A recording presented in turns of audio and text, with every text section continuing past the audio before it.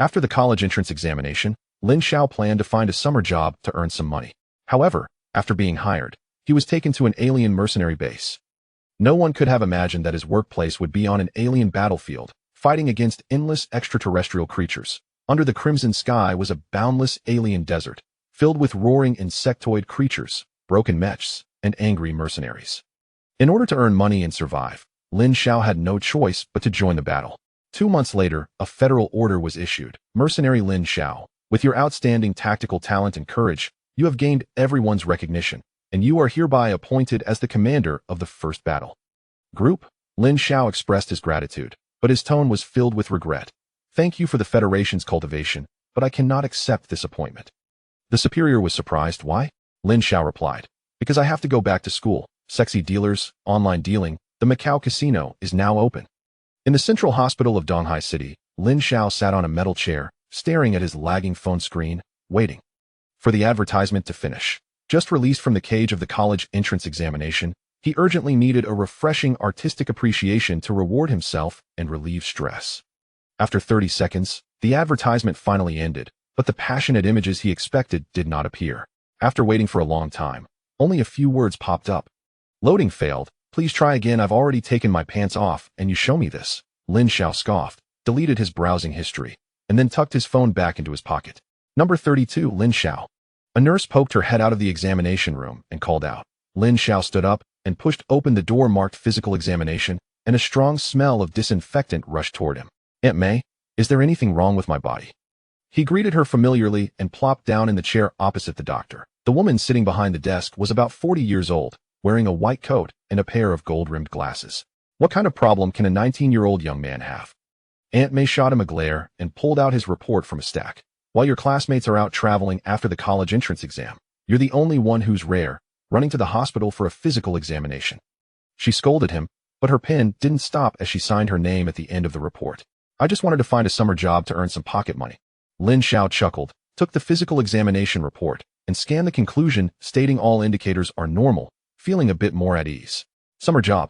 Aunt May adjusted her glasses. What summer job requires such a detailed physical examination report? Even allergies need to be checked. That I'm telling you, there are many scammers online these days. Don't let someone sell you and help count the money. Of course not, Aunt May. Lin Xiao carefully folded the physical examination report and placed it in a file bag. That I received an email last night saying a big company is hiring, with great benefits and a regular process, and you must have a hospital's physical examination report to apply. Big company? Aunt May leaned back in her chair, arms crossed. It wouldn't be going to northern Myanmar, would it? I should remind you if you go. All right, I know. Lin Xiao hated hearing that, and quickly stood up. It's just a regular job. Don't worry, Aunt May. I'll treat you to a meal another day. After saying that, without waiting for Aunt May to nag further, he slipped out of the examination room like greased lightning. After exiting the hospital, Lin Xiao directly hopped into a taxi and gave the driver an address. Donghai City International Trade Building, the most eye-catching landmark in the city center.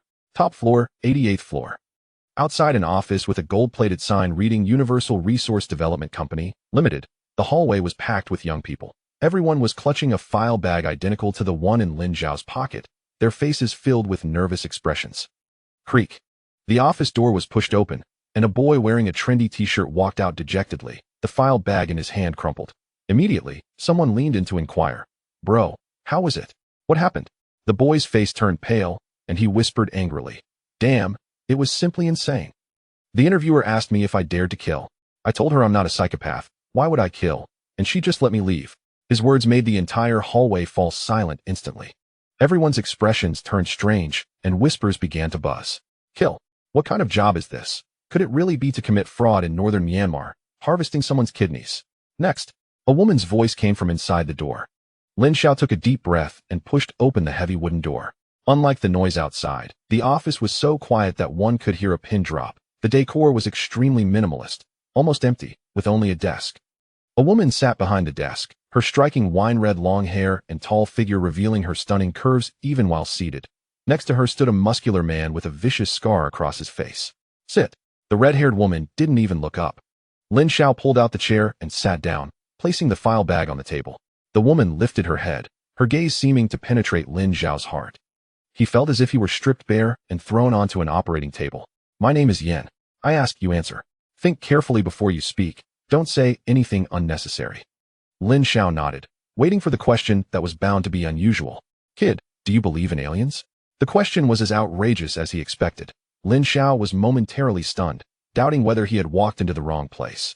He was just here for a temporary job, after all. I do. The universe is too vast. It's impossible that there are only humans on Earth. The woman nodded. Next question. Have you ever killed anyone? Here it comes. Just like what that boy outside had said. I haven't killed anyone. But Lin Xiao shifted his tone and looked directly into Yan's eyes that if someone thinks my life isn't worth anything and insists on stepping on me, I wouldn't mind letting him disappear from this world first. Yan leaned back in her chair, looking at Lin Xiao with interest, a satisfied smile curving her red lips. She extended her long fingers and tapped the table. Physical examination report. Lin Xiao understood and pushed the file bag he had been holding over to her. Yan opened the file bag, pulled out the thin sheet of paper, quickly scanned it, and finally paused at the conclusion of all indicators are normal. She casually tossed the report on the table. Last question. If you receive a task that is not dangerous in itself, but the consequence of completing it would lead to the death of millions of innocent citizens in a city, what would you do? Lin Xiao's expression didn't change at all. He hardly needed to think. I would complete the task first. After it's done, I would let the person who issued the task personally accompany those innocent people. As soon as he finished speaking, the smile on Yan's face shifted to one of appreciation. Your answer is acceptable. You passed. Wait for news at home. Before her words ended, a plain wristwatch slid across the table, thrown in front of Lin Xiao by Yan. Put it on. Lin Xiao reached out to catch it, didn't ask any more questions, and promptly fastened it around his wrist. The strap automatically tightened, fitting perfectly. You can leave now, just wait for news at home. Yan waved her hand, signaling that he could go. Outside the door, all eyes in the hallway instantly focused on him. Until Lin Xiao's figure disappeared at the elevator entrance. This group only then reacted. He passed? What did he even answer? Chapter 2 Mercenary Base. The night was as thick as ink, saturating the entire city. Lin Xiao lay in bed, casually scrolling through gossip on his phone. Suddenly, the dial on his wrist lit up, the eerie blue glow particularly striking in the darkness. A light screen projected in the air before Lin Xiao. Name, Lin Xiao. Codename, None. Age, 19. Affiliation, Earth. Location set. Arrive at the designated place within 1 hour. Exceeding the time will be regarded as forfeiture. Before he could react, the light screen disappeared. With no other choice, Lin Xiao put on his clothes, hopped on his electric scooter, and rushed to the destination. The endpoint of the navigation route was in the suburbs. The further he moved away from the city center, the sparser the lights became, until only the pale glow of streetlights remained. Eventually, he stopped by a quiet lakeside. There, he saw two people. Yin was still dressed in an outfit that accentuated her voluptuous figure, leaning against a tree, a slender lady's cigarette pinched between her fingers. Beside her stood a muscular man, like a statue, towering next to her. You are the only one who passed this selection, Yin said, throwing the cigarette but on the ground and crushing it with the tip of her high heel. Come with us. Where to? Lin Xiao asked. Yin didn't answer but raised her hand, lightly waving towards the dark surface of the lake. Suddenly, the calm water began to churn violently, as if boiling, forming a massive vortex at the center of the lake. Then, a colossal object burst forth from the water, splashing and booming like thunder. It was a spaceship. There's no time to waste. The woman's voice pierced through the sounds of water and wind, clearly reaching Lin Xiao's ears. Now, you have two choices. 1. Come with us to a place, complete the registration, and then make big money together. 2. Stay here, ride your little electric scooter, and go back to continue your summer vacation. She paused, her red lips parting to utter the last few words. Then, forget everything you saw tonight.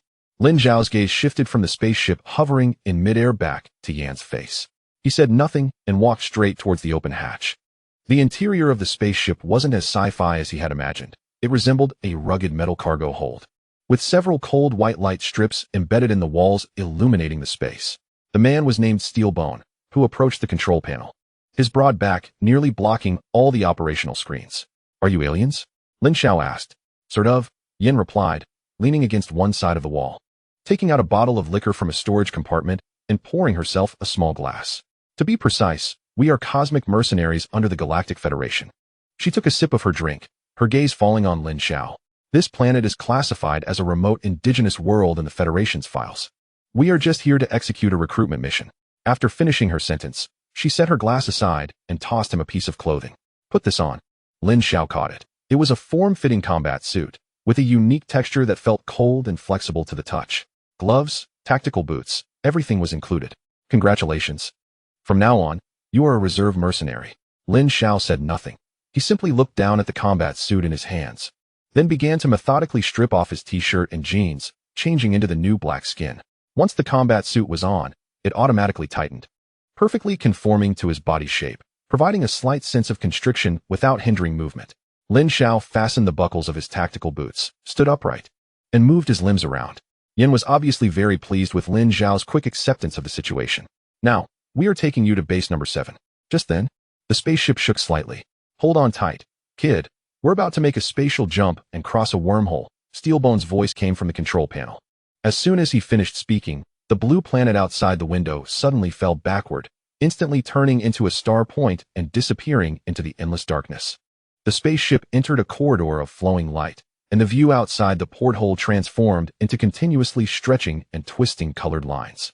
Several hours later, the dizziness from the jump had not fully subsided when the spaceship jolted to a halt, and the distorted colored lines outside the porthole suddenly straightened out, revealing the profound universe again. In the dead silence of the dark, a gray small asteroid floated. The spaceship glided silently toward the asteroid, and an unremarkable rock wall suddenly rippled like water, revealing a deep entrance. The spaceship entered, and the rock wall behind it closed up. The scene before him opened up. The interior of the asteroid was completely hollowed out, forming an unimaginably grand steel city. Below, countless steel platforms and corridors were stacked and crisscrossed, forming the skeleton of the base. The spaceship slowly landed on a landing pad. Boom. Not far away, a nearly 5-meter-tall heavy mech took a step, each movement causing the entire platform to tremble. Its pilot was a blue-skinned person with 4 arms, manipulating mechanical arms to lift a massive cargo container. Further away, various oddly shaped beings moved across the ground. Some were cleaning weapons, while others gathered at an outdoor bar, sipping liquids that bubbled with strange colors. This is base number 7. Yan's voice sounded beside him. Right now, you're like a newly hatched chick. Your strength is too weak, so before you can take on tasks and earn money, you need to go get a rookie package. What's in the package? Lin Xiao asked. Things that will help you survive. Let's go. The paperwork won't wait for anyone. She led Lin Xiao through the noisy crowd and turned into a relatively narrow passage. At the end of the passage was a hall, with a giant light screen flashing universal text on the wall. Newcomer reporting station. Inside the hall, several long lines were formed. Yin clearly had no intention of waiting in line. She walked straight up to a window with few people and knocked on the glass of the counter with her knuckles. Behind the counter, a humanoid with 3 eyes looked up. New here? Register. Yin placed Lin Xiao's wristband on the counter.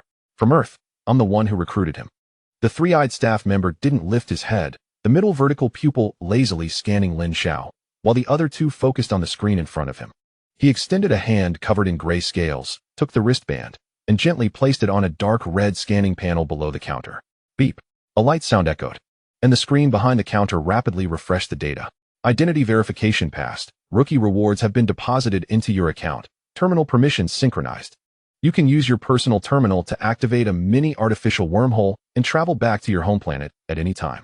After speaking, he pushed the wristband back. Lin Xiao picked it up and put it back on his wrist. The screen lit up, no longer just displaying the time, but automatically popping up a light screen that hovered before his eyes. Name: Lin Xiao. Race: Earth human, carbon-based.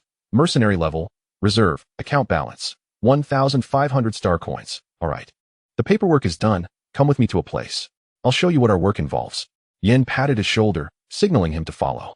Chapter 3 E-Class Gene Serum. Yin led him around a corner, arriving at a more spacious domed hall. The lighting here was dim, the only source of light coming from the front, where a gigantic light screen occupied the entire wall. The hall was filled with many newcomers, all dressed in brand new black combat suits, now looking up in silence, staring at the images on the light screen. Lin Xiao followed their gaze. On the screen, under a murky sky, countless drop pods crashed to the ground like a meteor shower, creating deep pits on the scorched earth. Immediately after, a dense crowd surged out from the cabin, colliding violently with another endless swarm of monsters on the other end. Energy beams and splattering dark green blood crisscrossed above the battlefield. The camera zoomed in sharply, revealing a man being knocked to the ground by a mantis-like creature. The monster's scythe-like forelimbs thrashed wildly, and the man's screams lasted less than 3 seconds, leaving only a pool of indistinct flesh and blood in his place. Before Lin Xiao could look away, a beam of energy, unknown where it had come from, accurately struck a running soldier not far away. There was no explosion. The man's head burst like a tomato squeezed by an invisible hand, red and white splattering everywhere. The headless body, due to inertia, stumbled forward 2 steps before collapsing weakly to the ground. The scale and brutality of the battle exceeded his imagination. As the camera continued to pull back, the front line stretched longer and longer, and Lin Xiao's field of vision widened. He then realized that not everyone on this chaotic battlefield was as fragile as he had previously seen. Not far away, a bald, muscular man wielding a giant sword created a bloody storm with every swing. His body was covered in heavy exoskeleton armor, and the claws of ordinary monsters merely sparked against it. He plowed a bloody path through the tide of monsters like a humanoid tank. On the other side, a nimble female mercenary ran silently, her speed astonishing. Even more exaggerated was her jumping ability, allowing her to leap over a trench more than 10 meters wide. Appearing from an unbelievable angle among the monsters, she swiftly harvested heads with her arm blades. Then she would retreat again, leaving behind a trail of afterimages on the battlefield. Some people wielded uniquely designed high-tech weapons, turning swathes of monsters into charred remains. Others could conjure a massive energy shield out of thin air to block deadly attacks for their teammates behind them. The fighting styles of these individuals had completely surpassed Lin Xiao's comprehension. They did not seem to be fighting. It was more like a dazzling and bloody performance. In front of them, the fearsome monsters became mere backdrops to highlight their strength. Remember, as a cosmic mercenary, the more you kill during missions, the more you earn. Moreover, the higher your mercenary rank, the greater the basic mission rewards. Survive, level up, earn more money, buy better equipment, enhance your body. Then take on more dangerous missions for more money. Yin was introducing the situation to Lin Xiao. The giant screen suddenly went dark, and the entire hall was instantly engulfed in darkness and silence. The newcomers had not yet come to their senses from that bloody battlefield, still staring blankly upward. All right, the education is over. Yin clapped her hands. Do you all understand? This is your future job. Let's go. Stop standing there like fools. Yin pushed Lin Xiao's back, leading him away through another passage. Lin Xiao looked at the 1,500 star coins displayed on his wrist, and a thought suddenly popped into his mind. Sister Yin. He caught up a couple of steps and asked in a low voice, "Can these star coins be used on Earth?" Upon hearing this, Yin stopped and turned to look at him. Her expression was somewhat strange, as if she were looking at a foolish child asking why people eat. Exchange? What are you thinking? You want to take star coins to Earth to exchange for money? Earth isn't even a member of the Interstellar Federation. For Earthlings, star coins are no different from game currency, worthless. Don't think about useless things. Yin seemed to see through his disappointment and softened her tone. What you need to focus on now is how to survive. Those 1,500 star coins are just enough for you to buy an entry ticket. Remember, strength is your greatest asset.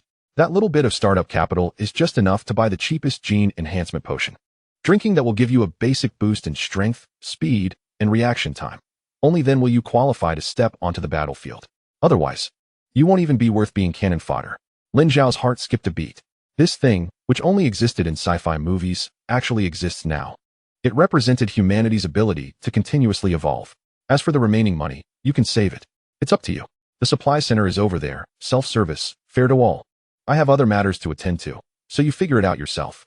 After saying that, Yin walked in another direction and quickly disappeared into the crowd. Lin Xiao took a deep breath, suppressing the novelty and shock in his heart, and stepped toward the supply center. It was a massive circular hall, with walls covered in dense self-service vending windows. Following Yan's instructions, he quickly found his target under the gene potion category.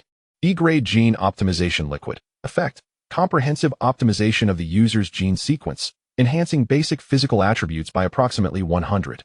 Price: 1,000 star coins, in addition to the E-grade. There were also more expensive D-grade, C-grade, and so on. Without hesitation, Lin Xiao placed his personal terminal against it. Payment successful. Balance: 500 star coins. A sealed metal test tube slid out from the pickup slot and landed in his hand. The test tube felt cold to the touch, containing a light blue liquid. Holding it, Lin Xiao felt an unprecedented sense of calm. Looking at the remaining 500 star coins, he decided not to buy any weapons. The most ordinary energy gun cost thousands of star coins, and a better one was even more expensive. This amount of money was just a drop in the bucket. The urgent task was to first consume this potion and strengthen his body. Then, Lin Xiao's gaze swept across the dazzling array of products, finally settling on the snack food section. There were various peculiar foods from different civilizations. He spent 100 star coins to select a few beautifully packaged pastries. These items, when brought back to Earth, might surprise his parents. After all, no one had ever eaten alien food. It wouldn't hurt to give it a try. Just as he was about to head back, his personal terminal on his wrist vibrated again. But this time, there was no light screen projection. A black teleportation passage appeared before him like a scene from a movie. Lin Xiao glanced around and found that the mercenaries and staff coming and going around him paid no attention to this bizarre sight. It seemed to be the most normal thing. Without hesitation, Lin Xiao stepped inside. The world spun around him. When his feet landed back on the ground, he unexpectedly found himself back in his bedroom. Outside the window, it was already dawn, with a hint of fish belly white dispelling the last remnants of night. He really came back from outer space. Lin Xiao let out a long breath, and his entire body relaxed instantly. A wave of extreme drowsiness washing over him like a tide. He carefully placed the boxes of alien pastries on his desk, and then picked up the tube of light blue gene optimization liquid. Without waiting any longer, he twisted off the metal cap and drank the cold liquid in one go. As the potion entered his mouth, it had no taste as he had imagined, sliding down his throat into his stomach, then transforming into a warm current that instantly spread throughout his limbs. Drowsiness overwhelmed him like a mountain, and his eyelids felt as heavy as lead. Lin Xiao almost collapsed onto his bed instinctively, sinking into a deep slumber in an instant. At the moment his consciousness fell into complete silence, that warm current had already begun to incite a revolutionary change in every cell of his body. Chapter 4: Alien Pastries. In the world of Lin Xiao's sleep, there were no starports, no black holes, only boundless darkness and warmth. Every cell in his body rejoiced, leaped, and greedily absorbed energy in that mysterious warm current, undergoing an unprecedented transformation. Creak. The door next door was pulled open, and a little girl with pigtails, carrying a pink backpack, peeked out on tiptoes. "Mom, is my mango cake ready? There's a food competition at school today, and Teacher Wang said we can win the championship by bringing the best snacks." A middle-aged woman in pajamas, with messy curly hair and sleep in the corners of her eyes, walked out yawning. She rubbed her eyes and mumbled, "It's ready, it's ready." She swayed into the kitchen, and a few seconds later, a sharp ouch was heard. "Oh no, I forgot to put it in the fridge yesterday. It's spoiled." The little girl's face instantly fell, her mouth pouting, and tears began to well up in her eyes. "What about my competition? Don't cry, don't cry." The woman's gaze suddenly fixed on the slightly open door next door. She hurried over and called out, "Son, are you awake?" Inside, it was silent except for the sound of steady breathing. The woman frowned and pushed the door open. Lin Xiao was lying in bed, completely unaware. The woman's eyes swept across the room and were immediately attracted to several beautifully packaged boxes on the desk. She walked over and picked up one of the boxes, which had strange patterns she couldn't understand. "Snacks?" She weighed it in her hand, and her eyes suddenly lit up. She turned around and stuffed the box into her daughter's arms. "Take this. Your brother bought these snacks. You'll be late for school." The little girl was instantly captivated by the beautiful box in her arms, forgetting her tears, and ran out cheerfully with her new treasure. After solving her daughter's problem, the woman turned her attention back to Lin Xiao. "Son, wake up. The sun is shining on your backside." Lin Xiao only let out an unconscious grunt in his sleep, his body feeling heavy as if filled with lead. The woman clicked her tongue, placed her hands on her hips, and scolded him in a tone of disappointment. "You said you wanted to find a summer job to make money. Look at you like this. All you do is sleep all day? Let me tell you. The son of Aunt Zhang at the corner is about your age, washing dishes in their restaurant during the summer, making 2,000 a month." She shook him a couple more times, and seeing that Lin Xiao still showed no signs of waking up, she finally lost her patience and walked out of the room. At Jing'an Primary School, the largest public elementary school in the city, the air was filled with the sound of bustling voices. The annual school food competition had officially begun in the school's grand auditorium. On the stage at the front, several judges sat in a row. "Sigh. This food competition is getting less interesting every year," said a middle-aged man with a receding hairline and a beer belly. He was Chef Wang, the head chef of a well-known local restaurant, and was somewhat famous in the food industry.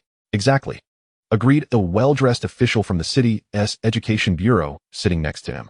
"Every year it's the same little cakes and cookies. The kids have good intentions, but it really doesn't qualify as gourmet food. To them, it seemed like just a formality." Soon, the competition officially started. One by one, the elementary school students in their uniforms walked up to the stage, proudly presenting their carefully prepared creations. "Hello, judges. This is the strawberry cake my mom taught me to make." "Hello, judges. This is the cartoon frosting cookie I made." Chef Wang and the other judges symbolically picked up their spoons, tasting just a small bite of each and offering a few encouraging words. Not bad, very heartfelt. The shape is cute, keep it up." The process moved quickly, and most of the children's creations were quite similar, leading the judges' expressions to shift from initial indifference to gradual numbness. Just when Chef Wang felt he was about to doze off, a little girl with pigtails, holding a peculiar box, bounced onto the stage. "It's my turn." The little girl was Lin Xiao's sister, Lin Xiao. She placed the box in her arms loudly on the judges' table. Their attention was instantly drawn to the box. It was a semi-transparent container, deep emerald green in color. Just this packaging set it apart from the plastic lunchboxes and paper cupcakes around it. "This box is quite unique. Looks strange," said the Education Bureau official. Adjusting his glasses, intrigued, Lin Xiao proudly opened the box. As the lid lifted, a unique and indescribable aroma, almost alive, immediately filled the air, entering the noses of everyone present. It was neither the sweetness of cream nor the fragrance of fruit. It was a scent that seemed to awaken the most primal human desire for food. The previously noisy auditorium fell eerily silent at that moment. All eyes were involuntarily drawn to the opened box. The judges, in particular, stared intently at what was inside, their faces filled with astonishment. Inside the box, lined with soft, unknown silk-like material, lay 3 pieces of pastries. The pastries were a semi-transparent starry blue, speckled with tiny golden dots, as if a small piece of the universe had been perfectly encapsulated within. Their shapes constantly underwent subtle changes, refracting different brilliant glimmers with every shift of light. "What is this?" Chef Wang, who had been in the culinary world for 20 years, had seen countless delicacies, but he would swear he had never encountered such a peculiar food in his life. He couldn't even tell what it was made of. Flour? Cream? Pectin? None of that. It looked like something that shouldn't exist on Earth. "Little girl, did you make this?" Chef Wang's voice trembled slightly, and he didn't even dare to reach out and touch it. Lin Xiao puffed out her little chest and said loudly, "No, my brother bought it." "Your brother bought it?" The judges exchanged glances, their shock deepening. "Can we eat this?" A female teacher beside them asked quietly, a bit scared. The item was too bizarre. "Of course you can. My brother's snacks are the best." Lin Xiao pouted, slightly annoyed. Just as the judges hesitated, a student representative, a chubby little boy, had already been drooling from the enticing aroma. Taking advantage of being a taster, he was the first to grab a piece of the starry blue pastry.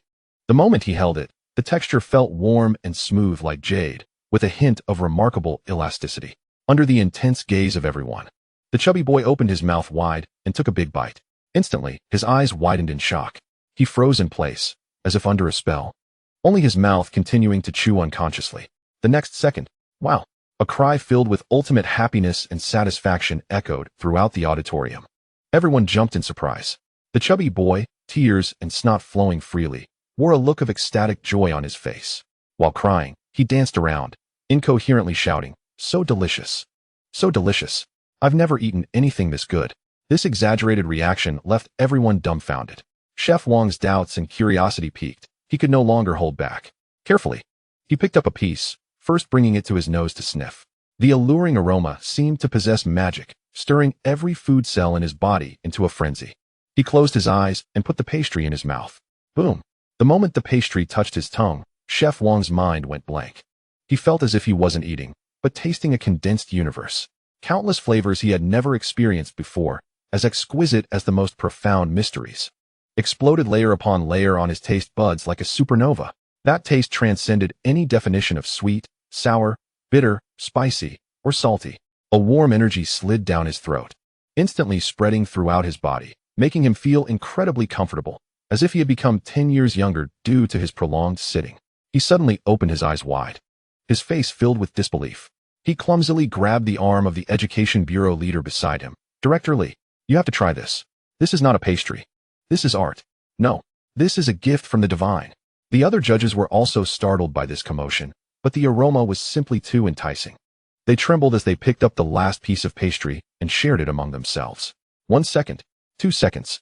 The entire judging panel fell into a deathly silence. Then, "My God, what on earth is this taste? Impossible. This can't be real. How can there be such a taste in the world?" Several judges, who usually paid great attention to their status, lost their composure at this moment. Chef Wang's reaction was the most intense. He grabbed Lin Xiao's shoulder. "Little girl, quickly tell me, where is your brother? No, where is the master who made this pastry?" The entire auditorium fell silent. All the students, teachers, and parents stared dumbfounded at the group of judges going crazy at the judging panel. They couldn't understand how a small piece of pastry could drive these well-informed dignitaries to such madness. Lin Xiao was startled by Chef Wang's demeanor. Pouting and speaking with a trembling voice. I don't know, my brother is still at home sleeping. Chapter 5. 10,000 yuan. The midday sunlight streamed through the curtain gap, casting a glaring spot of light on the wooden floor. Lin Xiao's eyelids fluttered, gradually waking up. In the next second, he froze. His room was unexpectedly crowded with people. His mother was anxiously standing in the corner, nervously twisting her apron. His sister Lin Xiao was hiding behind their mother, only half of her little head peeking out. Her big eyes filled with anxiety, like a frightened little deer. Opposite them stood 4 or 5 unfamiliar men in chef uniforms, exuding a powerful presence. The leader was none other than Chef Wang from earlier. What is going on? A new robbery routine? Do robbers now pay such attention to corporate image and wear uniforms? Lin Xiao's mind short-circuited for half a second, and he instinctively sat up. Brother, you're awake. Lin Xiao exclaimed as soon as she saw her brother wake up, as if she had found her backbone. Swish. All eyes in the room instantly focused on Lin Xiao, especially Chef Wang, whose gaze was so intense it felt like it could ignite someone. He hurriedly approached Lin Xiao's bed, his voice trembling. Are you Lin Xiao? Lin Xiao was confused by the commotion and nodded instinctively. Great. Chef Wang slapped his thigh, a look of ecstasy appearing on his face. He pointed to himself and then to the men behind him, quickly introducing himself. We are chefs from several restaurants in the city. This morning, we had the fortune of tasting the divine item you bought at your sister's school event. He paused, seemingly searching for the right word. I have been cooking for a lifetime, and to be a bit arrogant, I consider myself at the peak of the pastry world in the country. But after eating that piece of pastry yesterday, I realized that I have wasted decades of my life. The chefs behind him nodded in agreement. This left Lin Xiao's mother stunned, completely unable to understand the situation. But Lin Xiao instantly understood. It seemed that the commotion was caused by the box of starry, glazed pastry he bought. So, Chef Wang took a deep breath. Therefore, we would like to ask you, where exactly did you buy that pastry? Which master made it? We want to buy some too. No matter the price. The other chefs chimed in, their eyes full of desire. Lin Xiao looked at them with a strange expression. Where did I buy it? I can't just say I got it from a grocery store on an alien base, can I? He calmly shook his head. Well, you can't buy this. As soon as he finished speaking, a young chef behind Chef Wang couldn't help but laugh. Little brother, you might not understand our industry very well, he said with a hint of professional superiority, smiling. Each year, we travel the world just to find top-quality ingredients. Whether it's France's finest butter, Belgium's royal chocolate, or even spices from some little-known country with extremely low production, if it exists in this world, there's nothing we can't get. Another chef agreed. That's right. Even some lab products that aren't sold to the public, we have channels to obtain. Just say it, and we guarantee we can get it. They wore confident smiles. In their view, this boy was just an ordinary student who happened to strike it lucky and bought a newly developed top pastry. When he said he couldn't get it, they thought he was merely limited in experience and didn't know the true source of the pastry. As long as industry insiders like them got involved, they could dig up the supplier from anywhere. Lin Xiao looked at their confident expressions and chose not to explain. The more he talked, the more they would think he was crazy. He threw off the covers and got out of bed, walked to the table, and picked up an exquisite box. You indeed can't buy this pastry. I only have 2 boxes left, and I need to keep them for my family. These words fell on Chef Wang and the others like thunder. Only 2 boxes. Chef Wang's heart skipped a beat. That extreme deliciousness, that cleansing food for the soul, was actually a limited edition. No, I absolutely cannot miss this. Little brother. Chef Wang's breathing became rapid. He stepped forward, his gaze fixed on the box in Lin Xiao's hand. Sell me a box. Please, sell me a box. No matter the price. Lin Xiao frowned. He initially wanted these people to leave quickly. Looking at Chef Wang's obsessive face that seemed to say he would kneel without getting what he wanted, Lin Xiao sighed inwardly. It seemed that without a strong measure, he wouldn't be able to drive these people away. He extended a finger. 10,000. He thought this number would be enough to make any normal person retreat. 10,000 yuan for a box of pastries? Only a fool would do that. Sure enough. As soon as he spoke, the expressions of the chefs instantly froze. 10,000. Are you robbing us? Although they earn hundreds of thousands a year, they wouldn't spend money like this. This kid must have gone crazy thinking about money. Even Lin Xiao's mother, Zhang Lan, was so startled she almost cried out, quickly wanting to pull her son back, wondering if he was sleep-talking. However, to everyone's surprise, all right, Chef Wang answered without the slightest hesitation. He immediately pulled out his phone, opened the transfer interface, moving so quickly that it seemed like a blur. Alipay or WeChat? Give me your account. Lin Xiao. He provided his account. Ding. A light sound. Lin Xiao's phone vibrated. Your Alipay account has received 100,000 yuan. The entire room fell into a deathly silence. The young chefs who had once carried an air of superiority now had their mouths agape, their eyes nearly popping out. Insane. Chef Wang must be crazy. Lin Xiao's mother, Zhang Lan, was clutching her chest, feeling like she could hardly breathe. 10,000 yuan for such a small box of food. When did the world become so magical? Chef Wang completely ignored the gazes of those around him, cradling the box in his hands. Thank you, little brother, for your generosity. We won't disturb you any longer. After saying this, he turned around with a group of chefs who were still in a state of shock, leaving in high spirits. It wasn't until their figures disappeared at the hallway entrance that the air in the room seemed to start flowing again. As they exited the old neighborhood, a young chef finally snapped out of his daze and caught up with Chef Wang, his face filled with confusion. Teacher Wang, have you gone mad? Spending 10,000 yuan for just this box of pastries? No matter how delicious it is, it's not necessary. What do you know? Chef Wang suddenly stopped, turning back to glare at him. Is your vision limited to just that 10,000 yuan? He raised the box in his hand, his voice lowered but filled with uncontrollable excitement. What do you think this is? A box of pastries? No. This is business insight. This is the future. Chef Wang's eyes were incredibly fervent. Something this delicious absolutely doesn't come from a small workshop. I suspect this could very well be a concept product developed in a secret lab by a food giant in the country, not yet officially on the market. That teenager was just a lucky beta tester. Several chefs nearby were stunned for a moment, and then their eyes lit up. Yeah, how do we not think of that? Teacher Wang, you mean? That's right. Chef Wang's voice was resolute. As long as we can figure out its recipe in advance. Even if we can only replicate 70 to 80% of the taste. No, even if it's just 50%. Do you know what that means? He scanned everyone. Speaking slowly and deliberately, it means our restaurant will see a surge in customers. Our worth will multiply tenfold, even 100-fold. This is not just a box of pastries. This is a future money printing machine. Chapter 6. Superman on a hot summer afternoon. The air was stifling like a steam room. Lin Xiao's figure was as light as a breeze as he arrived at an internet cafe located at the street corner. Tap, tap, tap. A tall, skinny young man dressed in shorts and wearing headphones was intently staring at the screen, his fingers wildly tapping on the keyboard. Damn it, we have an old 6. We're done. A point is covered. This person was Lin Xiao's best friend, Zhang Wei. The screen turned gray. The young man irritably took off his headphones, turning his head just in time to see Lin Xiao standing behind him. President Lin, didn't you say you were going to find a summer job to make big money these days? Why are you back at the internet cafe? I found one. Lin Xiao pulled out a chair next to him and sat down briefly. You found one. Zhang Wei looked skeptical. Come on, which company is so blind? Cough, cough, so insightful. To hire you so quickly? I'm starting tonight. Lin Xiao didn't say much, skillfully booting up and logging in. Tonight? Zhang Wei was even more puzzled. What job starts at night? No way. You're not really going to work as a male model at a club, are you? Lin Xiao shot him a glance, ignoring the comment, and directly logged into the gaming platform. Are you coming? Last game I'm in. Sure. Zhang Wei immediately tossed aside his gossip and put his headphones back on. Let me show you my new gun. The game started.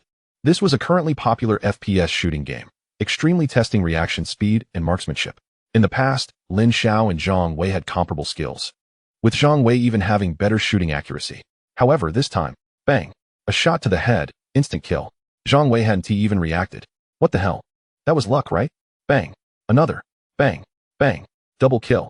Zhang Wei stared at Lin Xiao's almost effortless aiming, as if it had been calculated by a computer program. Precise, calm, and deadly. Bro, you're on fire today. Lin Xiao didn't answer. He could feel it himself. The game world felt like it was set to 0. 8x speed in his senses. The game map presented itself clearly in his mind, forming a three-dimensional battlefield map. Is this the effect of the gene optimization fluid? Not only physical fitness, but even reaction time, dynamic vision, and even brain processing capabilities have been comprehensively enhanced. A game ended. Score, 38 kills. Zhang Wei stared blankly at the results screen, then turned his head to look at Lin Xiao, as if he were a monster. You. He pointed at Lin Xiao, his finger trembling. Oh my god, are you cheating? He stared at Lin Xiao, his gaze resembling that of someone scrutinizing a class enemy who had betrayed the revolution. In FPS games, cheating is the most serious accusation against a player. Having grown up with Lin Xiao, he knew how skilled he was. Even with his best performance, they were evenly matched. Today, a score of 38 kills and 2 deaths was simply crushing professional players. That wasn't something that could be explained by being on fire. Facing his best friend's questioning, Lin Xiao merely smiled faintly, leaning back in his chair. Good play means cheating? He retorted, a hint of mockery in his eyes. Not convinced. Want a duel? Duel? No way. Zhang Wei immediately backed down, shaking his head like a rattle drum. I'd be crazy to challenge you. Do I want to get beaten up? He stupid. In those few games, every time Lin Xiao pre-aimed, every time he pulled the trigger, it was as precise as a textbook. That had surpassed human reaction limits. He would rather believe Lin Xiao was using some sort of advanced technology cheat than accept that this was his real skill. Lin Xiao shrugged, not wanting to provoke him further. He knew the changes happening in his body were unbelievable and unexplainable. There was no point in talking more. Here, have something to eat. Lin Xiao pulled out a small oil paper bag from his pocket and tossed it over. What is this? Zhang Wei instinctively caught it, opening it with a puzzled expression. A difficult-to-describe aroma instantly invaded his nostrils. The fragrance was overwhelmingly strong, as if it had invisible hooks that made his throat roll and saliva uncontrollably secrete. Inside the paper bag was a piece of crystal-clear pastry, resembling a work of art. Zhang Wei's eyes widened. He even forgot the previous discussion about cheating, all his attention drawn to this pastry. What is this? Good stuff. Lin Xiao smiled. Zhang Wei swallowed hard, carefully picking up the pastry and putting it in his mouth. Boom. The pastry melted in his mouth. An indescribable extreme deliciousness surged over his entire palate like a tsunami. Sweet but not greasy, rich and soul-stirring. Countless never-before-experienced complex flavors exploded on his tongue, as if every taste bud was cheering and singing. Zhang Wei's eyes widened in shock. His entire body froze as if he had been hit by a spell. Half a minute passed. Damn! A thunderous shout echoed throughout the internet cafe C area. Several gamers nearby turned their heads, casting disapproving looks. Zhang Wei, however, was oblivious, grabbing Lin Xiao's shoulders and shaking him madly, his expression fervent like a believer encountering a deity. What the hell is this divine pastry? Give me another piece. No. 10 pieces. I'll pay. Looking at Zhang Wei's incoherent state, Lin Xiao smiled. It's gone, just this one piece. Gone. Zhang Wei looked as if struck by lightning, his face instantly filled with disappointment and pain. No, brother, give me another piece. I'll wash your socks for a week. Lin Xiao pushed him away in disgust. All right. It's getting dark. Let us go home. The two walked side by side on the way home, Zhang Wei still savoring the taste of the pastry, looking intoxicated. Xiaozi. Seriously, where did you buy that pastry? It was amazing. I think even a Michelin 5-star chef couldn't replicate that flavor. A secret channel, Lin Xiao casually fabricated. A channel? Can you take me with you? I think this thing can make a fortune. Zhang Wei's business sense is quite sharp. Lin Xiao smiled, just about to speak when he suddenly paused. At the mouth of the alley ahead, several figures with bleached yellow hair staggered out, blocking their way. The leader, with yellow hair, was playing with a shiny switchblade knife in his hand. Hey, little brothers, going home so late? The yellow-haired guy grinned, revealing a mouthful of yellowed teeth stained by smoke, his eyes scanning the two with ill intentions. We're a bit short on cash lately. Mind lending us some? Zhang Wei's face turned pale. He was just an ordinary student and had never encountered such a scene. His legs were trembling. He instinctively tugged at Lin Xiao's shirt, lowering his voice, and stammered, "What should we do? Maybe we should just give them the money." However, Lin Xiao's reaction was unexpected. You go first. Zhang Wei was taken aback. What about you? I'll hold them off. You run to the other side, quick. Lin Xiao said in a low voice. Zhang Wei gritted his teeth and turned to run in the opposite direction. Want to run? The leader of the yellow-haired guys had a fierce look in his eyes. How dare you? Stop. One of the yellow-haired guys reached out to grab Lin Xiao's shoulder. However, as his hand reached halfway, Lin Xiao moved. His movements were incredibly fast. He sidestepped easily, avoiding the grabbing hand. Then, his right leg shot out like a coiled steel whip, cutting through the air, and accurately and fiercely kicked the yellow-haired guy in the waist. Bang! A muffled sound.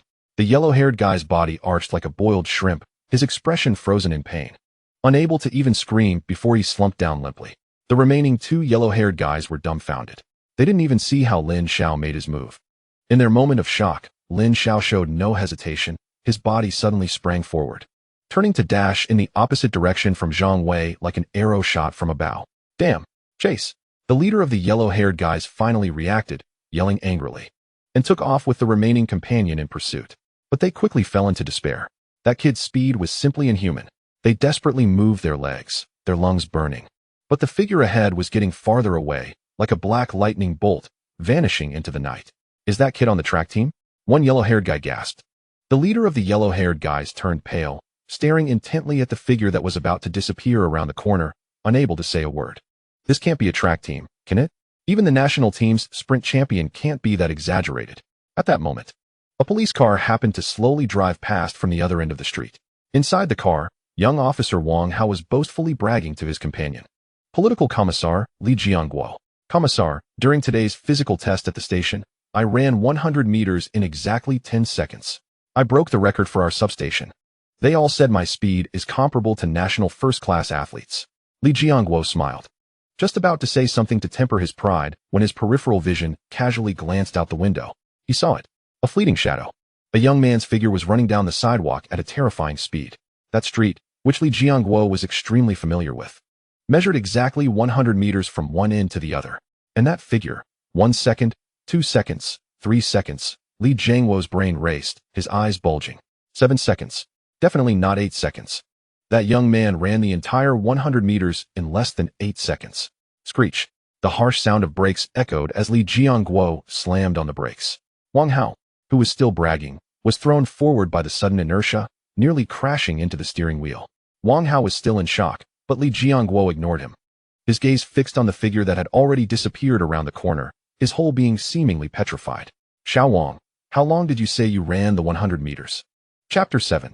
The pioneer Wang Hao's brain malfunctioned for a full 3 seconds as he recovered from the overwhelming inertia. 10 seconds flat. That's the new record for our substation. During the physical test, those kids were practically wide-eyed. 10 seconds. Li Jiangguo chewed on this number, his expression becoming unusually complex. He was silent for a moment before asking again, what's the world record? World record? Wang Hao, unsure why his superior was suddenly interested in this, replied without hesitation. That must be Usain Bolt from Jamaica. 9.58. That's the limit of human speed. It's written in textbooks. 9.58. Li Jiangguo murmured, his facial muscles twitching uncontrollably. He took a deep breath, as if using all his strength, and said slowly, if I told you I just saw someone run that 100 meters on that street in just over 7 seconds, would you believe me? The air inside the car instantly froze. Wang Hao's smug smile stiffened. He blinked, dug at his ear, doubting whether he had heard wrong. How much? You're not joking, are you? Just over 7 seconds. Li Jiangguo emphasized, each word like it was squeezed out from between his teeth. Absolutely, not exceeding 8 seconds. Impossible. Wang Hao's voice suddenly rose by 8 degrees. Absolutely impossible. You must be seeing things. Just over 7 seconds? Why not say he can fly? The human body structure, muscle fibers, and nerve response speed all determine that 9 seconds is the limit. This is science. 1 more second, and his body might not be able to handle it. Wang Hao gesticulated excitedly. He couldn't accept that his record, which he had just set and was so proud of, was crushed by an unknown passerby in such a dominating manner. Li Jiangguo didn't argue further. He just restarted the car, his expression even more serious than before. Science. When a living, breathing case of non-science just flew past you, what does the science you believe in mean? One thought remained in his mind. Who on earth was that person? The next day, as Lin Xiao returned to Base 7, he encountered Yin and Steelbone. He had even brought them a gift of 95 alcohol. Aliens like to drink this. Sensing the changes in Lin Xiao, Yin was quite satisfied. There's a simple extermination task that just got released, nothing too tough, just some easy bugs, perfect for you to practice. What do you say, want to go? Yin sent the task to Lin Xiao's watch. Task type, base rescue. Task location, planet 734. Eagle's Nest Outpost. Task objective, eliminate the Leviathan insectoid attacking the Eagle's Nest Outpost and ensure the outpost's safety. Task reward, 500 star coins. Let's go. Under the guidance of the two, he arrived at the equipment depot of the mercenary base. The dazzling array of high-tech weapons left one awestruck. Gauss rifles, particle beam pistols, plasma cannons. Each one looked like props from a sci-fi movie. However, they all required a hefty amount of star coins to purchase. After looking around, Lin Xiao's gaze was attracted by a row of menacing melee weapons in the corner. He walked up to a chainsaw blade. This was already the smallest model, but the blade was still over a meter long, the teeth gleaming with a chilling light. He reached out and grasped the handle. It was heavy. The dozens of kilograms of weight were just right for him now. He found the activation button at the handle and pressed it gently. A low rumble of an engine starting up filled the air, followed by the high-speed whirring of a chainsaw. Lin Xiao had no doubt that this thing could slice a cow in half in an instant. This is the one. Seeing Lin Xiao's choice, Steelbone's eyes flashed with a hint of approval. This kid really has a ruthless streak in him. Soon, the assembly bell rang. Thousands of mercenaries, like them, surged towards the spaceport. A massive transport ship was quietly docked at the port. Lin Xiao followed Yin and Steelbone up the gangway. The spaceship slowly ascended, passing through the atmosphere. Outside the window was a magnificent scene Lin Xiao had never seen before. Against the deep black backdrop of the universe, countless twinkling stars dotted the sky, and in the distance were bright and colorful nebulae, like a vividly painted oil painting. Previously, when he saw this scene, he could only feel his own insignificance and the vastness of the universe. But now, a desire named conquest surged in his heart. He recalled the saying, "Our goal is the stars and the sea." One day, he would make Earth's fleet sail among this brilliant starry ocean. After several hours of jump travel, the spaceship arrived at the target star system. A yellow-brown planet appeared outside the porthole. "Prepare for landing." The announcement echoed through the cabin. Lin Xiao took a deep breath and followed the crowd into a landing capsule. With a violent jolt, the landing capsule detached from the mothership, plummeting towards the planet's surface like a meteor. Chapter 8. The First Mission Boom. The hatch burst open. The deafening sounds of explosions and roars came from afar. Looking out, the battle on the ground had already reached a fever pitch. In the distance, a military stronghold shrouded in an energy shield was being attacked fiercely by a green tide. That was the swarm. An alien bug the size of a hound, with sharp limbs and terrifying mandibles, swarmed everywhere. The green sea was relentlessly battering the crumbling blue dam of the stronghold. "Stay close to me," Yin shouted, wielding a long whip that crackled with electricity, leading the charge. Steelbone hefted a portable Vulcan cannon that was thicker than his waist, the barrel whirring. "Kid, don't fall behind." Lin Xiao said nothing. He simply tightened his grip on the chainsaw knife, feeling its heavy weight firmly imprinting in his palm. He followed closely behind Yin, charging with the throng of thousands of mercenaries towards the green sea of bugs. The wind howled past his ears. The ground trembled beneath his feet. The swarm was getting closer. He could even see the slime dripping from the bugs' mandibles and smell the foul stench they emitted. The chainsaw was a plow, and with his body, he would carve a bloody path to the star sea for civilization. Lin Xiao's eyes erupted with a terrifying gleam. A leviathan bug roared as it charged forward, its spiked limbs raised high, swinging down towards Lin Xiao's head. Lin Xiao's pupils contracted suddenly. He did not retreat. Instead, he stepped forward, twisting his body at an odd angle to narrowly evade the fatal blow. At the same time, he thrust the chainsaw knife upwards. Buzz! The high-speed rotating teeth met the bug with a ferocious clash. Splurt! There was no obstruction at all. It was like a hot knife cutting through butter. The chainsaw knife instantly tore it apart. Green blood mixed with shattered innards exploded out like a fountain, splattering Lin Xiao all over his head and face. The tactical visor was instantly covered in green, becoming blurred. Lin Xiao didn't even have time to wipe it away, because the second and third bugs were already flanking him from both sides. He instinctively raised his hand, using his arm armor to wipe a streak across his vision. Through this streak, he saw two equally ferocious mandibles. The instinct to fight completely overshadowed any physical discomfort at that moment. Lin Xiao powered through with his legs, spinning like a top. Buzz! With a sharp cutting sound, two bug heads flew into the air. Two headless bodies twitched and fell, clean and swift. A double kill. Not far away, Yin was wielding her electric whip, tearing into a bug, and caught a glimpse of this scene from the corner of her eye. Is this really the shy Earth youth who had been gazing at the starry sky on the spaceship? Roar! The swarm's roar interrupted her thoughts. Yin shouted, her long whip sweeping through the air, rejoining the fray. But her mind couldn't help but keep a sliver of focus on the figure wielding the chainsaw knife. Meanwhile, Steelbone was watching everything clearly. He grinned, showing his white teeth, the scars on his face twisting into a particularly savage expression. Haha, good kid, you've got guts. The Vulcan cannon he was carrying roared, unleashing a barrage of metal projectiles that plowed through the swarm, clearing the threats from Lin Xiao's flanks. With a momentary breather, Lin Xiao's chest heaved violently. He didn't look at Yin and Steelbone's reactions.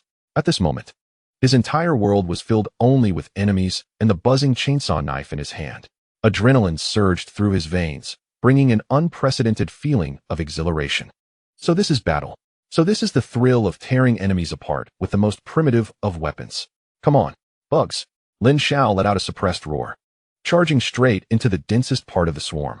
The chainsaw knife flew up and down, with each swing inevitably sending large chunks of flesh and blood flying. He sometimes swept horizontally, cleaving several bugs in half, and sometimes chopped down, breaking through hard shells along with their heads. He was like a tireless human meat grinder, crazily harvesting lives in the swarm. Green blood soon soaked him completely. He had become a bloody figure, a blood-soaked figure standing out vividly in the green sea of bugs. He pushed forward, again and again. His target was the stronghold's gate, which was being attacked frantically by the swarm and whose energy shield was on the verge of collapse. As long as he broke through here, it would greatly relieve the pressure on the stronghold. Kill, kill, kill. All that remained in Lin Xiao's eyes was a bloody red. He was getting closer to the stronghold's gate. 50 meters, 30 meters, 10 meters. Just then, an unexpected change occurred. Boom. A tremendous roar echoed as the swarm in front of the stronghold's gate was violently pushed aside by a terrifying force. A colossal creature far larger than its kin appeared before Lin Xiao. Its size was comparable to a jeep, covered in thick, dark green armor. That was no ordinary bug soldier. It was an elite crusher. Kid, retreat. Steelbone's anxious roar came from afar. But it was too late. The crusher had already locked onto Lin Xiao, the fly that was stirring up trouble on its dinner plate. Its powerful hind legs suddenly pushed off the ground, and its massive body shot forward like a cannonball, hurtling towards Lin Xiao with unparalleled force. The wind pressure even made Lin Xiao's breath momentarily stop. It was too fast. There was no time to dodge. Lin Xiao could only manage to cross the chainsaw knife in front of his chest, attempting to block. The next second, bang! An irresistible force slammed violently against the chainsaw knife's blade. Lin Xiao felt as if he had been hit head-on by a speeding truck. His whole body flew back like a kite with a broken string, spitting out a mouthful of blood in midair, crashing heavily onto the ground over 10 meters away. Puff! Another mouthful of blood spewed out. Lin Xiao lay on the ground, feeling as if all his bones had been shattered. His internal organs were churning, and the agonizing pain surged like a tidal wave. He had no doubt that if it weren't for the gene optimization serum he had purchased before departing, that blow would have been enough to snap his spine in two and reduce his organs to pulp. Roar! The crusher gave him no chance to catch his breath. It struck Lin Xiao with a powerful blow, letting out a roar, and charged at him again. Its terrifying maw, filled with layers of sharp teeth, dripped with foul-smelling slime that corroded the ground, producing hissing white smoke. The shadow of death instantly enveloped Lin Xiao. Get up! Hurry up! This thought was the only thing left in Lin Xiao's mind. He endured the tearing pain and used all his strength to roll over. Just as he got up, the crusher was already in front of him, its massive jaws snapping down towards his head. In the blink of an eye, Lin Xiao made the only choice. He crossed his arms to block the crusher's two enormous fangs, while his legs braced against the ground, his muscles tightening to the utmost. Hold on. He had saved his life, but he was now caught in a more desperate stalemate. The crusher's strength was terrifying, constantly pressing down on his arms, causing his bones to creak under the strain. And his chainsaw knife had fallen not far away. A glimmer of hope was within reach, yet felt as distant as the horizon. Chapter 9. Extra reward. The crusher's massive jaws, comparable to a hydraulic clamp, continued to close, trying to crush this insignificant creature that dared to provoke it into a pulp, bones and flesh included. Lin Xiao's vision began to darken. The air in his lungs was being squeezed out, and he started to feel asphyxiated. Strength was rapidly draining from his body. The scythe of death was hovering above his neck. Is it going to end? Lin Xiao's consciousness gradually blurred. Beast! Look over here. A roar erupted from the side. Then, bang bang bang bang bang. Countless scorching energy bullets rained down like a storm, violently striking the crusher's armored side. Clang clang clang clang. The crusher's thick shell had incredible defensive power. The energy bullets couldn't penetrate it, but they shattered its armor, splattering green liquid everywhere. More importantly, this sudden attack ignited its fury. Roar! The crusher let out a deafening roar, its massive head suddenly tossed aside, abandoning the prey it was about to catch. Its crimson compound eyes turning towards the source of the attack. Its steel bone. His gun spat flames of destruction, madly sweeping fire at the crusher. This critical fire support created a unique, fleeting chance for Lin Xiao. The pressure suddenly lifted, relying almost entirely on instinct for survival. Lin Xiao kicked off the ground as he was thrown away, aiming for the chainsaw knife that had fallen not far away. He lunged forward and rolled. The cold handle of the knife was tightly gripped in his palm once more. Roar! The crusher clearly dismissed the distant pestering mosquito, its crimson compound eyes locking onto Lin Xiao, the fly that had caused it some minor trouble. It wanted to crush him. Its massive body lunged forward again, each heavy step shaking the ground. The stench-laden wind rushed towards him, but this time, Lin Xiao's eyes were devoid of any fear. Now's the time. At the moment the crusher's massive body was about to collide with him, Lin Xiao made an unexpected move. He neither blocked nor dodged. He suddenly dropped his body low, his right leg thrusting forward, sliding under the crusher's massive body at an extreme low angle. Slide tackle. His vision was instantly filled with the crusher's dark green abdomen. There was no thick shell, only relatively soft tissue and exposed nerve nodes. This was its only weakness. Die. Lin Xiao gripped the chainsaw knife tightly, pouring all his strength, all his anger, all his unwillingness into his right arm. The chainsaw knife drove up into the crusher's soft jaw with a violent thrust. Uft. There was no obstruction at all. The high-speed rotating chain tore through flesh, nerves, and bones, grinding everything into pieces. Ugh! The crusher let out the most mournful, painful wail ever heard. Its massive body twisted and struggled wildly, trying to shake off the tiny human beneath it. But Lin Xiao's eyes were blood red, his grip on the handle unyielding, swaying left and right with the crusher's struggles, refusing to let go. Die for me. The blade of the chainsaw, under his control, carved a terrifying trajectory along the crusher's jaw, slicing upwards, from its chin, through its mouth, and into its belly. Boom. The high-speed rotating chain finally shredded all its internal organs. The crusher's massive body, comparable to a jeep, suddenly stiffened. All movement came to a halt. The light in its crimson compound eyes rapidly dimmed. Crash! Half of its enormous head, along with countless stinking green blood and shattered tissue, was completely blown away by the remnants of the chainsaw knife. The massive headless corpse crashed heavily to the ground, kicking up clouds of dust.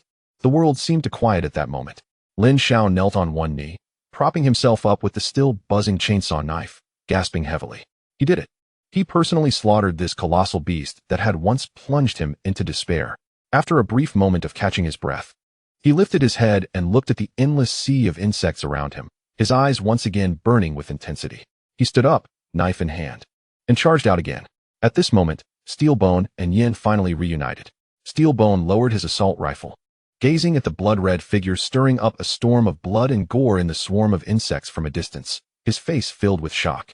His scarred face was filled with disbelief. Is that kid still a rookie? That's the Crusher. For a rookie to encounter it and survive would be a blessing from above. Did he actually kill it? He rubbed his eyes to confirm he wasn't mistaken. Some people, when they hit the battlefield, can't even pull the trigger.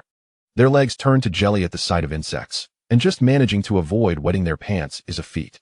Steelbone's tone was filled with amazement. This kid is something else. He treats the battlefield like home. No, he's even more excited than being home. He was born to be a mercenary. Beside him, Yan's eyes sparkled with a different kind of light. My judgment has never been wrong. It's just that his growth rate is indeed unexpectedly fast. With the arrival of the follow-up mercenary squad, the precarious defense battle was instantly turned around. Under heavy fire coverage, the previously endless sea of insects was evaporated and shredded in large patches. The scales of victory had completely tipped in favor of humanity. Lin Xiao no longer paid attention to the battle situation. After knocking down 3 more insects that charged at him, the last tightly wound string in his body finally relaxed completely. An indescribable fatigue, like a landslide or tsunami, instantly engulfed his limbs. He leaned on the chainsaw knife, staggering to the side, finding a relatively clean large rock, and sat down heavily. Buzz! The chainsaw knife in his hand, having exhausted its energy, slowly came to a stop. The blade was covered in thick, foul-smelling green blood, and even had some fragments of shattered tissue hanging from it, emitting a nauseating odor. Lin Xiao's combat suit was already unrecognizable from its original color. The dark green bug blood drenched him from head to toe, making him look like a demon that had just crawled out of a blood pool in hell. He lowered his head, his chest heaving violently, greedily breathing in every breath of air. His muscles ached, and his nerves twitched. This was the first time in his life that he felt so vividly the sensation of being alive. Just moments ago, he had been a hair's breadth away from death. But now he was still alive. Footsteps approached from afar. Lin Xiao raised his head and saw Steelbone and Yin walking towards him side by side. Steelbone patted him on the shoulder. Well done. Lin Xiao fell silent for a moment and suddenly asked a question. Sister Yin, I just saw many people die. Can they be resurrected by the Federation? The smile on Yan's face faded a little. No, Lin Xiao, you must remember that life only comes once. Whether they are Earthlings or other interstellar races, once dead, it is truly dead.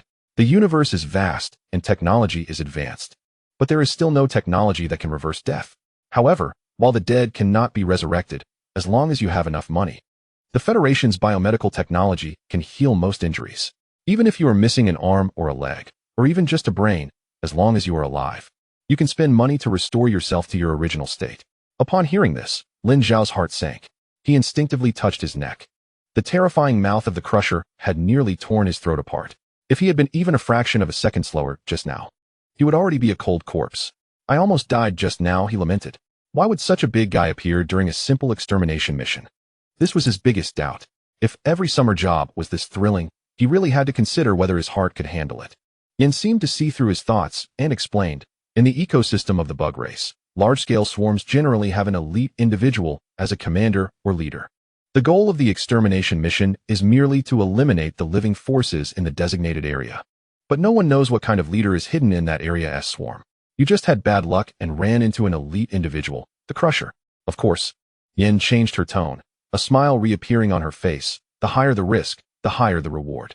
The reward for killing an elite individual is much higher than that for ordinary bugs. You can check your personal terminal. The task settlement should have come out. Reminded by her, Lin Xiao recalled that he was indeed there to work and earn money. He raised his left hand and activated the personal terminal on his wrist. A faint blue light screen projected in front of him. Task: D78 Joint Defense Task. Task status: completed. Task rating: A. Outstanding contribution. Base reward: 500 star coins. Kill reward: 500 star coins. Special contribution reward: killing elite unit Crusher 2,000 star coins. Total reward: 3,000 star coins. A series of numbers clearly appeared on the light screen. Lin Xiao's eyes went wide. 3,000 star coins. His original goal was just to complete the task and get that guaranteed 500 star coins. But now, this number had directly quadrupled. Is this the world of mercenaries? Dancing on the edge of death, and then exchanging it for wealth that could change his fate. Chapter 10. 3-star mercenary wealth. Power, status. The door to this world seemed to have just opened a crack, and the light spilling out was already so dazzling. Just as Lin Xiao was immersed in beautiful fantasies about the future, an invisible pressure descended upon him like a mountain. A warning signal from his biological instincts made every hair on his body stand on end. He suddenly looked up. Not far away, a towering figure was striding towards him. It was a giant over 2 meters tall, clad in a set of silver full-body battle armor with a distinctly sci-fi feel. The surface of the armor shimmered with a faint energy glow, and every joint was crafted with precision as if it were a piece of art. He wasn't wearing a helmet, revealing a weathered face with sharp eyes that seemed to see through people's hearts. He was simply walking. Each step he took brought a powerful sense of oppression. Steel Bone, who was usually carefree and unrestrained, now stood beside Lin Xiao, his body tense like an iron board. And even the scar on his face twitched slightly. The smile on Yan's face had long vanished, replaced by an unprecedented seriousness. She instinctively pulled Lin Xiao half a step back, clearly protective of him. Their tension was more direct than any warning. The newcomer was undoubtedly a terrifying existence they could not contend with. The man in silver armor ignored everyone else and walked straight up to Lin Xiao. The shadow cast by his massive figure completely enveloping Lin Xiao. He looked down at Lin Xiao, his gaze sweeping from Lin Xiao's blood-stained combat suit to the energy-depleted chainsaw in his hand. You killed that Crusher? Lin Xiao swallowed hard, facing the immense pressure, and nodded. Yes. Heh. The silver-armored man let out an ambiguous chuckle. I was going to take it down and trade it for some drinking money. I didn't expect a little guy like you to get there first. From his tone, killing an elite Crusher was just a matter of trading for some drinking money. I wanted to see what kind of person stole my prey. The silver-armored man leaned slightly closer to Lin Xiao. I didn't expect it to be a rookie. Interesting. He slowly straightened up, a hint of approval on his face. To be able to single-handedly kill a Crusher at your age, regardless of whether it's luck or skill, counts as a hero among the young. Keep it up, kid. After saying that, he no longer looked at Lin Xiao and turned to leave, as if he had come only to satisfy his curiosity. Senior. Yin suddenly spoke, her tone carrying a hint of respect. Are you Lord Battle Axe? The silver-armored man's footsteps paused. He didn't turn around, just replied lightly with an mm, and then strode away, disappearing into the shadows of the ruins. It wasn't until that mountain-like pressure completely dissipated that Steel Bone let out a long breath, looking as if he had just been drained of energy. That scared me to death. He wiped the cold sweat from his forehead. I thought he was going to cause you trouble. Lin Xiao also felt lingering fear. Just that moment, he felt like an ant targeted by a giant dragon, easily crushed with a mere thought. Sister Yin, is Battle Axe his code name? Who is he? Lin Xiao suppressed the shock in his heart and curiously asked. He's not just anyone. He's a 3-star mercenary. Yan's tone was filled with awe. 3-star mercenary? Lin Xiao was taken aback. This was the first time he had heard this term. He couldn't help but ask, then Sister Yin. What star are you and Brother Steelbone? Upon hearing this, Steelbone's face flushed, a bit embarrassed as he scratched his head. Yin let out a bitter laugh and extended a finger. Us. We're just 1 star. Don't mention us, Steelbone added, glancing nervously in the direction where the man had disappeared. Even if you gathered 100 of us together, we wouldn't be enough for Battle Axe to handle alone. Is the gap really that big? Lin Xiao was shocked by this fact. To him, Steelbone and Yin were already strong warriors he had ever seen. But are they saying that 100 of such people couldn't match a single battle axe? The gap is even larger than you imagine. Yin seemed to see his doubts and patiently began to explain. The star rating of mercenaries is a comprehensive evaluation by the Federation based on their performance, strength, and the difficulty and quantity of tasks completed. 1 star is the lowest, and 9 stars is the highest. The star rating is not just an honor. It also represents real privileges and benefits. Yan's eyes sparkled with excitement. The most direct benefit is the task rewards. As the star rating of a mercenary increases, their authority in the mercenary system also rises, allowing them to enjoy many privileges. For instance, the basic task reward for a 3-star mercenary is 3 times that of a 1-star mercenary. 3 times. Lin Xiao gasped. That's right. Yin nodded and continued to throw out an even more astonishing fact. Take our current task, for example. Our income is 2,000 to 3,000. But for a 3-star mercenary like Battle Axe, the starting point is over 10,000 star coins. The same task, we earn thousands, while he earns 10,000. Lin Xiao felt his worldview being refreshed once again. This is no longer a gap. This is a chasm. This is the class difference brought about by star ratings. Yin sighed, saying that high-star mercenaries are a guarantee of credibility and strength. When they take on tasks, the success rate is greatly increased, and employers are naturally willing to pay a higher price. Moreover, they can access high-difficulty, high-reward tasks that we cannot even imagine. While we are still struggling for a few thousand star coins, their income from a single task might be a number we could never earn in our lifetime. Lin Xiao fell silent. He looked down at the 3,000 star coins on his personal terminal. Just a few minutes ago, this amount had made him ecstatic, feeling like he had reached the pinnacle. But now, under the impact of the concept of Battle Axe and 3-star mercenaries, these 3,000 star coins seemed somewhat insignificant. His heart was not filled with disappointment. Instead, it was ignited by an even hotter flame. It turned out that in this vast universe, there are such heights. It turned out that so-called strength has such realms. 1 star, 3 stars, 9 stars. A clear and endlessly tempting road to the heavens was laid out before him. I want to become a high-star mercenary, Lin Xiao secretly vowed.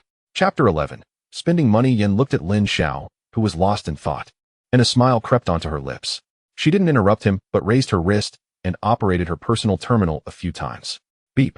A light sound came from Lin Xiao's personal terminal. He came back to his senses and saw a file being sent over. Take a good look at this when you get back. The star rating of mercenaries represents more than just income. Once you reach 2 stars, you can purchase a private fighter jet. At 3 stars, you can buy your own estate and land on some planets. And at a certain level, you will be eligible to bid for your own planet. Your own planet? Lin Xiao was somewhat surprised. Owning a planet, you can build your own city on it, set your own rules, and become the supreme ruler of a planet. This exceeded his wildest imagination from the past 18 years. He nodded heavily, solemnly saving the document. The light in his eyes so intense that even Steelbone glanced over curiously. This kid seems to be quite stimulated. The return to Base 7 was smooth, with no further setbacks along the way.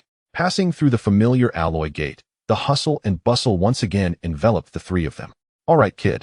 Let's part ways here for now. Steelbone patted Lin Xiao on the shoulder, not lightly, and said that this cooperation was very pleasant. Lin Xiao, what are your plans next? Yin asked with concern. Are you planning to go back to Earth to enjoy a few days? Or, I want to get stronger, Lin Xiao replied, his tone more resolute than ever. Other things can be considered later. Enjoyment? After witnessing an existence like Battle Axe and understanding the vastness of the universe and the privileges of mercenaries, comfort and enjoyment had become the most boring poison. He now had only one thought in his mind. Get stronger. At all costs. Yin and Steelbone exchanged glances, both seeing a hint of surprise in each other's eyes. Good kid, ambitious. Steelbone laughed heartily, then wished him good luck. I hope the next time we meet, you can impress me. Yin also smiled gently. Go ahead. The commercial area of Base 7 is very developed. Everything you need is there. If you have any questions, feel free to contact me. After sincerely thanking them, Lin Xiao bid farewell to the 2 and turned towards the commercial area of the base. His figure appeared somewhat thin among the bustling crowd, but his steps were exceptionally steady. The commercial area of Base 7 was brightly lit, with aliens of various skin colors and races flowing in and out. Lin Xiao was not distracted by the dazzling array of goods. His goal was very clear. He first walked into an equipment store. Boss, give me a set of combat gear. His previous set of cheap combat gear issued by the unit had been completely destroyed in the battle with the bugs. and what he was wearing now was just casual clothes he bought from a stall before the mission. The shopkeeper, sporting a handlebar mustache, glanced at him lazily and pointed to a few sets of gear hanging on the wall. Look for yourself. F grade is 100 star coins. E grade is 1000 star coins. D grade is 10,000. For better ones, you probably can't afford them. Lin Xiao's gaze directly skipped the cheapest F grade and landed on a dark gray E grade combat suit. This combat suit was made of some composite fiber material, with thin alloy plates at the joints, far superior in both defense and agility compared to his previous set. I'll take this E grade one, Lin Xiao said without hesitation. Quick decision. The shopkeeper took the money and packaged up the combat suit for him. Lin Xiao carried the combat suit and did not stop, diving into a nearby gene potion specialty store. This store was obviously much more upscale. Transparent glass cabinets displayed vials of potions emitting different colored glows, exuding a sense of technology and mystery. Lin Xiao's gaze immediately locked onto the discounted E-grade gene optimization potions. I'll take 3, Lin Xiao said to a voluptuous cat-eared girl behind the counter. The cat-eared girl smiled sweetly. Sure, sir, that will be 2 100-star coins. Payment. With his balance plus what was left over from last time, he had less than 300-star coins. He quickly left the commercial area with 2 bags and returned to Earth through the teleportation portal, arriving back in his bedroom. First, he carefully stuffed the brand new E-grade combat suit, along with the box, into the deepest part of his wardrobe. This thing can't be seen by anyone for now. After finishing all this, he took a deep breath and neatly arranged the 3 glowing blue potions on the table. According to Yen, the effects of gene optimization potions of the same level would rapidly diminish with increased usage. The first one has the best effect. The second one might only be half as effective, and the third one would only have a third left. After that, it's almost like drinking plain water. Therefore, many mercenaries would save enough money to buy higher-level potions in pursuit of the best enhancement effects. But Lin Xiao couldn't wait. He needed to immediately convert these resources into his strength. Otherwise, he might die on the next mission. Gulp, gulp, gulp. Without any hesitation, he twisted off the caps and tilted his head back, downing all 3 potions in one go. The cold liquid slid down his throat into his stomach.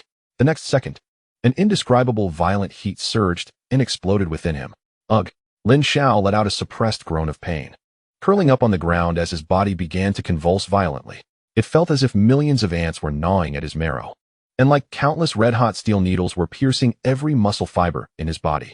His skin became scorching hot, turning red, with bulging veins resembling gnarled tree roots.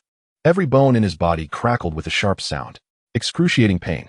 Unprecedented agony. Lin Xiao gritted his teeth tightly, blood seeping from his gums, but he did not scream. Instead, channeling all his willpower to fight against this tearing pain. He could distinctly feel that his body was being forcibly torn apart by a brutal force, only to be reassembled in a tougher, more powerful way. This process seemed to last for an eternity. Perhaps it was a few minutes, or maybe a century. When that raging heat finally began to subside, transforming into warm and comfortable currents that nourished his newly transformed limbs and bones, Lin Xiao finally relaxed his clenched jaw.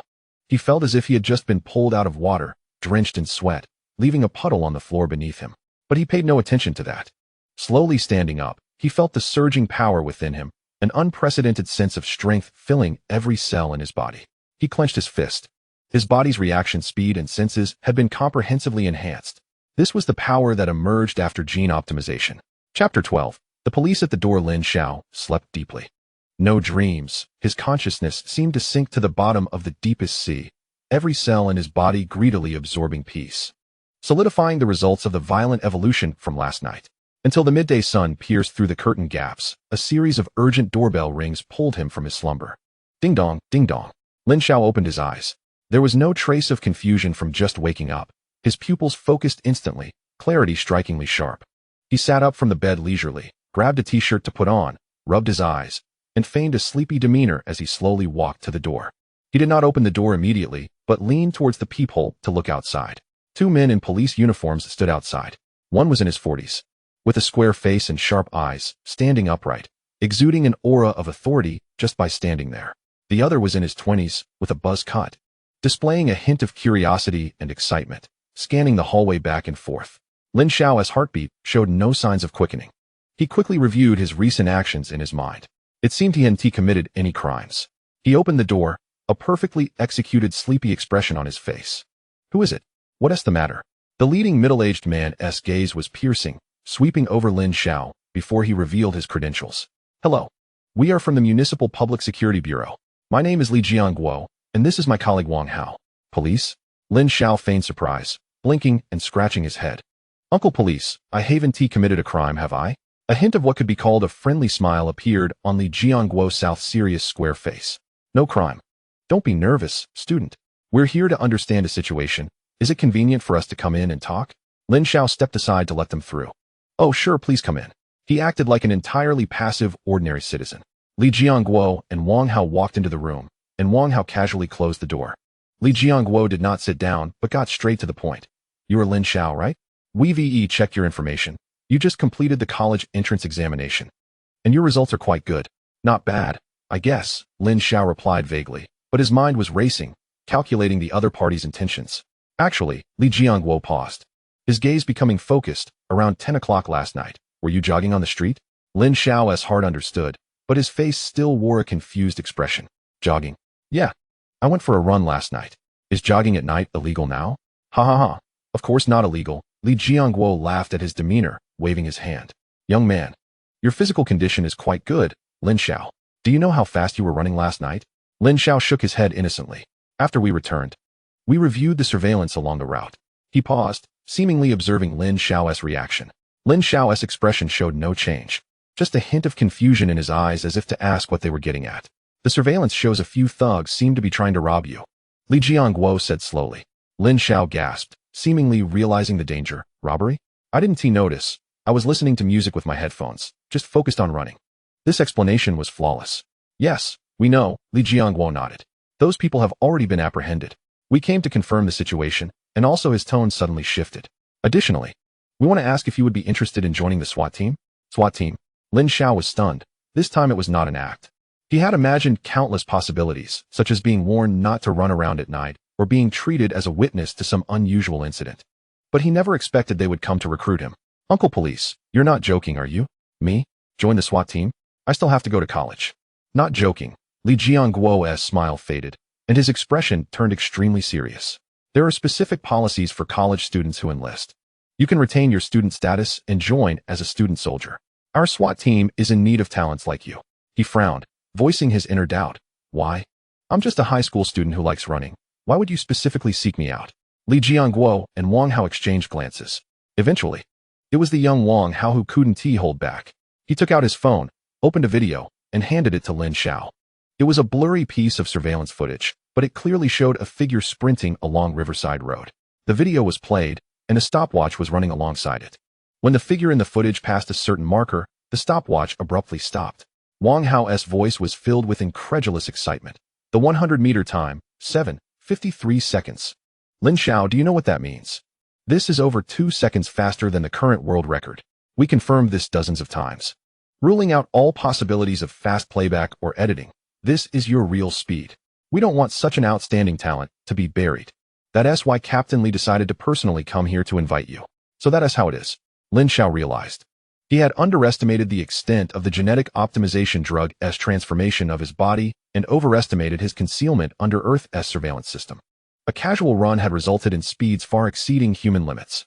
Coming to this understanding, Lin Xiao became calm. He looked at Li Jiangguo and shook his head. Thank you for your kindness, but I still want to finish college properly first.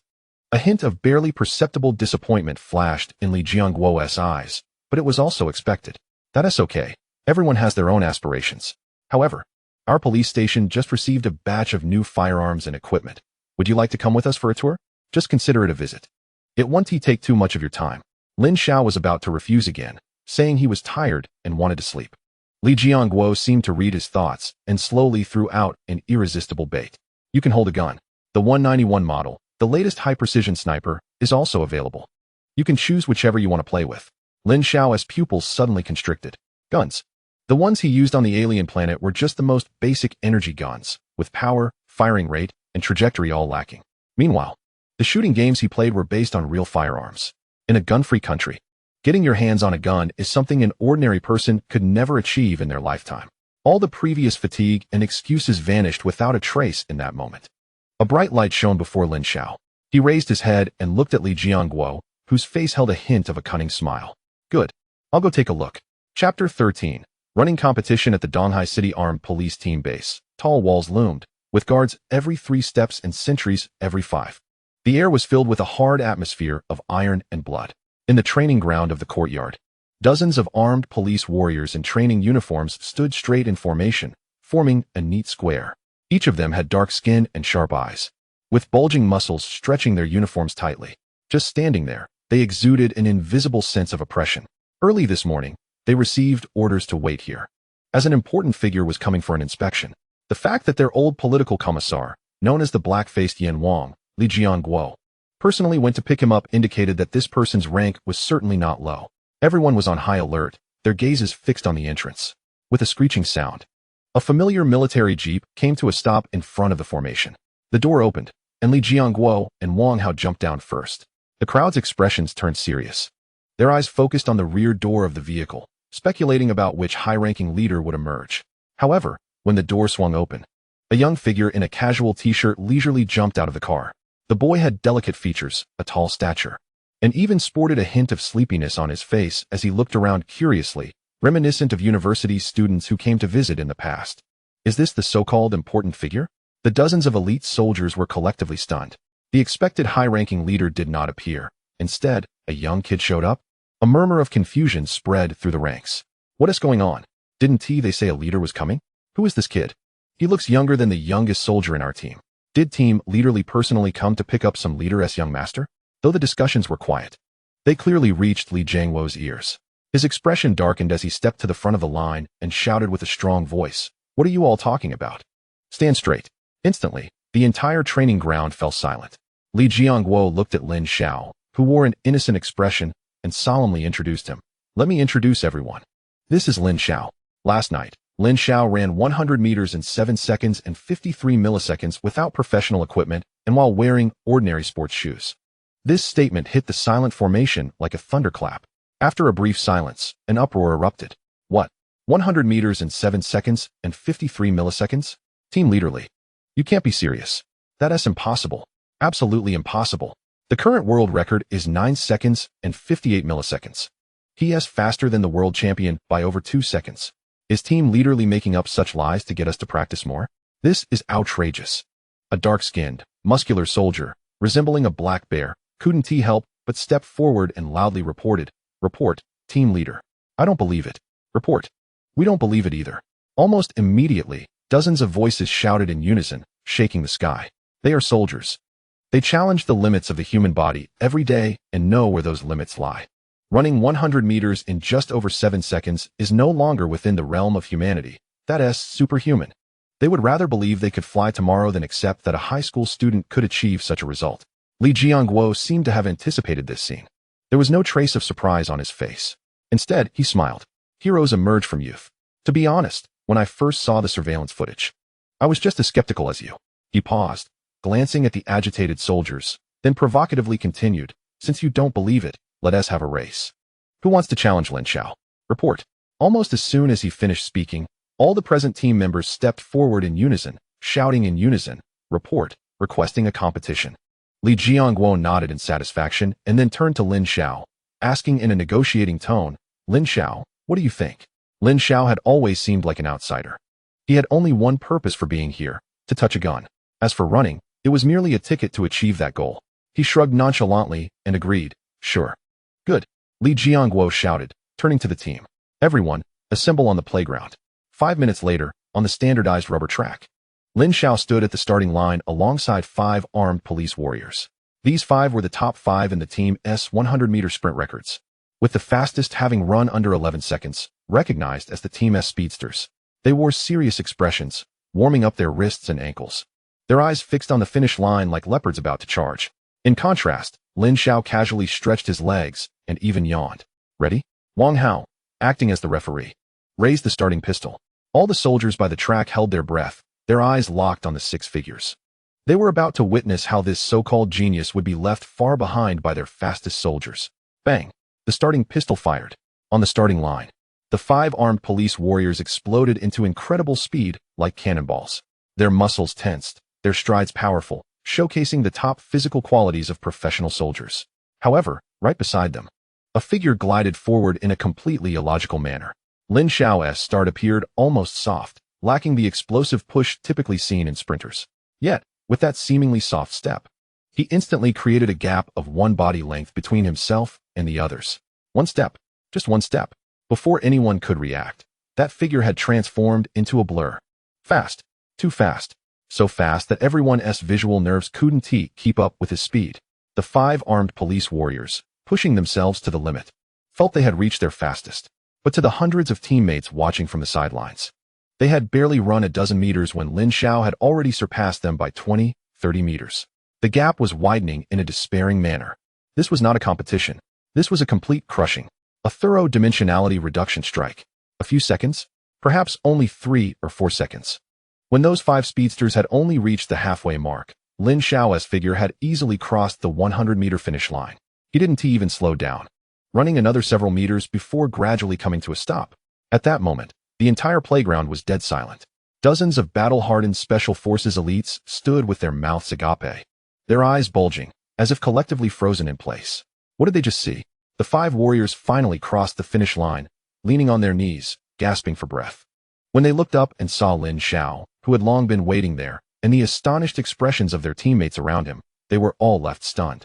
Li Jiangguo stood by the finish line, holding a stopwatch. His hand trembled slightly. Wang Hao leaned over, and when he saw the bright red number on the stopwatch, the sound of his sharp intake of breath echoed in the silent playground, piercingly loud. Team Leader Li, what is this? Li Jiangguo had difficulty swallowing, slowly raised his head, and looked at Lin Xiao in the distance with a gaze akin to that of observing a monster. In a hoarse voice, he read out the number that could overturn worldviews. 6 seconds and 75 milliseconds. It was almost a second faster than what was seen on the surveillance last night. Upon hearing this result, everyone was hit by the same thought. Is this still human? Chapter 14, The King of Guns. What was the world record again? 9:58 seconds. That was a miracle achieved on the top-level track, wearing the most professional spikes, after decades of rigorous scientific training. But what about this boy in front of us? Wearing ordinary sneakers, on a plastic track, he didn't even have a proper starting position. And yet, he ran a time that left the world champion over 30 meters behind? Absurd. Ridiculous. If it weren't witnessed with our own eyes. If it weren't for dozens of eyes witnessing it simultaneously, who would dare to believe this was real? Li Jiangguo took a deep breath, forcibly suppressing the tumultuous emotions within him, turned around, and faced the group of teammates who were completely petrified. Did you all see? This is the speed you take pride in. This is your so-called limit. His words were like a bucket of icy water poured over them. The 5 swift runners' faces turned red as they lowered their heads in shame. The other soldiers also awoke from their shock, their faces burning. Li Jiangguo's sharp gaze swept over everyone. I brought Lin Xiao here today, not for him to watch us make fools of ourselves. I want you group of ignorant soldiers to see clearly what it means to have someone above you, in a sky beyond the sky. Put away your ridiculous pride. From today on, train seriously. I want you to know that taxpayer money is not so easy to spend. Do you understand? Yes. This time, the way they looked at Lin Xiao completely changed. No longer was there contempt. No longer was there provocation. Only admiration remained. The purest admiration for the strong. After finishing his reprimand, Li Jiangguo put on a kind smile again and quickly walked up to Lin Xiao. Lin Xiao, I apologize for the sight you've seen. These brats have been spoiled by me. Today is a good lesson for them. Running is just an appetizer. What we excel at is shooting. Are you interested in going to the shooting range to experience it? Lin Xiao's eyes instantly lit up. This was the sentence he had been waiting for. Sure. A group of people marched towards the indoor shooting range. Wang Hao leaned closer to Li Jiangguo, lowering his voice with concern. Captain Li, are you really going to let him handle a gun? Isn't that against the rules? What if what? Li Jiangguo glanced at him. Can't you see? This Lin Xiao is a treasure. Don't say let him touch a gun. As long as we can keep him here today, even if he shoots through the shooting range. It's fine. Wang Hao's heart trembled, instantly understanding Li Jiangguo's determination. Yes, a monster that can run under 7 seconds. His value cannot be measured by common standards. Inside the shooting range, Li Jiangguo took a Type 92 pistol from the gun rack, skillfully unloaded the magazine, checked the chamber, and then handed it to Lin Xiao. Here. Lin Xiao, feel it. Cold, hard, heavy. This was Lin Xiao's first impression of the gun. When this legendary killing tool lay real in his palm, an indescribable wonderful feeling surged through his body. It was as if this object was meant to belong to him, as if he and it were one. I'll teach you a few key actions. Li Jiangguo stood beside Lin Xiao, personally guiding him. Extend your arms naturally, right hand as the main, left hand as support. Align the web of your hand. Notch, front sight, target, 3 points in a line. Li Jiangguo spoke very meticulously. But he was surprised to find that as soon as he started speaking, Lin Xiao had already naturally taken a shooting stance. It was as if it wasn't his first time handling a gun. Li Jiangguo swallowed the rest of his words and silently handed over a magazine filled with bullets. Inside were blank rounds, a total of 12 shots. Don't be nervous. Just aim at the target 100 meters ahead and shoot at will. He specifically mentioned the 100 meters. This was the maximum range for a pistol, and for a novice, just hitting the target was considered a rare talent. Wang Hao watched nervously from the side and quietly reminded, Captain Li, isn't 100 meters too far? Why not start from 25 meters? Li Jiangguo waved his hand. His gaze fixed firmly on Lin Xiao. He wanted to see, under the most stringent conditions, just where this monster's limits lay. Lin Xiao ignored the discussions around him. In his world, there was only the gun in his hand and the target in the distance. He raised the gun and aimed. The entire process was fluid. Without the slightest awkwardness. Bang! A gunshot rang out. The recoil from the bullet leaving the chamber seemed non-existent in his arms. Li Jiangguo instinctively raised his binoculars. When he saw the bullet hole on the target, his pupils suddenly constricted. 10 rings. Right on the bullseye. It must be luck, Li Jiangguo murmured. And just as this thought arose, it was completely shattered by the subsequent gunshots. Bang! Bang! Bang! 3 more gunshots rang out, almost simultaneously. Li Jiangguo didn't even have time to lower his binoculars before he saw 3 more bullet holes clustered closely together on the bullseye. Still 10 rings. For shots, 40 rings. At this point, Li Jiangguo was completely unsettled. He suddenly turned around and shouted at a middle-aged officer who was instructing training in a corner of the shooting range. Shooting instructor, come here. The instructor ran over with a puzzled look. Captain Li, what's the matter? Help me check if that target is malfunctioning. Li Jiangguo thrust the binoculars into his hands. The man, confused, took the binoculars. When he finally saw the distant target, he froze instantly. At this moment, Lin Xiao had entered a remarkable state. He did not pause. Bang! Bang! Bang! Bang! The crisp and rhythmic gunfire resonated throughout the shooting range. 8 bullets were all fired within seconds. When the last bullet was fired, and the chamber made a light sound of being empty, Lin Xiao slowly lowered his arms. The entire shooting range was silent. The other soldiers who had been training were gathered around, craning their necks. Instructor Zhang held the binoculars. His mouth agape as if it could fit an egg. Instructor Zhang, what is the result? Li Jiangguo urged anxiously. Instructor Zhang swallowed hard, looking at Lin Xiao with an expression of awe. Captain Li, 12 shots. A total of 120 rings. The bullet holes were almost overlapping. One sentence caused all the brains in the room to collectively crash. First time handling a gun. 100 meters, chest ring target. 12 shots. 120 rings full score. This was too exaggerated.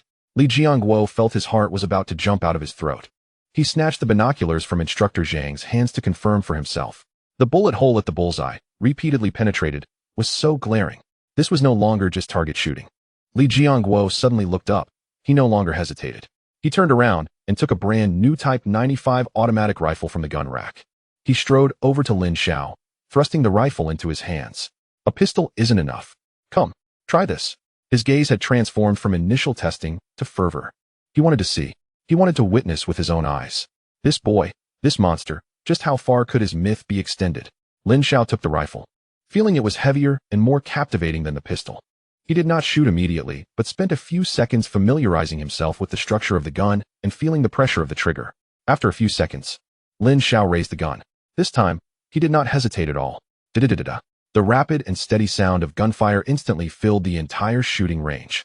Everyone held their breath, their eyes fixed on the exceptionally calm young man illuminated by the flames of the gun's muzzle. The magazine of 35 bullets was emptied in an instant. Lin Xiao put down the rifle, the barrel slightly warm to the touch. In the shooting range, one could hear a pin drop. Li Jiangguo didn't even dare to look at the results. He stared intently at the shooting instructor, Old Zhang. Old Zhang's expression had changed from shock to numbness.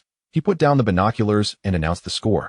One that was destined to be recorded in the history of this unit, in a dreamy voice. 35 bullets. 34 shots in the 10 ring. 1 shot in the 9 ring. A total score of 349 rings. The entire venue fell silent. Everyone's hearts surged with the same thought they had on the playground. Is this still a human? Chapter 15. A brand new era. Li Jiangguo took a deep breath, forcibly suppressing the tumult in his heart. He had witnessed too many extraordinary people and events, but none could compare to the scene before him in terms of disruption. He quickly walked up to Lin Xiao. Comrade Lin Xiao. Li Jiangguo tried to make his voice sound steady, but the uncontrollable excitement made his tone quiver. On behalf of the Donghai City Armed Police, I officially extend an invitation to you. If you are willing to join us, I can apply for a special recruitment for you. The highest level of treatment. You don't need to worry about your studies. And you don't need to worry about finding a job after graduation. This will be your home. For any student who had just finished their college entrance examination. This was akin to soaring to the heavens, a once-in-a-lifetime opportunity that could change their life. The surrounding soldiers also snapped out of their daze, looking at Lin Xiao with envy and anticipation. To hear Captain Li say such words, this kid must be blessed. However, in the face of this olive branch that could drive anyone mad with excitement, Lin Xiao's response was as flat as if he were listening to someone talk about the nice weather. He scratched his head and smiled a little shyly. Captain Li, you're too polite. I'm not in a hurry to think about work right now. Although the job market is quite competitive, I still want to focus on my studies and improve my knowledge level first. He refused. He actually refused. Everyone thought they had misheard. Li Jiangguo was also taken aback. He had imagined that Lin Xiao might negotiate or make higher demands, but he never expected Lin Xiao to refuse so decisively, with such simple and unembellished reasoning. Li Jiangguo opened his mouth, wanting to argue for a bit, but seeing Lin Xiao's calm gaze, he suddenly understood. The other party really didn't care. Power, status, a stable job, those things that people in the secular world dream of, perhaps in this young man's eyes, they truly were of little value. A deep sense of helplessness surged in his heart, but Li Jiangguo quickly adjusted his mindset, revealing a bitter smile. All right, I was too abrupt. I respect your thoughts. However, he changed the subject, his gaze sweeping over the still shocked teammates on the playground. Comrade Lin Xiao, since you are unwilling to join us, could you share some experience with us soldiers? Let us see how you develop these skills. As soon as he said this, all the soldiers perked up. Their eyes focused on Lin Xiao, burning with curiosity as if they wanted to melt him. Yes. 6 seconds, 75. How on earth did he do that? Lin Xiao looked at the young faces before him, only a few years older than himself, their curiosity, admiration, and desire so pure. He paused for a moment, and then suddenly smiled. Experience is not the right word. I can do these things simply because I have been lucky. Luck? Everyone exchanged glances, utterly confused. What kind of explanation is that? Can luck make one run in 7 seconds? Are you kidding? However, Lin Xiao's next words made everyone's hearts tremble. He looked at the crowd, his gaze seemingly penetrating through time and space, looking toward a distant future. But you don't need to envy. Trust me, one day, all of you will be able to do as I do. Because humanity is about to usher in a brand new era. As the words fell, the entire playground fell silent again. No one could understand the true meaning of his words. They sounded like lines from a science fiction movie, ethereal and vague. Yet, for some reason, when those words came from Lin Xiao's mouth, they carried an undeniable conviction. It was as if he wasn't predicting but stating a fact that had already been established. Clap. Someone was the first to react, clapping hard. Clap, clap, clap. In the next moment, thunderous applause echoed throughout the playground. The soldiers, still bewildered, expressed their respect for the strong and an inexplicable anticipation for that brand new era in the most enthusiastic way. As the applause gradually subsided, Li Jiangguo personally arranged for a car to take Lin Xiao home. The house was empty. Both parents were still at work, and his sister was at school. He lay down on the sofa, just closing his eyes to catch a breath when his phone in his pocket vibrated like crazy. Caller ID, Zhang Wei. Lin Xiao slid to answer the call, weakly saying, "Hello." "Damn it, Lin Xiao, you finally answered the phone." Zhang Wei's voice erupted like a machine gun on the other end. "Where are you? I just went to your house to look for you. And your neighbor said you were taken away by the police. What did you do? Did you get involved in a pyramid scheme or gambling with a crowd?" Without waiting for Lin Xiao to respond, Zhang Wei's voice rose an octave, heartbroken. "I told you, you gotta keep your nose clean. A man who doesn't love himself is like rotten cabbage. Now look, you finished the college entrance exam and ended up in jail. Do you want me to gather classmates to raise some bail for you?" Listening to his best friend's chaotic rant, Lin Xiao found it somewhat amusing. "It's not that exaggerated. I just went to the armed police team and helped out a bit." "Helped out? Helped with what?" Zhang Wei's tone was full of doubt. Lin Xiao thought for a moment and replied in a calm tone, "Played with some guns and shot a few dozen bullets." On the other end of the line, there was silence. After a full 3 seconds. "What the hell?" A deafening scream nearly pierced Lin Xiao's eardrum. "Are you serious? You want to play with guns? What kind of guns? Handguns or rifles? Was the recoil strong? Was it fun?" Zhang Wei's tone transformed from heartbroken to extreme envy and jealousy. "It was okay," Lin Xiao said casually. "What do you mean okay? That's the real deal." Zhang Wei was frantic on the other end. No way. You have to explain this to me in person. Not a single detail can be missed. Chapter 16. The Divine Wing Robot. After chatting with Zhang Wei, Lin Xiao returned to Base 7. He turned into a small shop, where the owner was a plump uncle with 2 fleshy tentacles on his head. Same as usual, the plump uncle's tentacles swayed happily. Yeah, soon. A steaming bowl of noodles was served. The noodles were made from some kind of gray-green plant root, chewy, with a few chunks of dark red meat rolling in the broth from a creature called the Growl Beast, whose meat was exceptionally delicious. He spent 10-star coins and devoured the entire bowl clean. The taste was as good as ever. The only downside was probably the lack of salt. Satisfied, he burped and returned to the landing ship. As soon as he stepped inside, he saw Yin and Steelbone gathered around a workbench, studying something intently. Lin Xiao, come over and take a look at the good stuff from the Federation. Yin called out. Lin Xiao walked over, his gaze landing on the workbench. It was a drone the size of a soccer ball, entirely black, resembling a miniature interstellar warship, full of a sci-fi vibe. What is this? The Shinny single-soldier reconnaissance drone. Yin reached out to pick up the small device, waving it in front of Lin Xiao. The Federation's logistics department had just issued new equipment, one for each registered mercenary, claiming it was to enhance individual battlefield survival rates. How's the endurance? Steelbone asked. In standard mode, 30 days. In extreme mode, 15 days. Yin had clearly studied the manual thoroughly and answered fluently. It comes with a high-precision optical probe and thermal imaging, and can also carry a mini EMP bomb. Looks good. Lin Xiao commented. Good? Yin stuffed the Shinny into Lin Xiao's hand, exclaiming that this little device was practically a godsend in urban combat or jungles. It would save them a lot of trouble. Lin Xiao weighed the Shinny drone in his hand. It felt cool to the touch, with an excellent metallic texture, and was covered in a coating resembling frosted glass that seemed to absorb solar energy. He could sense that this tiny shell contained a precision structure far beyond Earth's technological level. Does this thing have any other functions besides reconnaissance? Lin Xiao asked curiously. Other functions? Yin smiled mysteriously, taking back the Shinny and gently cradling it in her palm. Watch. Yin slightly parted her red lips and issued a simple command. Shinny, combat mode. Buzz. The drone, resembling a miniature warship, rapidly reconfigured its black shell. Armor plates slid, flipped, and assembled as if alive. The bow of the warship folded upwards, splitting off a small head and sensor array.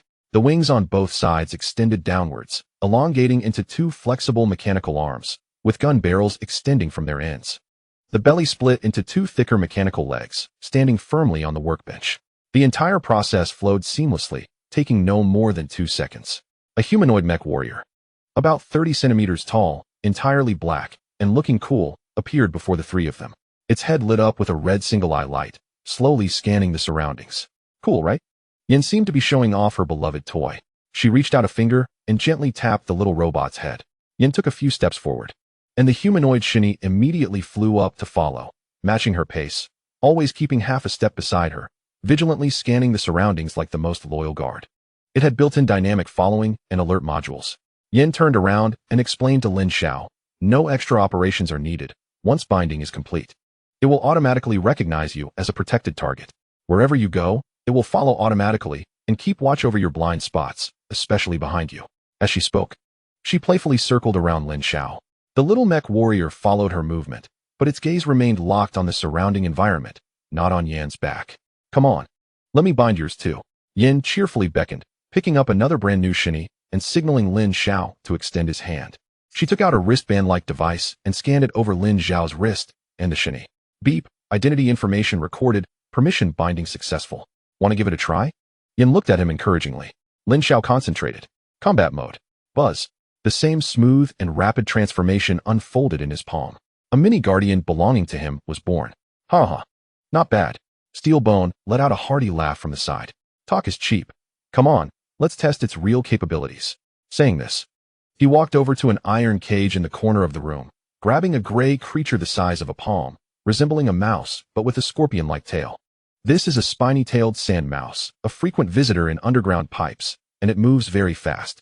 Steelbone grinned and casually tossed the sand mouse onto the floor of the room. Squeak. As soon as the spiny-tailed sand mouse hit the ground, it transformed into a gray flash, darting towards the corner of the room. A normal person wouldn't even catch a glimpse of its shadow. However, Lin Xiao didn't need to issue any commands at all. Just as the sand mouse bolted, the Shinny that had just completed its transformation moved. Its movements were even faster than the sand mouse. With a swift motion, it raised its left arm, and the miniature gun barrel at the end instantly lit up with a barely noticeable red glow. Whoosh! A thin red energy beam flashed by, accurately hitting the rapidly moving spiny-tailed sand mouse. Squeak! The sand mouse let out a brief cry, twitched a couple of times, and then fell silent. One shot, one kill. Lin Xiao looked down to see a neat hole through the sand mouse's head, with scorch marks around the edges. From spotting the target to locking on and firing, the entire process took less than half a second. Fully automatic. Lin Xiao's heart surged with waves of excitement. The practical value of this thing was simply immeasurable. Did you see that? Yan's voice came from beside him, tinged with emotion. With this little thing, our death rate during missions can be reduced by at least 20%. You have no idea how treacherous those bugs are. They love to launch sneak attacks from the ceiling, underground, or from behind you. Human energy is limited. You can't always be on guard from all directions. But Shini can. It is like a second pair of eyes behind you that will never tire or get distracted. Even more reliable than your own eyes. Lin Xiao nodded in agreement. This was not just a reconnaissance drone. It was also a fully automatic defense turret, a personal bodyguard. Suddenly, he thought of a crucial question. What if such a good thing gets damaged? Is maintenance a hassle? Damaged? Yen and Steelbone exchanged glances and both laughed. Yen wiggled a finger at Lin Xiao. 1,000 star coins. If it breaks, just buy another one. It's cheap and good. 1,000 star coins? Lin Xiao was stunned. The bowl of GRA beast meat noodles he had just eaten cost 10 star coins. So, this advanced war machine that integrates reconnaissance, transformation, and automatic offense and defense is worth only as much as 100 bowls of noodles? This is not just a good deal. It's practically a steal. Seeing Lin Xiao's shocked expression, Steelbone patted his shoulder and said solemnly, "Kid, the reason the Human Federation has developed to this point is because of technology. Otherwise, how could we dominate the universe?" Chapter 17, Top-Notch Toys. After chatting a bit more with Yin and Steelbone, Lin Xiao took the Shini back to Earth. Feeling extremely tired, he slept until noon, only to feel someone poking his face. He struggled to open his eyes, but the glaring sunlight made him shut them again instantly. "Brother, get up. The sun is already shining on your backside." It was his little sister, Lin Xiao. Lin Xiao turned over, covering his head with the blanket. Mumbling incoherently, 5 more minutes, no way.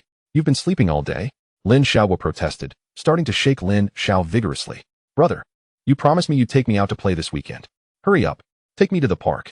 With her persistent nagging, Lin Xiao's sleepiness faded significantly. After a quick wash, the two of them stepped out of the house. Before leaving, Lin Xiao glanced at the backpack on the chair. After hesitating for a moment, he still opened the backpack and stuffed the Shini drone inside. The Central Park of Donghai City is the largest park in the city.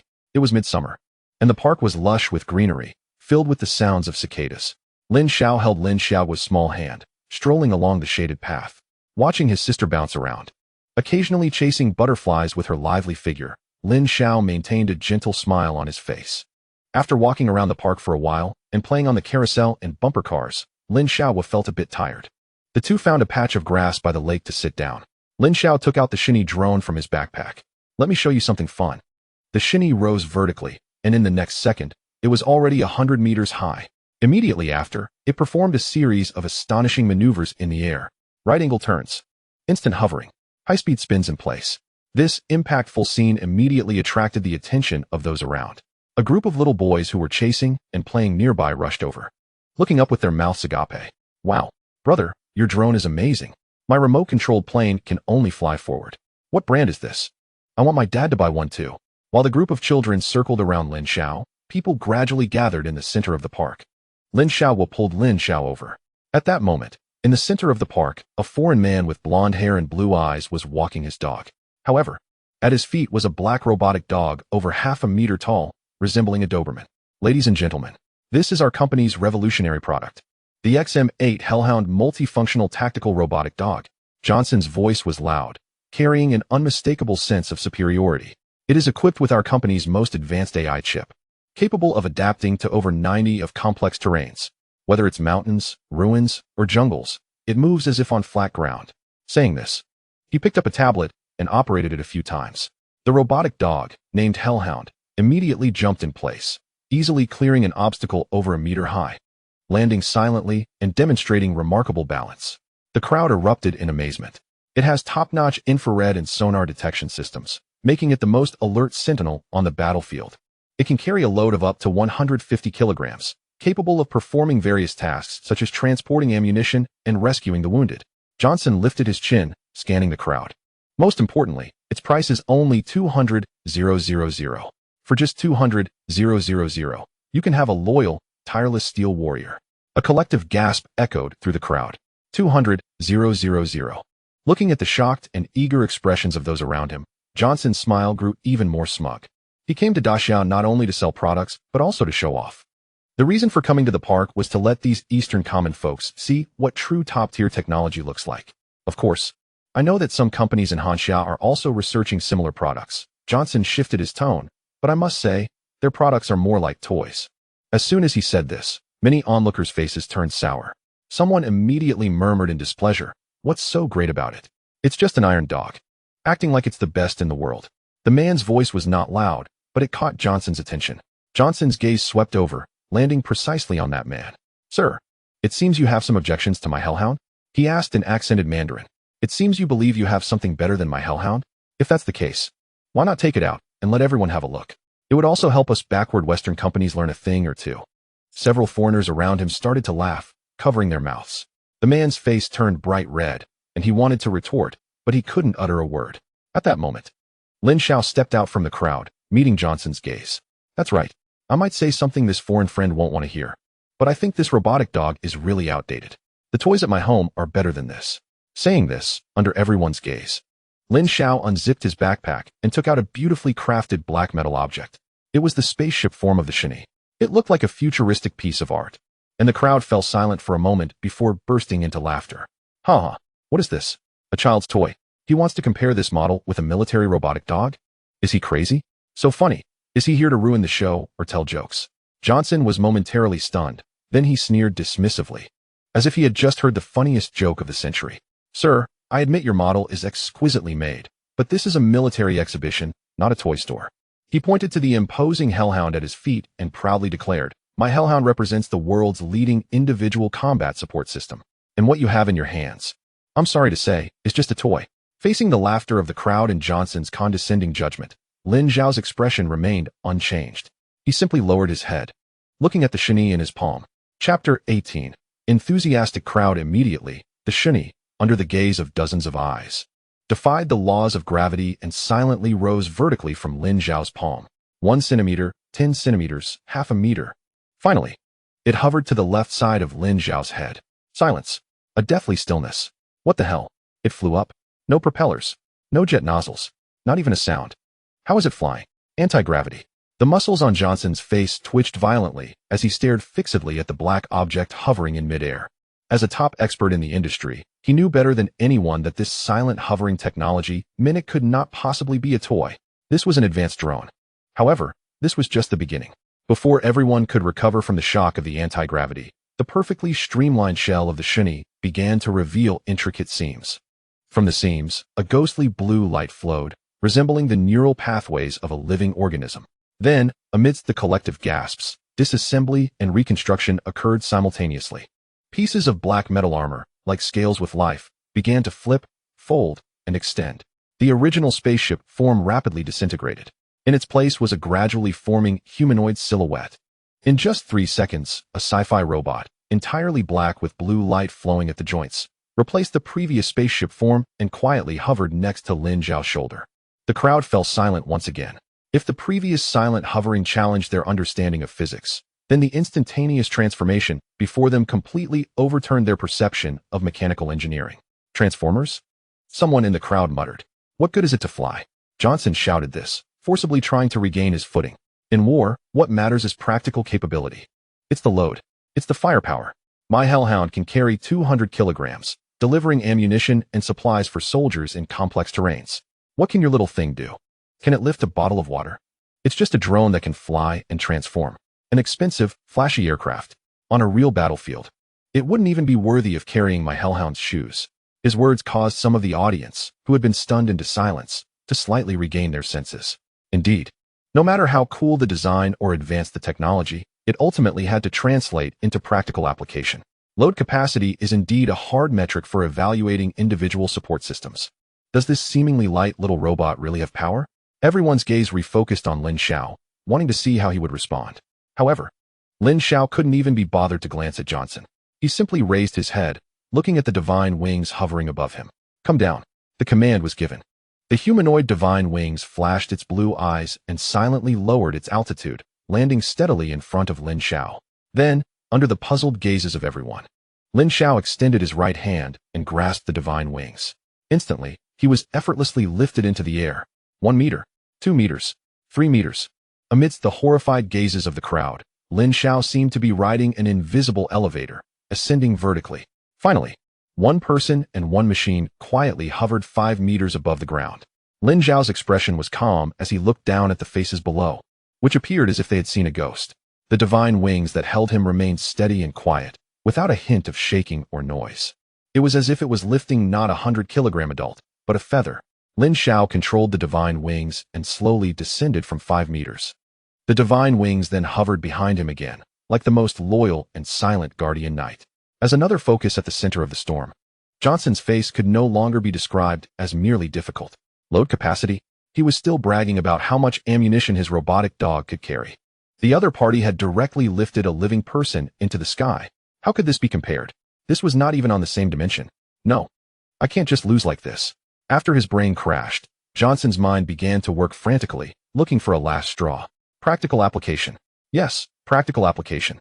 It was as if he had grasped something, and he suddenly shouted, "What does it matter how strong the flying ability is? This is a weapon exhibition, not a circus. Equipment that can't be used in combat is just a pile of expensive garbage." He screamed hysterically, trying to pull everyone's attention back to himself. My Hellhound can carry various standard weapons. It has powerful fire suppression and precise strike capabilities. This is the true core value of a soldier support system. This statement calmed some of the audience. Indeed, flying is cool, but ultimately, it has to go to the battlefield. Firepower is the hard truth. Seeing the crowd's gaze waver slightly, a glimmer of hope ignited in Johnson's heart. He fumbled to take out a modified air gun from a box, along with a special clip bracket. Look closely. This is the modular combat system of the Hellhound. He shouted as he clicked the air gun into place on the back of the Hellhound. Then, he picked up a tablet and quickly tapped on it. The camera of the metallic robotic dog turned toward a few paper cups placed temporarily nearby. Those were previously used to demonstrate products to clients. A total of 8. Fire. Johnson pressed a virtual button on the tablet. Bang, bang, bang. After a series of shots, 3 of the 8 paper cups fell, while the other 5 remained intact. A moment of silence fell over the scene. To be honest, this result was a bit embarrassing, but Johnson forcibly saved face, shouting loudly, "Did you see that? The target of the paper cups is so small. Hitting 3 out of 8 shots is already an extremely excellent result. On the battlefield, the hit rate against a target the size of an adult will only be higher." This statement did have some merit. Some audience members who were not very knowledgeable were suddenly amazed. Indeed impressive. The robot can shoot and hit such small cups. If it were a real gun, they would have been turned into a sieve long ago. It seems this Hellhound really has some skills. Hearing these comments, Johnson's expression finally looked a little better. He provocatively glanced at Lin Xiao, his eyes filled with a hint of desperate madness. "Kid, can your flying toy shoot?" All eyes focused on Lin Xiao once again. Expectation, curiosity. Facing Johnson's taunts and the attention of the crowd, Lin Xiao raised his eyelids and issued a 2-word command to the divine wings behind him. Lock on to the paper cups as targets. Free fire. The moment the command was given, the humanoid divine wings' blue eyes flashed, raising its hands. No one saw when it aimed. No one even reacted to what happened. The next second, whoosh, whoosh, whoosh, whoosh. A series of sounds so faint they were almost inaudible rang out. The sound was not like gunfire, but more like some high-frequency vibrating buzz. Immediately after, under the horrified gazes of everyone, all 8 paper cups, including the 3 previously knocked down by the Hellhound, suddenly exploded at the same time. A small burst of hot blue flames ignited at the center of each paper cup, instantly consuming them and turning them into wisps of black ash. From the moment the divine wings made a sound to the complete incineration of the 8 cups, the entire process took less than a second. 8 shots, 8 hits. Every shot exploded. Everyone's eyes widened as they stared at the ashes left on the ground, their minds blank. What kind of weapon was that? Laser? Electromagnetic cannon? Or some kind of miniature bullet? Why was the power so terrifying? Why was the accuracy so insane? Too terrifying. Compared to it, that Hellhound was simply a child's toy gun. Johnson stared blankly at the ashes, then glanced at the still wobbling Hellhound at his feet. His legs went weak, and he collapsed to the ground. His eyes were vacant, looking dazed. The elderly gentlemen who had been playing chess earlier all gathered around, their eyes shining with excitement. Their eager expressions more affectionate than when looking at their own grandchildren. Young man. The first to approach was an elderly man wearing a white tank top, holding 2 walnuts in his hand. He leaned in close to Lin Xiao, pointing at the divine wings, excitedly asking, "Where did you buy this transforming airplane?" Yes, yes. Another old man chimed in. Amazing. It can transform and fly so fast. I've never seen such advanced stuff in my life. How much is it? Is it expensive? I want to buy one for my grandson. If he had this, he would definitely be the king of the kids at school. They all spoke at once, firing off questions one after another. Clearly, the divine wings' astonishing performance had completely ignited these old men's enthusiasm for a military arms race for their grandchildren. Lin Xiao looked at their eager faces, somewhat at a loss whether to laugh or cry. He certainly couldn't say it was from a mercenary base thousands of light years away. He could only show a polite smile. Sorry, gentlemen, this is not for sale. Not for sale? A few old men were taken aback.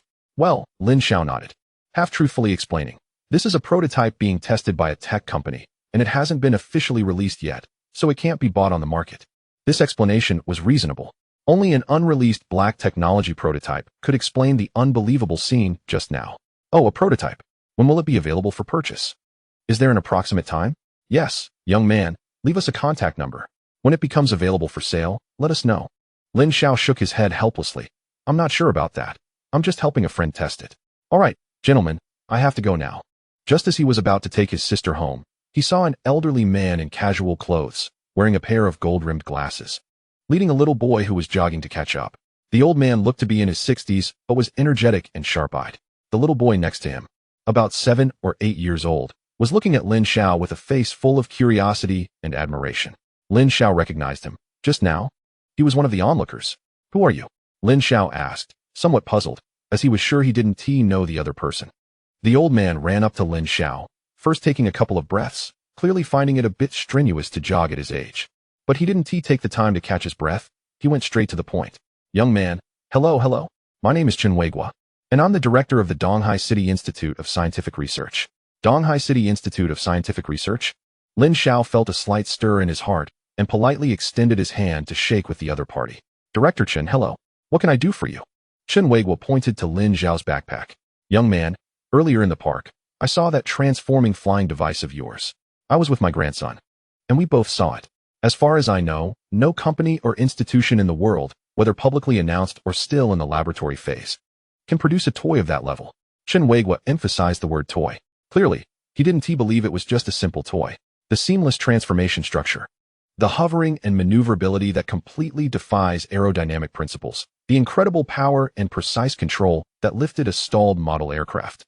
All of this exceeds the realm of modern technology. In his eyes, it was definitely not a toy. Lin Xiao neither confirmed nor denied it. He knew that since the other party could become the director of a research institute, his insight must be sharp. The excuse about his prototype would work on ordinary people. But it would be impossible to fool this man. Director Chen, you exaggerate. It's just a small gadget, Lin Xiao said lightly. A small gadget? Chen Weiguo chuckled bitterly. Young man, if your little gadget were made public, I'm afraid all the physicists and engineers in the world would lose sleep over it. He adjusted his gold-rimmed glasses, his expression becoming incredibly serious. I mean no harm. I just can't suppress my curiosity as a researcher. Young man, can you discuss it with me in depth? His eyes were filled with a thirst for unknown science and exploration. That pure enthusiasm moved Lin Xiao somewhat. More importantly, a thought flashed through Lin Xiao's mind. He couldn't hide his identity as a mercenary and the creation of Shini, which far surpassed Earth's technological level, forever, especially in this age of information explosion. So many people saw it in the park today. Videos and photos might have already made it online, eventually attracting the attention of those with ulterior motives. Rather than passively waiting for trouble to find him, it was better to take the initiative. This Director Chun and the Donghai City Institute of Scientific Research were the best opportunity. A perfect chance that could provide a reasonable explanation for his black technology and offer official protection. Sure. Upon receiving this affirmative answer, Chen Weiguo visibly relaxed, a wave of joy washing over his face. Great. Then we can. However, not right now. I need to take my sister home. She needs to do her homework. Lin Xiao cooperatively wrinkled her little nose. Brother, I finished my homework a long time ago. Lin Xiao shot her a glare. And the little girl immediately understood, sticking out her tongue and falling silent. Of course. Chen Weiguo quickly nodded, taking out a business card from his pocket and handing it over. Young man, this is my contact information. Do you have time this afternoon? I can wait for you at the Research Institute. Okay. Lin Xiao took the business card and glanced at it. It only had a simple name, title, and a string of phone numbers. I'll come find you this afternoon. It's a deal, Chen Weiguo said earnestly, as if afraid he would change his mind. It's a deal. Lin Xiao held Lin Xiao's hand and turned to leave. Watching Lin Xiao's departing figure, Chen Weiguo's grandson looked up with sparkling eyes and asked, Grandpa, that big brother is the owner of that transformer we just saw, right? Yes. Chen Weiguo let out a long breath, but his eyes remained fervent. He is not just the owner of a transformer. He might be someone who can change the world. After taking his sister home and reminding her not to run around, Lin Xiao set out alone. He took a cab to the Donghai City Institute of Scientific Research according to the address on the business card. The institute was located in a picturesque area on the outskirts of the city. Upon arriving at the gate, one of the guards raised his hand to signal him. Comrade, please stop. This is a military-controlled area. Please show your credentials. Lin Xiao took out his phone and dialed the number on the business card. The call was answered almost immediately. Hello? You're here? Chen Weiguo's surprised voice came through the receiver. Director Chen, I'm at the entrance. But it seems I can't get in. Please wait. I'll send someone to get you right away, Chen Weiguo said before hanging up.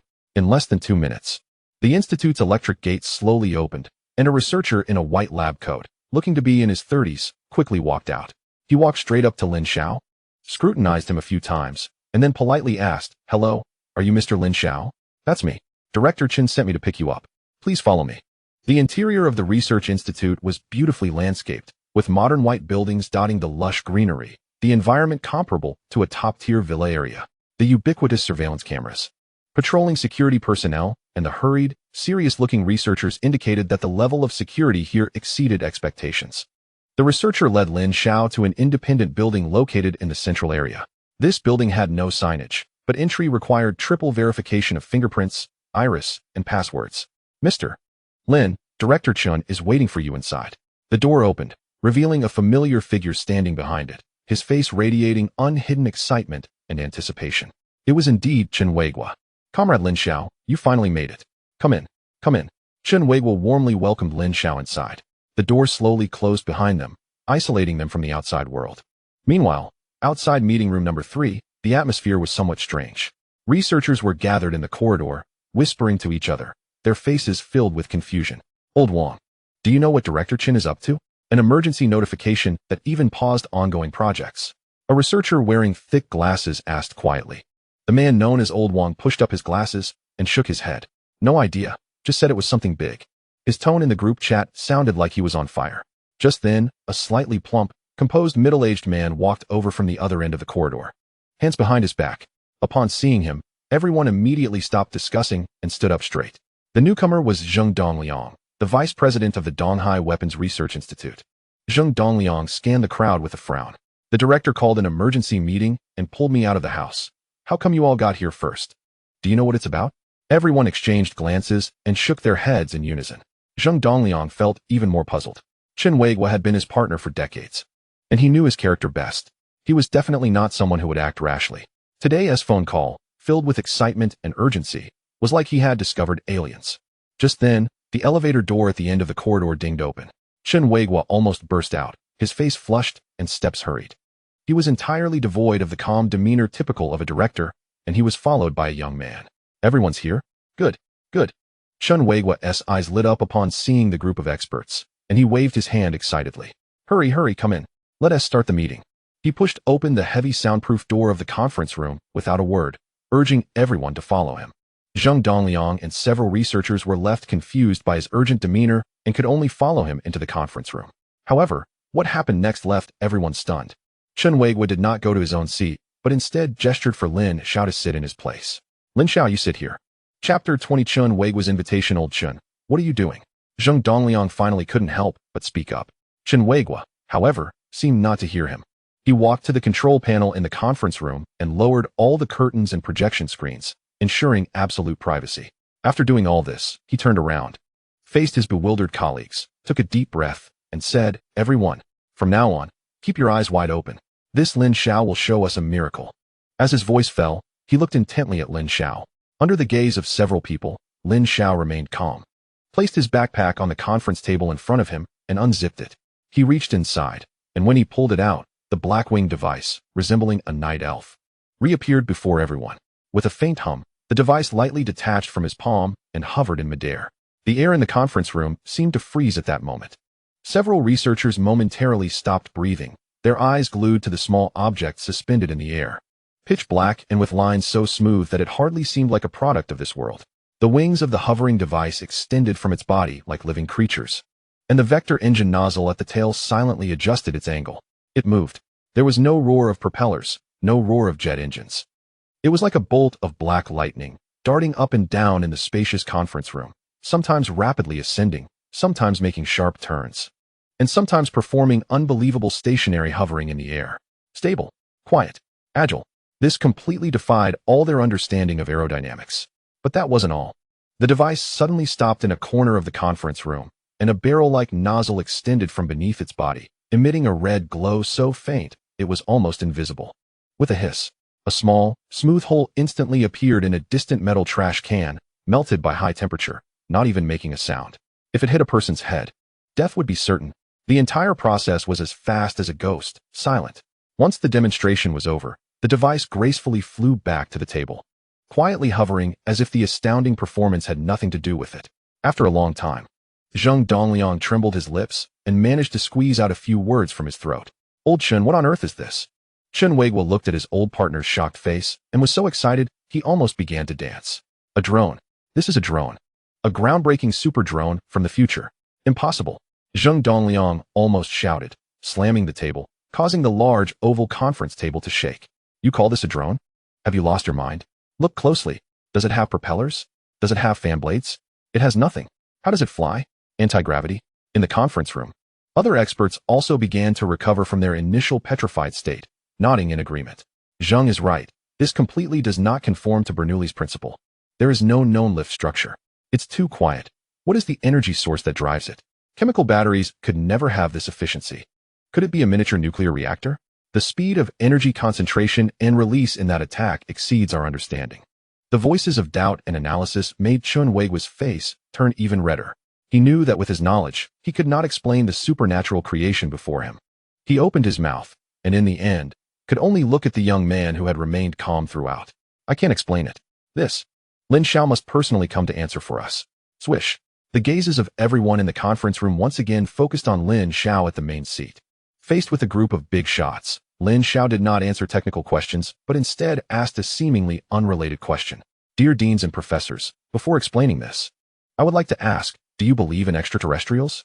As his voice fell, an old professor wearing gold-rimmed glasses instinctively replied, the universe is vast, and the theoretical possibility of extraterrestrial civilizations is extremely high, but there is currently no direct evidence to indicate the existence of aliens. Looking at the various expressions on the faces of the crowd, Lin Xiao's gaze returned to the art-like drone on the table. As you all saw just now, this thing does not conform to our current understanding of aerodynamics, because it is not a product of Earth. Lin Xiao paused, word by word. He dropped a heavy bombshell that could turn the entire world upside down. This drone, it comes from an extraterrestrial civilization. Chapter 21, a technologically powerful nation extraterrestrial civilization? Those 4 words instantly plunged everyone, who had just begun to recover from the shock of the drone, into an even deeper stupor. After a brief silence, there was a more intense outburst. Nonsense. A researcher suddenly stood up. Humanity has yet to find direct evidence of extraterrestrial organisms in its exploration of the universe. And now you tell me there are aliens? This is unscientific. This is not rigorous. Professor Zhang is right. An old professor with gold-rimmed glasses quickly echoed, pushing up his glasses, trying to analyze this supernatural scene rationally. Lin Xiao, we admit that the technology of this drone exceeds our understanding, but attributing it directly to extraterrestrial civilization is too hasty. Another aerodynamics expert nodded repeatedly. That's right. The universe is vast, and we cannot deny the possibility of extraterrestrial civilizations. However, from a probabilistic standpoint, the chance of 2 civilizations meeting in the vastness of space-time is minuscule. Moreover, the other side's weaponry appears precisely on Earth. And you obtained it? The odds are far lower than winning the lottery. Dear deans and professors, Lin Xiao slowly stood up, his calm gaze sweeping across each person's excited face. What you all said is correct. Logically, this is indeed unreasonable. But there are exceptions to everything. He raised his hand, which wore an alien watch. Instantly, before Lin Xiao, a pitch-black crack that reflected no light appeared out of nowhere. It was like pure nothingness, abruptly manifesting in the three-dimensional world. Lin Xiao lifted his foot and stepped inside. In that moment, he was swallowed by the pitch-black crack before everyone's eyes. He disappeared, completely vanished from the conference room, as if he had never existed. The pitch-black crack also quickly shrank with his disappearance, ultimately returning to nothingness, leaving not a trace behind. In the conference room, everything returned to normal. 1 minute later, at the same spot, the pitch-black crack reappeared out of thin air. The next second, a familiar figure stepped out of the crack, calm and unhurried. It was Lin Xiao. He was back. The cracks silently closed behind him. He looked around at the petrified crowd in the conference room, still wearing that calm expression, as if he had just gone out to use the restroom after a trip through space. Now, do you still think I'm talking nonsense? No one answered. Or rather, no one could answer. In the conference room, this group of leaders felt like a bunch of primitive people seeing fire for the first time, all language functions offline. Lin Xiao, where did you just go? Chen Weiguo asked this question, voicing the thoughts of everyone present. Lin Xiao's gaze fell on Chen Weiguo, and he smiled faintly. I didn't go anywhere, just took a stroll around a planet tens of thousands of light years away. Saying this, he opened his right hand. In the palm lay an alien leaf, glistening with dew, fresh and vibrant. Seeing the stunned expressions on everyone's faces, Lin Xiao knew his goal had been achieved. He did not delve deeper into this question. Excessive shock would only bring fear and barriers. What he needed was cooperation. Dear deans and professors. He casually placed the leaf on the table and looked earnestly at everyone. The reason I am showing you this is not to show off. First and foremost, I am a citizen of Daxia. I was born here, grew up here, and I hope my motherland can prosper and stand tall in the world, not be bullied by any foreign enemies. As I mentioned earlier, the technology of the Divine Wing far exceeds that of Earth. It belongs to an alien civilization. With our current industrial and theoretical foundation, it is almost impossible to completely replicate it. Upon hearing this, the previously excited Chen Weiguo and others felt a weight in their hearts. Indeed, even if they obtained alien technology, if they couldn't understand or produce it, it would just be a high-end toy. However, Lin Xiao shifted his tone, its design philosophy, energy system, and propulsion method. If we can understand even 1% or even 1,000th of it, it would be enough to bring a qualitative leap to our military technology. Chen Weiguo and others' eyes suddenly brightened, and their breathing quickened. Exactly. Even if it's just a glimpse, it would be enough to put them ahead of the whole world. Lin Xiao, seeing the hopeful gazes from everyone, dropped the final reassuring note. In 2 days, I will gift a brand new Divine Wing drone to the Research Institute for you to conduct secret studies. He understood that the matter of alien civilization would be hard for everyone to accept at first, but it was the truth. Human civilization, from lighting the first bonfire to today, is just a blink of an eye on a cosmic scale. We are trapped on this blue planet, struggling to explore the outside, and have barely taken a step out of the solar system. But in the unseen distance, countless civilizations have thrived in the cosmic sea for billions of years. They have built empires spanning galaxies, harnessed stars as energy, and traversed space as if it were child's play. The reason I brought the Divine Wing to Earth and told you all this, Lin Xiao's gaze became unprecedentedly serious, is not to have you build a few powerful planes to win a few local wars. I hope that through my efforts, our civilization can quickly integrate into that true cosmic family. Cosmic family, Zheng Dongliang murmured, his eyes that had seen countless intricate blueprints now filled with confusion and longing, as if he could see the brilliant lights beyond billions of stars through the conference room ceiling.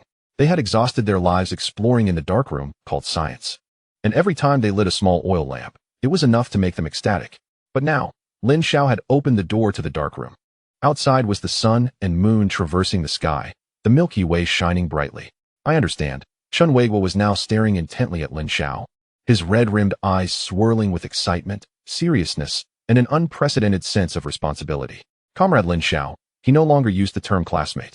These two words now represented not just a change of identity, but also an acknowledgement of attitude. This matter has surpassed our research institute, and even the capacity of Donghai City to handle it. Chen Weiguo spoke slowly. Its significance is too great for the country, for the nation, and even for the future of this planet we stand on. He straightened his back, his expression extremely serious, and said to Lin Xiao, I must immediately report everything that happened here to my superiors. I hope you won't mind. Reporting is necessary. Such a shocking secret. Such an opportunity that could change the fate of the nation. Keeping it in his hands for even a minute is a crime against the country and the people. The rest of the researchers and professors held their breath, their hearts racing. They all understood what Chen Weigu's statement meant. It meant that from this moment on, this matter would officially rise from the level of scientific discovery to the highest strategic level of the nation. All eyes were focused on Lin Xiao. Lin Xiao nodded slightly, as if he had anticipated this outcome. I understand. The reason I told you about this is that I hope through the national system, this power can realize its maximum value. This is the right thing to do. You need not have any concerns. Everyone present understood that the wheels of history had begun to turn in a way they could not imagine. Chapter 22 New Mission. The night was dark as ink, painting Donghai City into a dazzling star river, and Lin Xiao finally returned home. At the dinner table, his parents were asking him about his summer job search, reminding him not to overwork himself and to stay safe. Lin Xiao responded to each question, feeling a warm current in his heart. No matter what thrilling experiences he had outside, this small home would always be his most stable harbor. It was also to protect this ordinary stability that he had to go further and become stronger. After dinner, Lin Xiao locked himself in his room under the pretext of reviewing for college and arrived at base number 7. Lin Xiao raised his wrist. On the watch screen, a red exclamation mark was blinking slightly. He clicked on the icon. A virtual light screen projected in the air, clearly displaying the new mission information. Mission type, elimination mission. Mission location, Glacio Planet number 7. Mission objective, eliminate the pack of velociraptors in the designated area. Base reward, 2,000 star coins. Mission note, the environment of Glacio number 7 is complex. The target species has high mobility and group aggression. Without much hesitation, he clicked Accept Mission. Returning to the spaceship, 2 figures were already waiting there. One was Steel Bone, as sturdy as an iron tower. He was leaning against the wall of the cabin, holding a menacing heavy-energy gun in his arms, which was his new weapon. The other was Yin. She was dressed in a dark red tight combat suit, her long hair tied up high, looking heroic. When she saw Lin Xiao approaching, a gentle smile appeared on her face. Little guy, you finally made it. Steel Bone merely raised his eyelids and let out a grunt through his nose, acknowledging the greeting. Sister Yin, brother Steel Bone, Lin Xiao nodded. Have you reviewed the mission? Yan's smile faded slightly, and her expression became serious. Yes, I've reviewed it. That's good. Yin walked in front of him and reached out to straighten his slightly messy collar, her movements as natural as an older sister caring for her younger brother. I need to remind you, this time it's not a joke. Her voice was very low.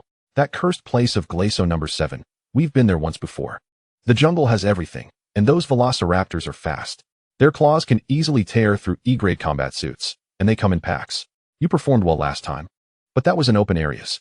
Jungle combat, with obstructed visibility, is fraught with danger and at a much higher level of risk. At that time, stay close to me, and never act on your own, understand? Lin Xiao felt a warmth in his heart and nodded seriously. I understand, Sister Yin. Let's go. Steel Bone turned around first and strode into the landing pod. Let's go up as well. Yin patted Lin Xiao's shoulder. The 3 of them entered the cabin in order, and the hatch slowly closed. After a brief spatial jump, a massive planet, enveloped in thick green and white clouds, appeared outside the window. Glacio 7, prepare for landing.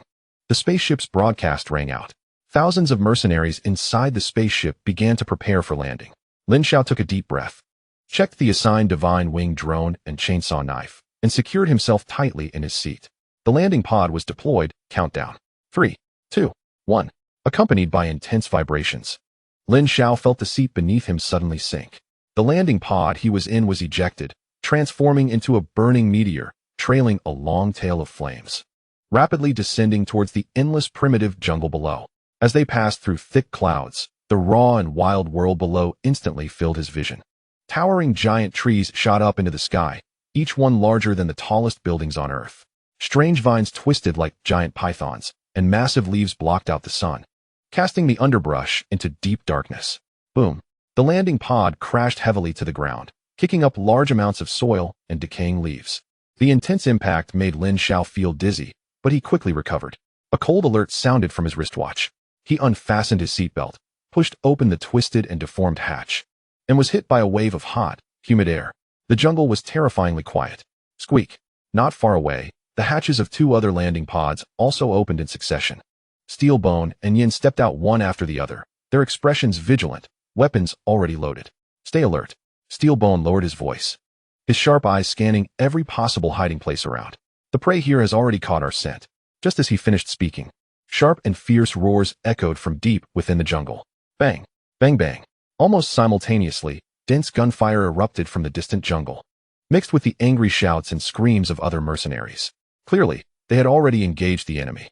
Lin Xiao looked in the direction of the sound and saw dark green shadows flitting through the swaying leaves like ghosts. They were the velociraptors. These creatures were slightly larger than cows, resembling ancient Earth dinosaurs, but more agile.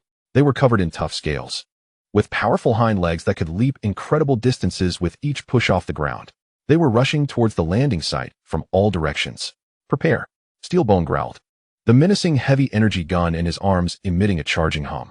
Lin Xiao, stay close to me. Use your drone to scout the flanks. Yin drew the battle blade from her waist. Understood. Lin Xiao suppressed the excitement in his heart and quickly operated the Divine Wing. The Divine Wing drone silently ascended, passing through layers of branches and leaves, transmitting real-time images of the rear flank to his tactical visor. Red thermal signatures were rapidly approaching. Right rear, at 7 o'clock. At least 15 of them. Got it. Steelbone didn't even turn around. The moment Lin Xiao finished speaking, he moved. Boom. A thick, bright blue energy beam shot out from the muzzle of the heavy energy gun, tearing through all the vines and branches in its path, accurately striking into the dense forest in the rear. The explosion's flames flickered across the three faces, casting them in light and shadow. A piercing scream immediately rang out, accompanied by the smell of burnt flesh, but more so, the enraged, rising shrieks. They're coming, Yin shouted. Before her voice fell, 3 dark green shadows broke through the trees ahead, turning into 3 lethal gusts of wind, charging directly at the 3 of them. The leading velociraptor leaped high, its claws aiming for Steelbone's head. Steelbone raised his left arm sharply, and with a click, a small alloy shield popped out, accurately blocking the velociraptor's pounce. The velociraptor's claws left 3 deep scratches on the alloy shield, but it could advance no further. What awaited it was Steelbone's iron fist. Get lost. A punch hit the velociraptor's side. A dull crack of bones sounded, and the fierce predator howled as it flew sideways, crashing heavily into a giant tree, collapsing to the ground, silent. Meanwhile, the other 2 velociraptors had already flanked Yin and Lin Xiao. Yin's figure advanced instead of retreating, her toes lightly tapping the ground. Her whole body like a dark red butterfly, cutting into the attack's blind spot at an unbelievable angle. PFF. Blood splattered. The velociraptor's movements abruptly halted. It remained in a forward lunge, but its head had separated from its body, rolling to Lin Xiao's feet. The last velociraptor's target was Lin Xiao. Buzz. Lin Xiao's right hand shook, and the chainsaw knife instantly activated, the interlocking teeth spinning at high speed. He stepped forward, lowering his body. The chainsaw knife rose from below, viciously slashing upward at the oncoming shadow. Kill. Chapter 23. Making money. Madly warm blood splattered all over Lin Xiao's face, mixing with the blood mist kicked up by the chainsaw knife, making him look like a demon emerging from a pool of blood. The velociraptor lunging at him was completely split in 2 from its jaw to its crown. Innards and shattered bones spilled everywhere. The rich scent of blood ignited like a fuse, completely detonating the jungle. Roar. Hiss. More roars erupted from all directions, as if the entire forest had come to life. The trees shook violently, and dark green shadows surged out of the dim woods with astonishing ferocity, converging into an unstoppable green tide. Their numbers far exceeded the previous dozen. At least 100 were visible. Damn it, we stirred the nest. Steelbone cursed angrily, thrusting the alloy shield heavily into the ground, half kneeling. The muzzle of his heavy energy gun glowing with a dazzling blue light once more. Yin, guard the left flank. Lin Xiao, take care of the right flank. And keep the drone monitoring our rear. Okay. Yin flashed her figure, her battle blade drawing a blood-red arc as she actively engaged the beast horde coming from the left. Understood. Lin Xiao felt no fear at all. Instead, an inexplicable excitement burned in his chest. A message just popped up on his wristwatch. Kill Velociraptor. Earn 20 star coins. 20. That's double what those previous bugs gave. Kill. Lin Xiao aligned with Steelbone's defense line, the chainsaw knife emitting even more violent roars. A Velociraptor lunged from the right. Lin Xiao crouched low, thrusting the chainsaw knife at a tricky angle from below, precisely stabbing into the Velociraptor's soft belly. The chainsaw's teeth churned violently, turning flesh, fascia, and organs into a mushy mess. The Velociraptor let out a wail, and Lin Xiao violently flung it away, crashing into 2 of its kind that were following behind. Kill Velociraptor. Earn 20 star coins. Another message popped up. He pivoted on his left foot, swiftly turning, the chainsaw knife carving a blood-red arc as it cleaved a Velociraptor attempting to sneak attack from the side in half. The upper half of its body remained in the air while the lower half, drenched in blood, crashed to the ground. The battle had completely entered a white-hot phase. Boom. Boom. Each roar of Steelbone's heavy energy gun cleared a path through the beast horde, littered with charred corpses and shredded flesh. Wherever the energy beam passed, whether it was a swift beast or a giant tree vine, everything turned to char. However, his firing frequency was not high. Each shot accurately struck the densest or most threatening positions in the beast pack. More often, he used that alloy shield and his fist the size of a sand pot to blast away all the swift beasts attempting to break through the defensive line. On the other side, Yan's battle was an art of death. Her figure darted among a dozen swift beasts, moving so fast that only dark red afterimages remained. With each afterimage flashing by, a line of blood shot out. Her battle blades seemed to have a life of its own, always finding the weakest points in the swift beast's defenses, their necks and eye sockets. There were no unnecessary movements, no wasted effort. Each strike inevitably took a life. Elegant and deadly. And Lin Xiao was the wildest and bloodiest of them all. He lacked the absolute strength of Steelbone and the ghostly skills of Yan. What he had was the unending energy in his young body and the deadly weapon in his hand that was born for slaughter. Each swing of the chainsaw knife sent large chunks of flesh and blood flying. He didn't seem to be fighting. He seemed to be dismembering these predators in the most violent way possible. Severed limbs, dismembered bodies, and entrails covered the ground around him. The Godwing drone hovered in the sky, faithfully relaying the dynamics from the rear to his visor, allowing him to devote all his energy to the slaughter ahead without hesitation. He didn't know how long it had been. But when Lin Xiao stabbed the last charging swift beast into the ground, the endless roar around him finally began to subside. In the air, only the dense smell of blood and char remained, along with the heavy breathing of the three. Lin Xiao leaned on his chainsaw knife, his chest heaving violently.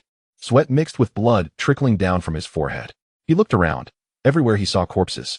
Dark green bodies piled up like mountains, completely dyeing the forest floor dark red. He roughly counted. He had personally slaughtered no fewer than 50. Lin Xiao let out a long breath filled with the smell of blood, grinning. This summer job is exciting. How do you feel? Yan's voice came as she walked over to Lin Xiao, handing him a clean cloth. Her breathing was also a bit rapid, but she was in much better shape than Lin Xiao. Not bad. Lin Xiao took the cloth, wiped his face haphazardly, and excitedly asked, Sister Yan, why is this kind of monster worth 20 star coins each? I remember the previous bugs were only 10. The reward is assessed based on the mission objectives and the danger level of the planet. This swift beast is a native species of this planet, with extremely strong aggression. Its threat level is much higher than those bugs, so the reward is naturally higher. Yan paused and continued, when you grow up and take on those truly high difficulty missions, the prey you face might be worth tens of thousands of star coins each. Tens of thousands of star coins each, of course. But that kind of mission is only for advanced elite mercenaries to even think about. Each time, it's a matter of life and death. Lin Xiao's heart skipped a beat. What kind of terrifying existence would a monster worth tens of thousands of star coins be? And what kind of power would the mercenaries who could hunt such beings possess? All right, rookie, stop daydreaming. Steelbone, carrying the still steaming energy gun, walked over. His scarred face showed no expression. The warm-up is over. We need to regroup with the others. He pointed toward the depths of the jungle, where gunfire and explosions could still be faintly heard. The real battle has just begun. Chapter 24, Head Beast Keep Up. Steelbone had no extra words. Hoisting the heavy energy gun onto his shoulder, striding forward into the jungle. Yan nodded at Lin Xiao, her figure flashing as she silently followed. Lin Xiao took a deep breath and pulled the chainsaw knife from the swift beast's head. He no longer hesitated and stepped forward to join the team. The three formed a standard combat triangle, quickly traversing the dense forest. Steelbone led the way, using his burly body and the heavy cannon on his shoulder to clear a path. Yan was on the left flank, her figure elusive, vigilant for any possible ambush. Lin Xiao was responsible for the right flank and rear, with the holographic vision provided by the Godwing drone allowing him to keep an eye on their back. The deeper they went, the more brutal the traces of battle became. Giant trees pierced by energy beams, deep craters torn apart by explosives, and an increasing number of human corpses. Their uniforms were starkly different from the high-tech combat suits worn by Lin Xiao and the others. They were more like conventional military uniforms, and their weapons were gunpowder-powered rifles. Clearly, they were the local garrison on this planet. Boom. A violent explosion sounded not far ahead, and flames shot up, turning a small patch of sky orange-red. Following that was a barrage of gunfire and the furious roars of the beasts. Over there, Steelbone roared, pushing off the ground, his speed suddenly increasing. The three burst out of the dense forest, and the sight before Lin Xiao made his pupils constrict.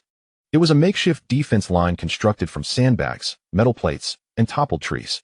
Dozens of soldiers in camouflage were relying on this fragile line, fiercely exchanging fire with the swift beasts that outnumbered them several times.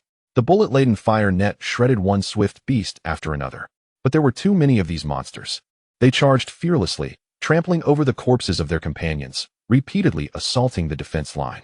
A soldier's rifle jammed, and just as he bent down to fix it, a swift beast broke through the fire line, its sharp claws tearing open his throat. Blood gushed forth. The defense line was on the verge of collapse. At that moment, steel bone, like a heavy tank, fiercely crashed into the battlefield. Boom! The heavy energy gun roared again, and a thick energy beam swept across, instantly clearing a death path dozens of meters long through the beast pack. Within the path, both swift beasts and plants turned to ash. This apocalyptic strike momentarily silenced the fierce battlefield. All the soldiers stared dumbfounded at this guy. What are you looking at? If you don't want to die, keep firing. Steel Bone's roar, like thunder, jolted the dazed soldiers awake. It's the cosmic mercenaries. Reinforcements have arrived. One officer was the first to react, his face bursting into a look of ecstatic joy as he shouted hoarsely. The despairing morale was ignited in an instant. The soldiers madly unleashed their ammunition, and Yan and Lin Xiao also joined the fight. Yan's figure moved like a specter, darting through the gap in the defense line, her battle blade flashing as it accurately sliced open the necks of the swift beasts, her efficiency shocking. Lin Xiao was even more direct. He leaped onto the defense line, the chainsaw knife in his hand roaring deafeningly as he slashed down at the crowded beast pack below. He was like a human meat grinder. Any swift beast that attempted to approach the defense line was violently torn to pieces by him. With the addition of the three mercenaries, the tide of battle instantly turned. The once shaky defense line became as solid as a fortress. Half an hour later, the last swift beast was shot into a sieve, unwillingly collapsing. We're saved. We're saved. Many soldiers collapsed to the ground, exhausted, crying in each other's arms. The soldier who looked like an officer quickly ran in front of Steelbone, excitedly saluting. Thank you, powerful mercenaries. I am the commander here, Sergeant Kyle. If it weren't for you, we would have likely been annihilated. Steelbone looked at him expressionlessly. Don't celebrate too early. These are just cannon fodder. Sergeant Kyle's face turned pale. You mean? The attacks from these creatures are very organized. It's clear that something is commanding them from behind. Not taking out their leader will only lead to endless attacks. A bitter expression appeared on Sergeant Kyle's face. We know. We call them the head beasts. They are more cunning and powerful than ordinary swift beasts. They hide in the dark, and we can't find them at all. Several teams have tried to search, but none have returned. Mercenary, sir, I know this is presumptuous, but please help us. As long as we can kill the head beast, we can pay any price.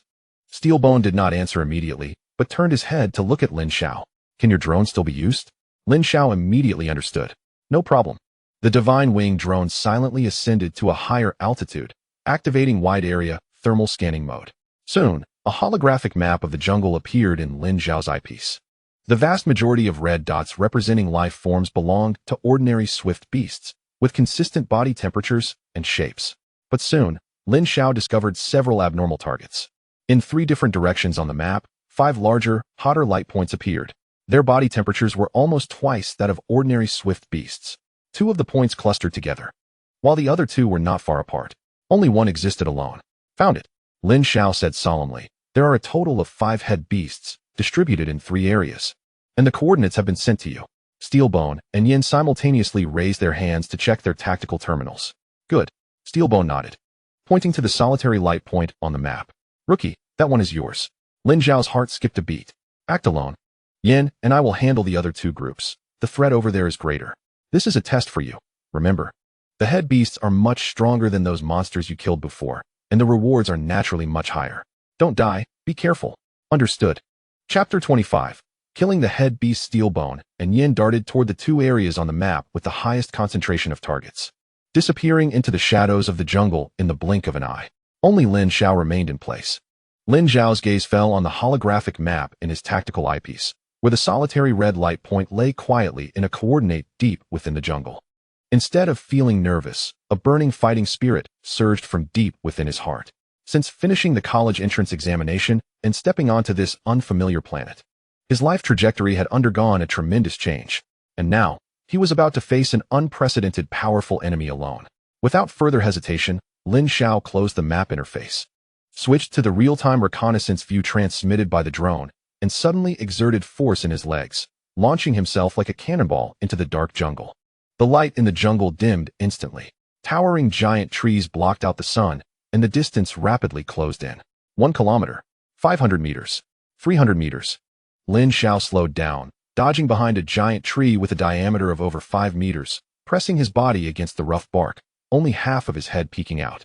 The target was right ahead. It was a relatively open clearing in the forest.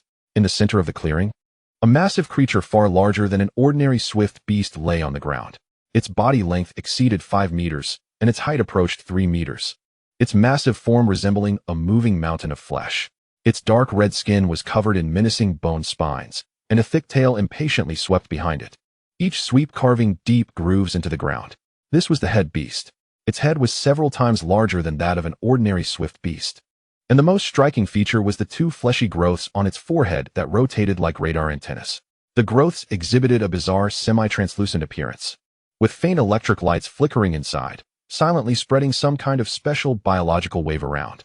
Surrounding the head beast were 7 or 8 similarly robust swift beasts, acting as its most loyal guards, vigilantly scanning their surroundings. Lin Xiao's breathing slowed to an extreme. He did not rush out immediately. Charging directly would only get him entangled by those guard swift beasts, leaving the head beast an opportunity to strike hard. He had to deal with those annoying guards first. Lin Xiao's gaze swept around, his brain rapidly calculating, and a plan formed in an instant. He quietly retreated, making a half circle, and arrived at the opposite side of the clearing. He picked up a rock the size of a human head, threw it with all his might toward the depths of the jungle in the direction opposite to himself. Whoosh bang! The rock hit a giant tree with a dull thud. In the silent jungle, it sounded particularly sharp. Grr! Almost instantly, all the guard swift beasts turned in the direction of the sound, their blood-red eyes fixated on the source. 3 of the swift beasts let out a low growl and dashed forward without hesitation. The head beast lazily lifted its eyelid, seemingly unconcerned. The opportunity. Now is the time. Lin Xiao moved. He no longer concealed his presence and burst out from behind the tree. Buzz! The roar of the chainsaw knife. The 5 swift beasts still on guard were startled by this sudden change, turning to pounce at Lin Xiao. But it was too late. Lin Xiao's speed was faster than theirs. The first swift beast had just leaped when Lin Xiao cleaved it in half from below, hot entrails and blood splattering out. Without pausing, Lin Xiao twisted his body mid-air to dodge the claw attack of the second swift beast, swinging the chainsaw knife in a horizontal arc. Crack! The neck of the second swift beast, along with its hard skull, was directly severed by the violent teeth. The huge head flew into the air. Fear finally appeared in the eyes of the remaining 3 swift beasts, but the command from the head beast prevented them from retreating. They roared and attacked simultaneously from 3 directions. Come on! A cold light flashed in Lin Xiao's eyes. Instead of retreating, he charged forward and killed them all. Roar! At that moment, the massive head beast finally woke up from its lethargy, letting out an ear-splitting roar. This roar was no longer a command, but pure anger and killing intent. It abandoned its command over the distant beasts, and the fleshy growths on its forehead crackled with electricity, a violent mental shock violently crashing into Lin Xiao's mind. Buzz! Lin Xiao felt as if his head had been struck by a heavy hammer, stars flashing before his eyes. His movements momentarily halted. The head beast's massive body exhibited agility completely unbefitting its size. It suddenly pushed off the ground, its long tail sweeping toward Lin Xiao. In a split second, Lin Xiao shouted, crossing the chainsaw knife in front of his chest. This blow forced him back several meters, crashing hard against the trunk of a giant tree before he barely managed to stop. PFF. A mouthful of blood spurted from his mouth. A clear dent appeared in the chest of his power armor, and the energy shield's alarm blared frantically. Roar! The head beast, having landed a hit, gave Lin Xiao no chance to catch his breath, as its thick tail swept toward him again. Lin Xiao gritted his teeth against the agonizing pain from his insides, and performed a roll, narrowly dodging this deadly sweep. Boom!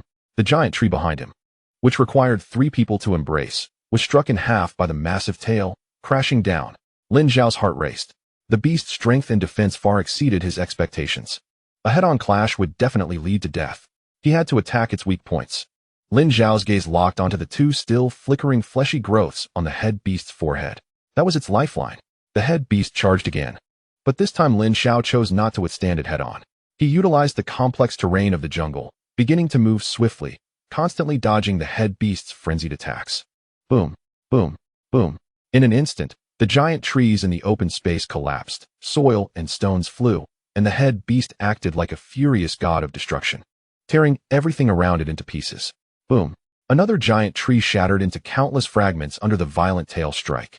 The head beast's crimson eyes locked onto Lin Xiao, enjoying the thrill of watching its prey struggle on the edge of death like a cat playing with a mouse. The head beast charged again, its massive body causing the ground to tremble like an out-of-control heavy tank, rushing towards Lin Xiao. This time, Lin Xiao did not dodge to the side. He tightened the muscles in his legs, and, at the moment the head beast approached, he lunged forward towards a still-standing giant tree that was in the dead angle of the beast's charge. The tree was perfectly positioned in the beast's path. Roar? The head beast's mind clearly could not comprehend the suicidal behavior of this tiny creature, but its movement did not pause for an instant. To it, no matter what the prey did, it would be crushed. Lin Xiao's body was almost pressed against the rough trunk, his feet rapidly pushing off the tree, propelling him upwards like an arrow shot from a bow. In an instant, he climbed several meters high.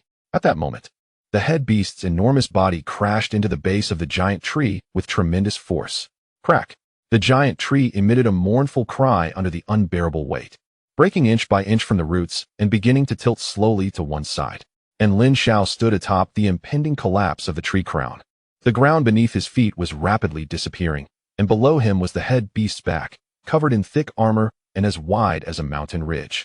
Without a moment's hesitation, Lin Xiao leaped forward in the direction the tree was falling. He saw the massive head of the beast turning in confusion, saw those two fleshy tumors glowing with dangerous electric light just inches away, and even smelled the intense stench emanating from it. Now's the time. Buzz! The roar of the chainsaw echoed in the air, unprecedentedly loud. Lin Xiao poured all his strength and hope into this strike. The wildly spinning teeth plunged deep into the base of the left tumor. It was not as hard as imagined. Instead, it was as smooth as cutting tofu. The boiling, dark green, putrid liquid erupted like a volcanic eruption, shooting out in an instant. Roar! A cry of pain soared into the sky. The entire jungle trembled at this roar. The head beast's massive body instantly froze, then fell into the most primal, violent frenzy.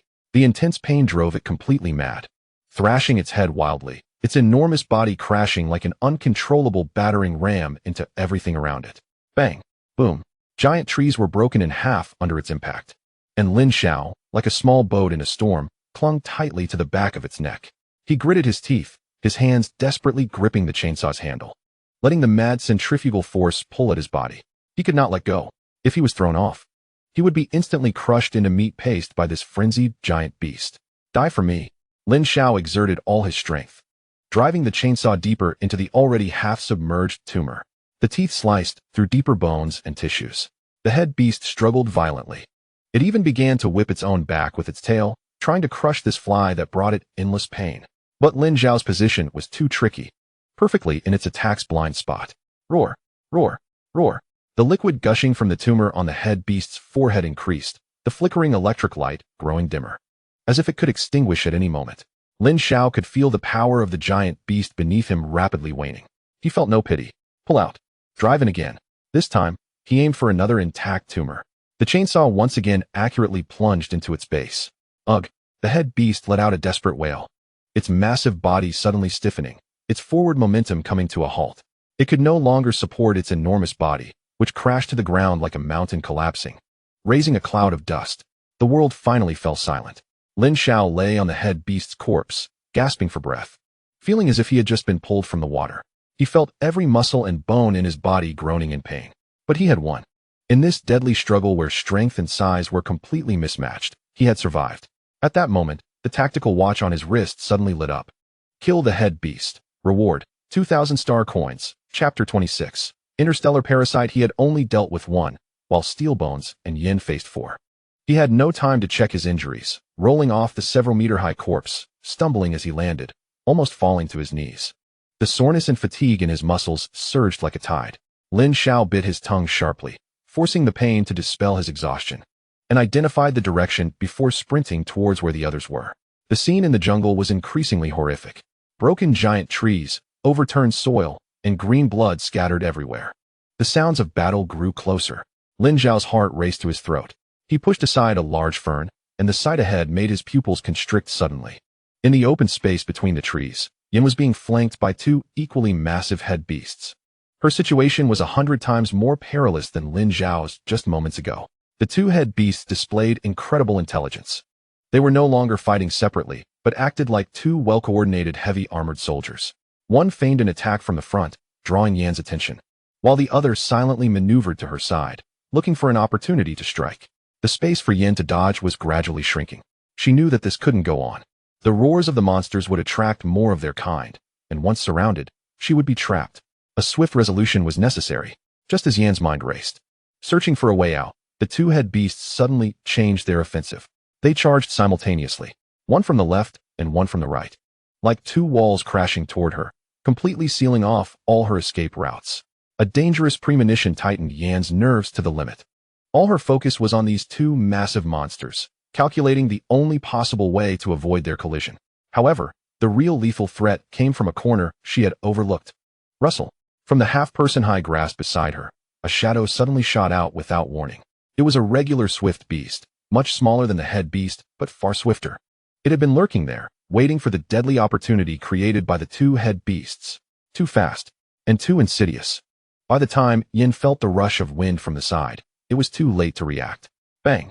The heavy impact struck her side. Yin let out a muffled grunt, losing her balance and stumbling to the side. Her vision spun wildly. The last thing she saw was the two head beasts' massive mouths, filled with sharp teeth and reeking of blood, rushing toward her as she fell. Am I going to die? Just as despair was swallowing Yan's consciousness, a figure moved. Lin Xiao rushed in front of Yan at the critical moment. Without a moment's pause, he bent down, wrapped his arms around the falling Yan, and then used his waist and abdomen to exert force, rolling her backward to safety. Roar! The two massive mouths crashed together where they had just been. Debris and dirt were splattered by the powerful bite force, hitting Lin Xiao's back painfully. The soft and warm body in his arms carried a faint fragrance. However, Lin Xiao had no time to savor it. He continued to roll with the motions, and the moment he stabilized his stance, he loosened his left hand and gripped the chainsaw knife with his right hand, swinging it back. The ferocious beast, which had just completed a sneak attack and was preparing to pounce again, had its massive head sent soaring into the sky. Yin stared blankly at this boy who had needed her guidance and protection not long ago. Lin Xiao set Yin down, and the two faced the two beasts. The one on the left is mine. Before his words fell, he had already charged out. Roar! The beast on the left saw this tiny human daring to provoke it and immediately abandoned Yin, turning its direction to crush Lin Xiao. Yan's heart tightened. She wanted to warn him not to fight head-on, but she saw Lin Xiao's figure make a strange turn during his charge, narrowly brushing past the beast's shoulder. And the chainsaw knife was raised upward. Swish! The violent teeth slashed a massive wound deep enough to see bone on the beast's abdomen. Blood and flesh flew everywhere. Yin saw the two beasts distracted, leaped high, and stabbed her battle blade into the eye socket of the other beast. One strike, and it was dead. As she withdrew her blade, Lin Xiao had already taken care of his opponent. The jungle fell into dead silence after the battle. Yin stared at Lin Xiao, her face filled with complex emotions at that moment. This boy, who had needed her guidance and protection not long ago, had just shown terrifying combat power that was completely disproportionate to his appearance, like a divine soldier descending from the sky at her most desperate moment. That decisiveness, that instinct to seize the opportunity in life and death moments, was far from what a newcomer to this cruel world should possess. Your progress is a bit too fast. Yin sighed. She had seen countless geniuses, but someone like Lin Xiao, who could grow from a student who couldn't even hold a gun steady to a warrior capable of taking on a beast in such a short time, was simply unheard of. Lin Xiao grinned, revealing a set of white teeth, exuding youthful energy. Just luck. He didn't explain further. He could feel that each life and death struggle was squeezing his potential, allowing him to absorb combat experience at an astonishing speed and transform it into instinct. After this mission, you might be able to become a one-star mercenary. Yin looked at him, her gaze becoming much more serious. One-star mercenary? Lin Xiao was taken aback. Then what am I now? A trainee. Yin smiled, and the tense atmosphere eased considerably. Only when you officially register in the mercenary system can you be considered a real cosmic mercenary. Otherwise, you're at most a temporary worker following us around, with no compensation. Lin Xiao rubbed his nose. So he was even less than a temporary worker before. Let's go find Steelbone. He should be done over there too. Yin collected her thoughts and identified the direction. The two moved cautiously towards the agreed meeting point, alert to their surroundings. The sights along the way were several times more devastating than the place they had just fought. Dozens of giant trees, needing several people to embrace, were broken in half. And the ground was covered with huge claw marks and turned up soil, as if ravaged by heavy machinery. The corpses of the two beasts lay intertwined in the clearing, one decapitated, while the entire chest cavity of the other was completely shattered by some immense force, the scene exceedingly bloody. Steelbone was sitting heavily on a boulder about half a person high, breathing heavily. I'm getting old. He patted his sore waist, self-deprecatingly. After this job, I really should find a place to retire. You're only 150 years old. In the vast universe of the human race, you're still just a baby. Yin shot him an annoyed glance. If you consider yourself old, then those ancient monsters who are thousands of years old and still working as mercenaries should collectively commit suicide. Steelbone opened his mouth wide and let out a couple of muffled laughs. All right, enough joking. His smile suddenly faded, and his expression turned unusually serious. Come look at this. He stood up and pointed to one of the beasts he had disemboweled. Lin Xiao and Yin exchanged glances and walked over quickly. A strong, nauseating stench mixed with a rotten odor hit them, making Lin Xiao's stomach churn. Chapter 27. The insectoid crisis. Steelbone was evidently professional. He used a dagger to precisely cut open the beast's chest and abdomen, exposing the internal organ structure completely. Deep within the colorful, writhing organs, something extremely incongruous caught their attention. It was a black worm, about the length of an arm. Its shape resembled a centipede, covered with fine shells, and a pair of tiny mouthparts were firmly embedded in the beast's aorta. Even though the beast had died, this strange worm seemed still alive, its body occasionally twitching. What is this? Lin Xiao frowned and asked. We're in big trouble, Steelbone said in a low voice. I found the same thing inside the other monster. I dissected its nerve center and found that this thing has almost fused with the host's brainstem. He carefully poked at the black worm with his dagger. If I'm not mistaken, this is the larva of a violent worm. Violent worm? Lin Xiao was somewhat unfamiliar with the term. However, Yan's expression changed drastically at the mention of it, looking worse than when she was attacked by the two beasts. Impossible, she exclaimed. How could violent worms appear here? This is the heart of the human territory, a resource planet being developed by the Federation. Steelbone shook his head, his gaze as heavy as iron. The facts are right in front of us. The abnormal aggression of these ferocious beasts and their extreme bloodthirstiness and madness are not because they are hungry, but because they are parasitized by this thing, turning them into puppets that only know how to kill. Yin observed the black larva carefully, as if confirming something. After a moment, she slowly straightened up, her face pale. Steelbone was right. This is an insectoid organism. She looked at Lin Xiao, who was still confused, and explained word by word. Violent worms are an extremely dangerous cosmic parasitic insectoid. They do not possess independent combat units. Their only way of survival is parasitism. Their nests drift in space for years, occasionally landing on a life planet to go dormant. Once the temperature of that planet reaches a certain level, the nest will open, and these worms will emerge. The parasitized creatures will become extremely aggressive, attacking all living things in a frenzy to expand the infection range. When the time is right, all the infected creatures will return to the nest where they initially arrived at the same time. There, they will hatch the true queen. Yin took a deep breath and spoke of the most terrifying outcome. Once the queen is born, it will command all infected creatures on this planet to launch a full-scale attack on the native civilization through a pheromone network in a very short time. By then, the entire planet will become a living hell. Since their SA nest is a clear target, can't we just directly destroy it with powerful weapons like nuclear bombs? Lin Xiao curiously asked. This was the simplest, most straightforward, and effective logic when Earth's civilization faced insurmountable threats. Nuclear bomb. Steelbone let out a brief laugh upon hearing this. You're underestimating the worms. Yin took over the conversation. Insectoid organisms are among the top environmental adapters in the universe. Their genetic chains are extremely special, capable of absorbing and utilizing most forms of energy, including nuclear radiation. She raised her hand and swiped in the air. A light blue holographic screen unfolded on her wrist's personal terminal. The screen began to play shocking footage. In the history of the Federation, 3 indigenous civilizations on planets with low levels of development had launched a saturation bombing using all their nuclear weapons against a hive before it was discovered by the Federation. In the footage, massive mushroom clouds rose above a desolate wasteland, and the shockwave flattened everything on the surface. Since there was a clear target like the hive, why not use powerful weapons, like nuclear bombs, to destroy it directly? Lin Xiao asked curiously. This was the simplest, most straightforward, and effective logic that Earth's civilization resorted to when facing an insurmountable threat. Nuclear bombs? Steelbone let out a short laugh. You underestimate the insect race. Yin took over the conversation. The insect race is one of the top environmental adapters in the universe. Their genetic chain is extremely special, allowing them to absorb and utilize most forms of energy, including nuclear radiation. She swiped in the air again, and another light blue holographic screen appeared on her wrist's personal terminal. The screen began to play shocking footage again. In the history of the Federation, 3 lesser-developed fringe planets had encountered the arrival of violent insects. And one of those planets' indigenous civilizations had used all their nuclear weapons to conduct saturation bombings against the hive before we discovered it. The footage showed massive mushroom clouds rising above a wasteland, and the shockwave flattened everything on the surface. However, the next piece of footage made Lin Xiao's pupils suddenly constrict. Countless grotesque and larger parasitic beasts roared out of the hive, their bodies glowing with eerie green fluorescence, a manifestation of high-concentration radiation.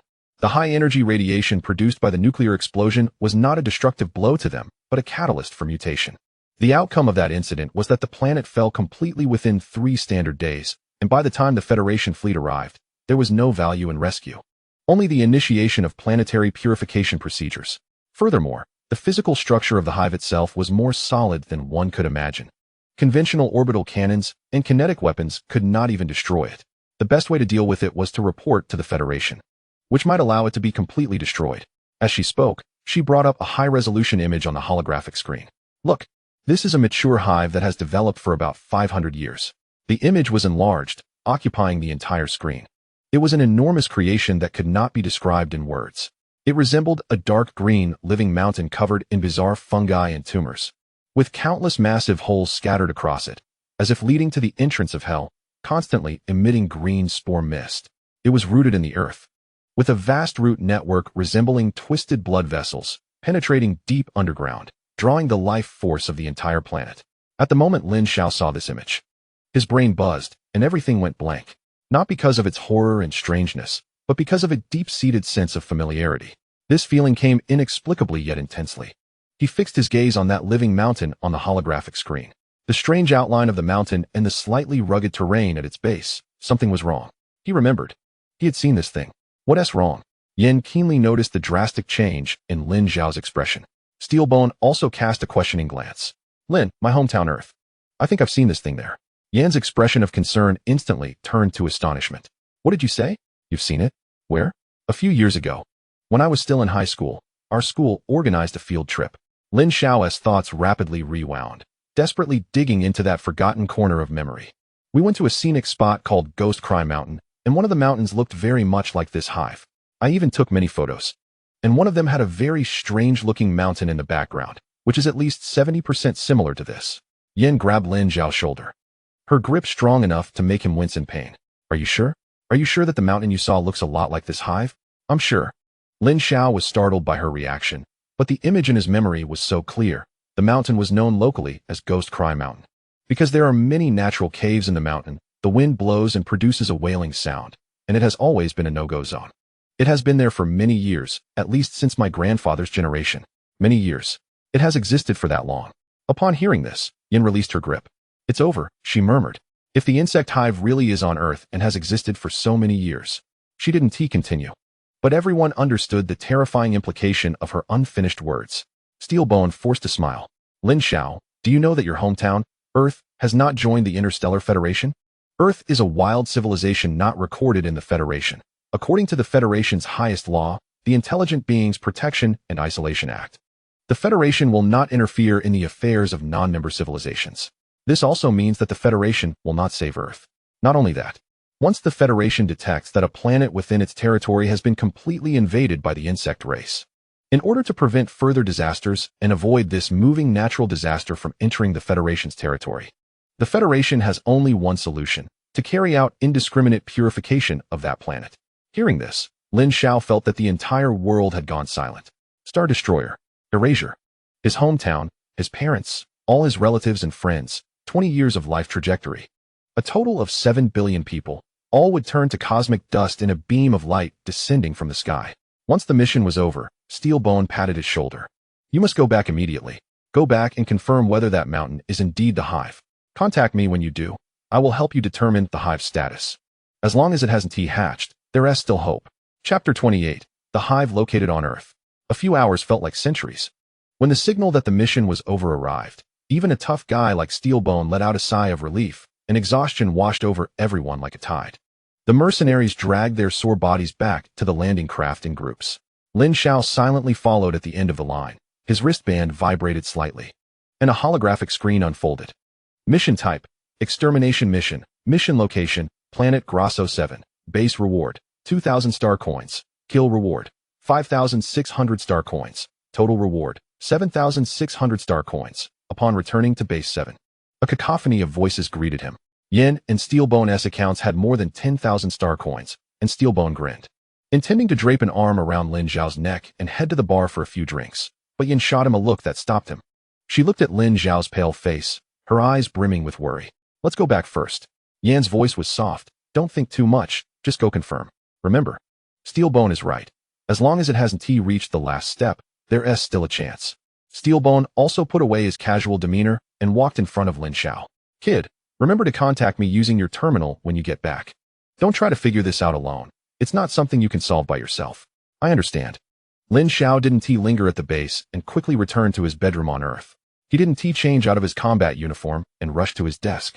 Flipping open his laptop, the computer emitted the familiar startup music. The screen lit up, and the desktop displayed a family photo of him and his relatives at the beach.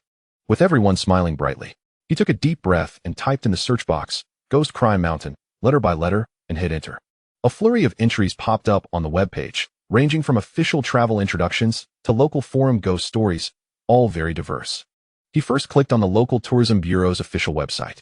However, in the corner of the scenic area map and the visitor information, the same warning was prominently marked in bold red letters. Warning: the Ghost Crime Mountain area on the west side of the scenic area is an undeveloped no man's land, with complex terrain and numerous caves. Due to unpredictable weather, to ensure visitor safety, entry in any form is strictly prohibited. Ghost Crime Mountain. Lin Xiao's heart sank sharply. He closed the official site and began a deeper exploration on local outdoor forums and social media. Soon, he discovered that discussions about Ghost Crime Mountain were far more abundant than he had imagined. A traveler posted showcasing that he had secretly ventured into the outskirts of Ghost Crime Mountain and taken several photos. The images showed the rocky surface of the mountain riddled with honeycomb-like holes, distinctly different from ordinary mountains. In the replies, the poster mentioned that the place felt eerie. Despite the clear weather, he felt a chill and could hear faint cries, which scared him away before he could delve deeper. A pile of commenters praised the poster's bravery, while others warned that one shouldn't seek trouble. He then stumbled upon a news report from a few years ago titled "A Man Goes Missing in Ghost Crime Mountain. Search and rescue team returns empty-handed, family in tears." The report was vague, only stating that the missing person's last known location was suspected to be near Ghost Crime Mountain. He accessed his personal social media account and quickly scrolled back through his memories to a summer several years ago when he was still in high school. Found it. Date: XXXXXXXX. School organized day trip to Ghost Crime Mountain. Exhausted. But the scenery was nice, especially that strange mountain we weren't allowed to approach. So cool. It was accompanied by 9 pictures.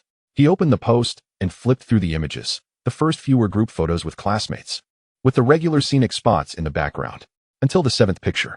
It was a solo shot of him, wearing his school uniform and carrying a backpack, standing in front of a caution tape, with the mountain known as Ghost Crime Mountain looming behind him.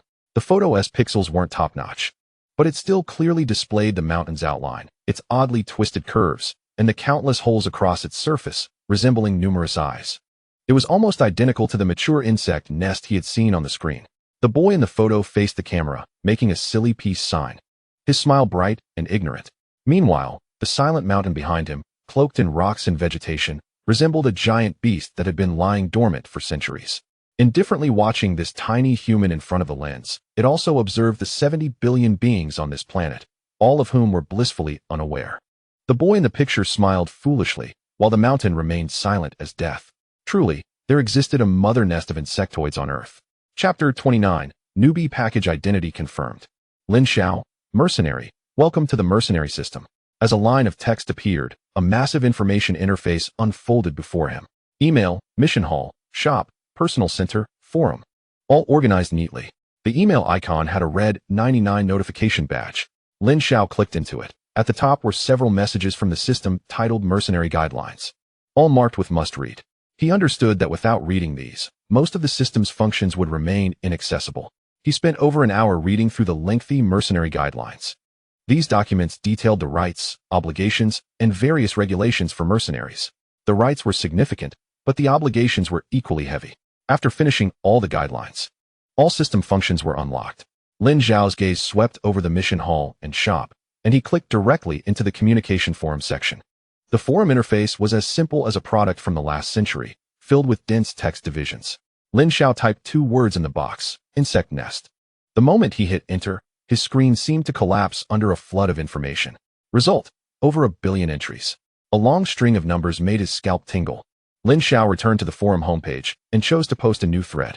He carefully considered his wording and typed out the title. Subject: Urgent help. Coordinates at the edge of the Orion Arm in the Milky Way discovered a dormant insect nest. Non-Federation member indigenous planet. Is there any hope? In the main text, he concisely described the situation. A civilization that had not yet entered the interstellar age.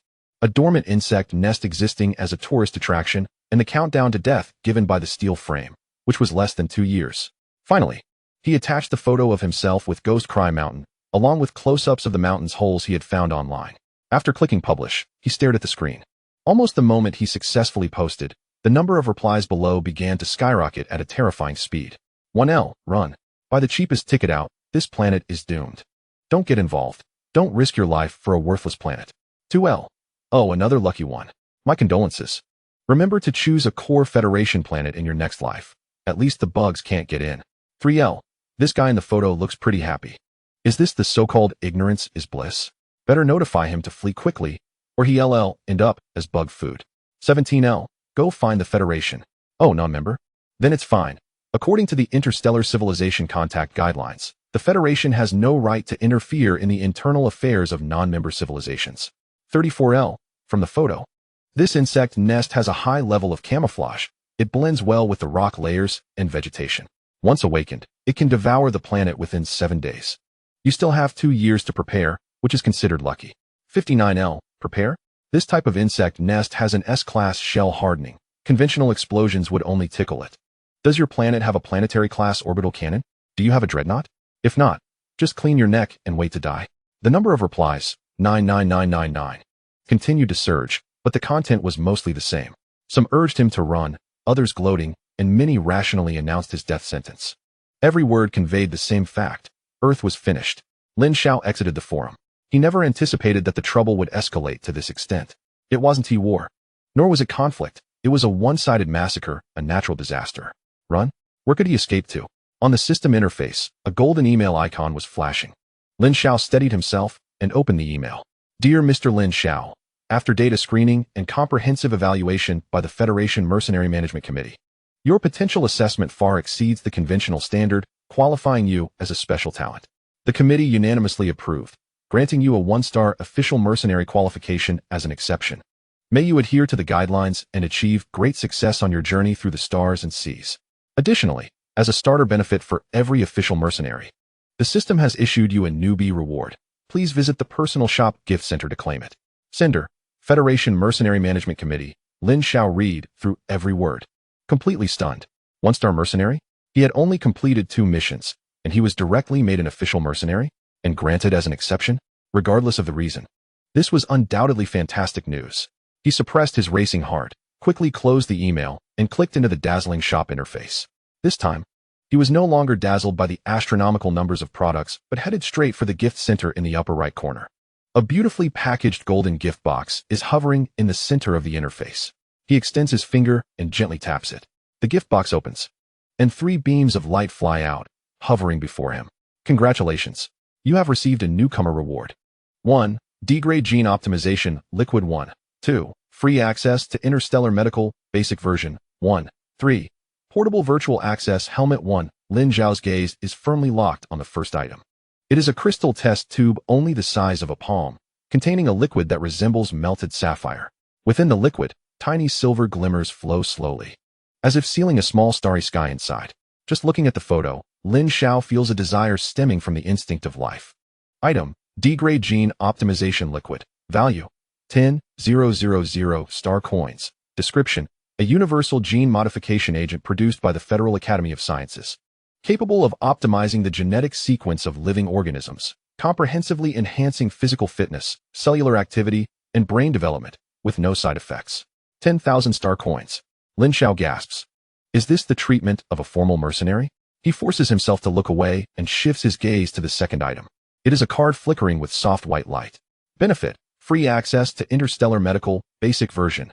Description: when you suffer serious injuries while performing mercenary tasks, you can activate a teleportation medical service for free, providing comprehensive repair for your body. A life-saving trump card. Lin Xiao's heart tightens. The fact that this is specially given indicates the danger of mercenary tasks. However, having such a trump card undoubtedly adds a crucial layer of protection to his future actions. Finally, his gaze falls on the third item. It is a completely black helmet with smooth lines, exuding a strong sense of sci-fi. Device: portable virtual access helmet. Description: a personal terminal that connects to the Virtual Star Network. In the Virtual Star Network, you can learn knowledge without risk, refine combat skills, engage in simulated combat, and even communicate with intelligent life from other star regions. The Virtual Star Network. Lin Xiao's eyes instantly light up. If the gene optimization liquid is for enhancing hardware, then this virtual helmet is the key to upgrading software.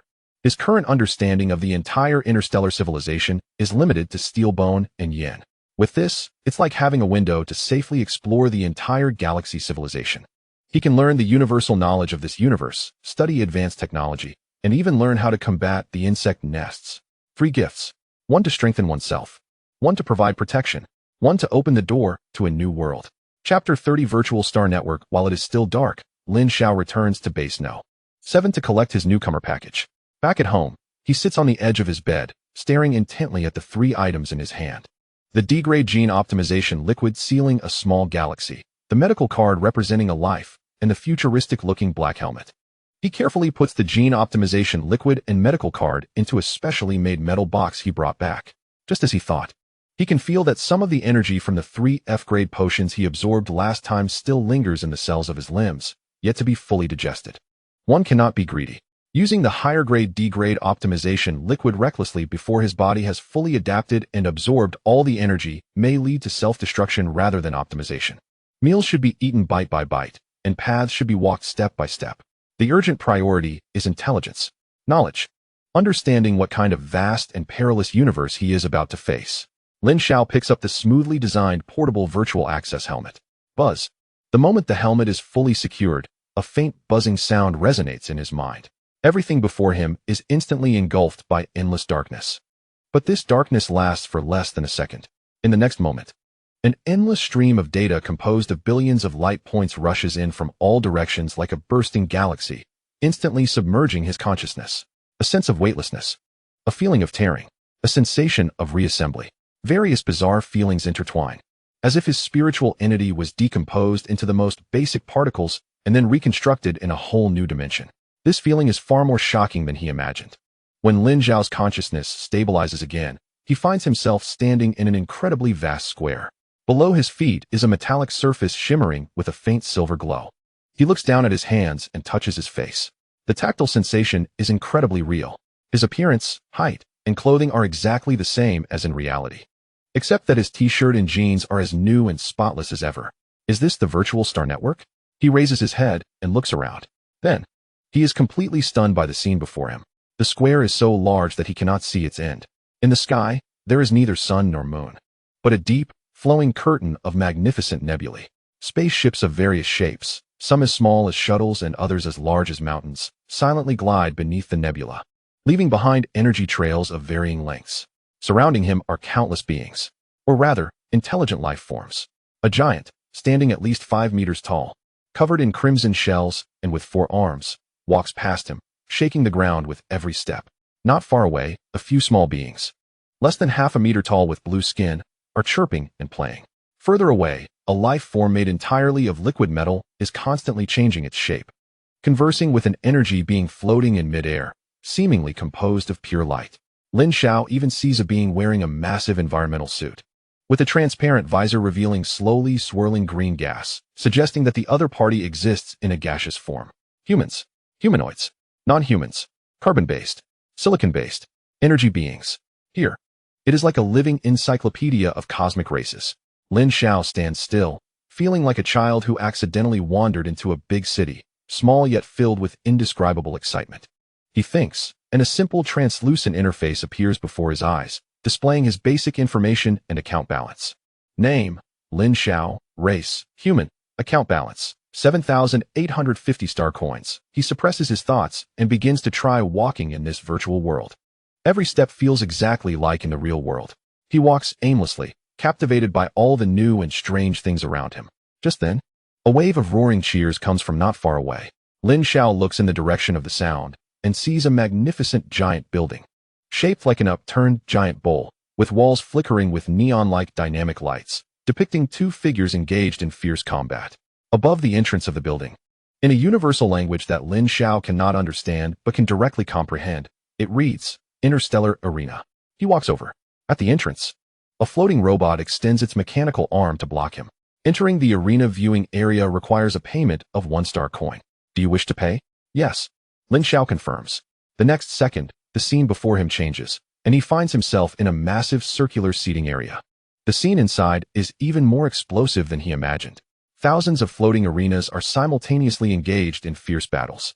Some arenas feature pure hand-to-hand combat.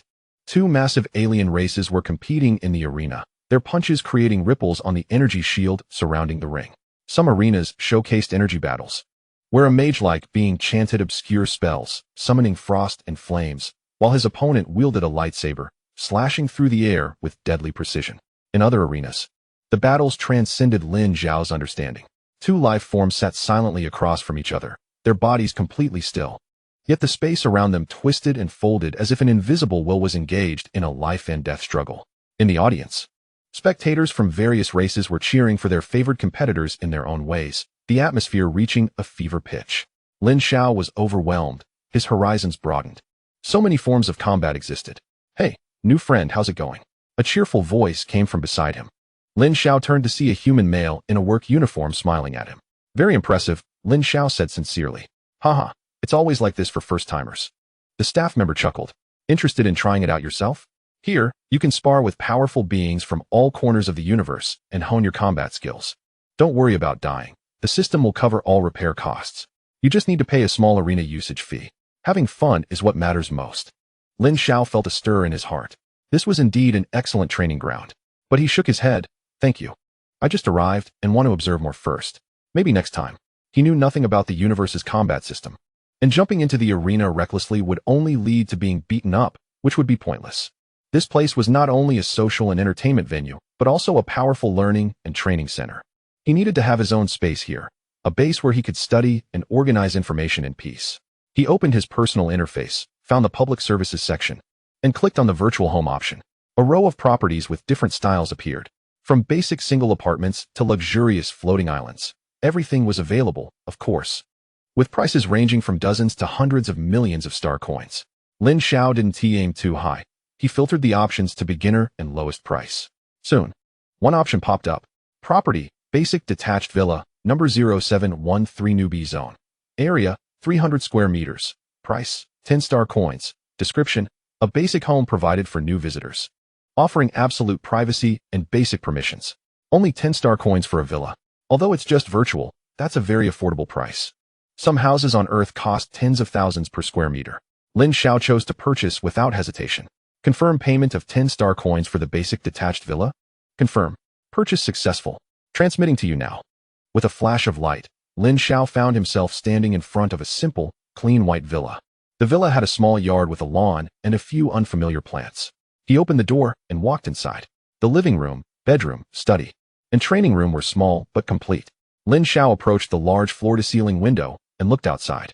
Beyond the window was a well-planned villa area, with the dazzling skyscrapers of a virtual city and a flowing galaxy in the sky in the distance. From now on, this would be his first home in this vast universe. Lin Xiao let out a long breath, his tense nerves finally relaxing a bit. Chapter 31. Virtual training. He casually swiped open his personal interface and found the 2 friends he had just added, Yin and Steelbone. Lin Xiao edited the public coordinates of his villa and sent them out.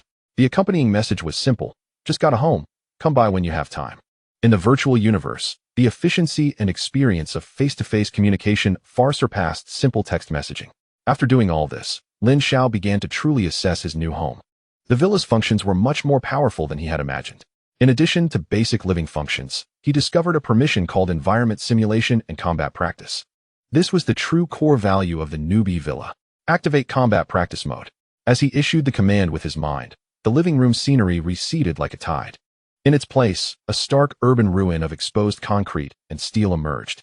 The ground was littered with rubble and dust, and in the distance, a broken overpass had several car wrecks emitting black smoke.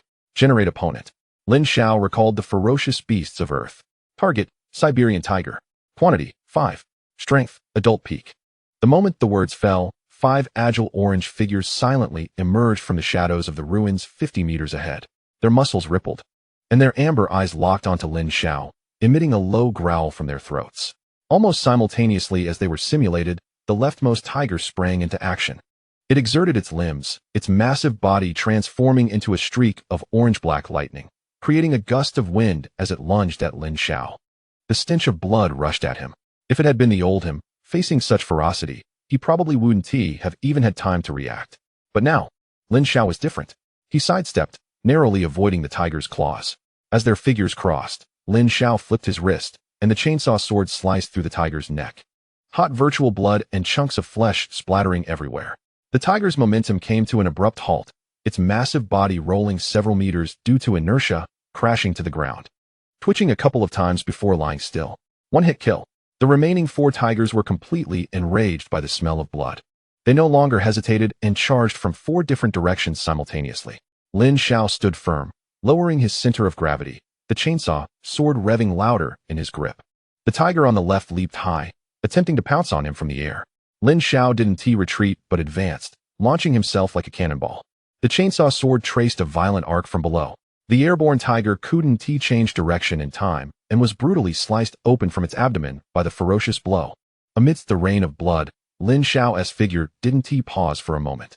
Using his forward momentum, he executed a strange twist, sweeping the chainsaw sword. Thud, thud. The other 2 tigers, attacking from both sides, had their heads severed cleanly. The last tiger was now just a breath away, its mouth wide open, trying to bite Lin Xiao's shoulder. Without even looking, Lin Xiao thrust his left elbow backward, striking precisely under the tiger's jaw, the immense force causing its fangs to loosen.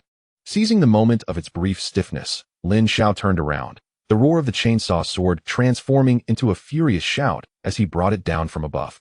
The entire world fell silent. The 5 tiger corpses quickly dissipated into light points. So weak, opponents of this level posed no threat to him anymore. He needed a stronger sense of pressure. Change opponent. Lin Xiao took a deep breath, envisioning a creature with more power and intensity. Target, brown bear. Height, 3 meters. Quantity, 5. Strength, berserk state. Boom, boom, boom. The ground began to tremble slightly. 5 massive creatures, resembling small mountains, appeared in the ruins, standing upright, their brown-black fur bristling. Just the sight of their immense shadows was enough to terrify an ordinary person. This time, Lin Xiao's expression grew serious. No more testing, no tactics. 5 ferocious giant bears charged forward with heavy steps, like 5 trucks crashing through, launching a death charge towards Lin Xiao. Lin Xiao's expression hardened. He knew that a head-on confrontation would lead to certain death. He pushed his speed to the limit, weaving swiftly between the giant bears and searching for an opportunity to attack. Roar. One of the giant bears stood upright, its enormous paw coming down to strike. Lin Xiao exerted force beneath his feet and narrowly slid out several meters to the side. Boom. The bear's paw smashed down where he had just stood, instantly shattering the hard concrete ground and creating a terrifying shallow pit. What terrifying power! He had no time to be astonished, as another bear swept towards him. Lin Xiao crouched to avoid it, and the chainsaw knife in his hand slashed at the bear's calf. The serrated edge of the chainsaw knife merely left a scratch on the bear's tough skin. Lin Xiao's pupils shrank suddenly. Its defensive power is also astonishing. In that moment of distraction, the 3rd giant bear attacked. He seized the opportunity to leap up, revving the chainsaw knife to its maximum, aiming for the ankle joint of the bear that had just attacked him. This time, he used all his strength. The chainsaw knife finally broke through the defense, embedding itself deep into the giant bear's ankle. Aru! The giant bear let out a painful howl, its massive body losing balance and crashing to the ground. Opportunity. A fierce glint flashed in Lin Xiao's eyes as he was about to step forward for a finishing blow. But the attacks from the other 4 bears had already blocked all his escape routes. He felt a chill in his left shoulder.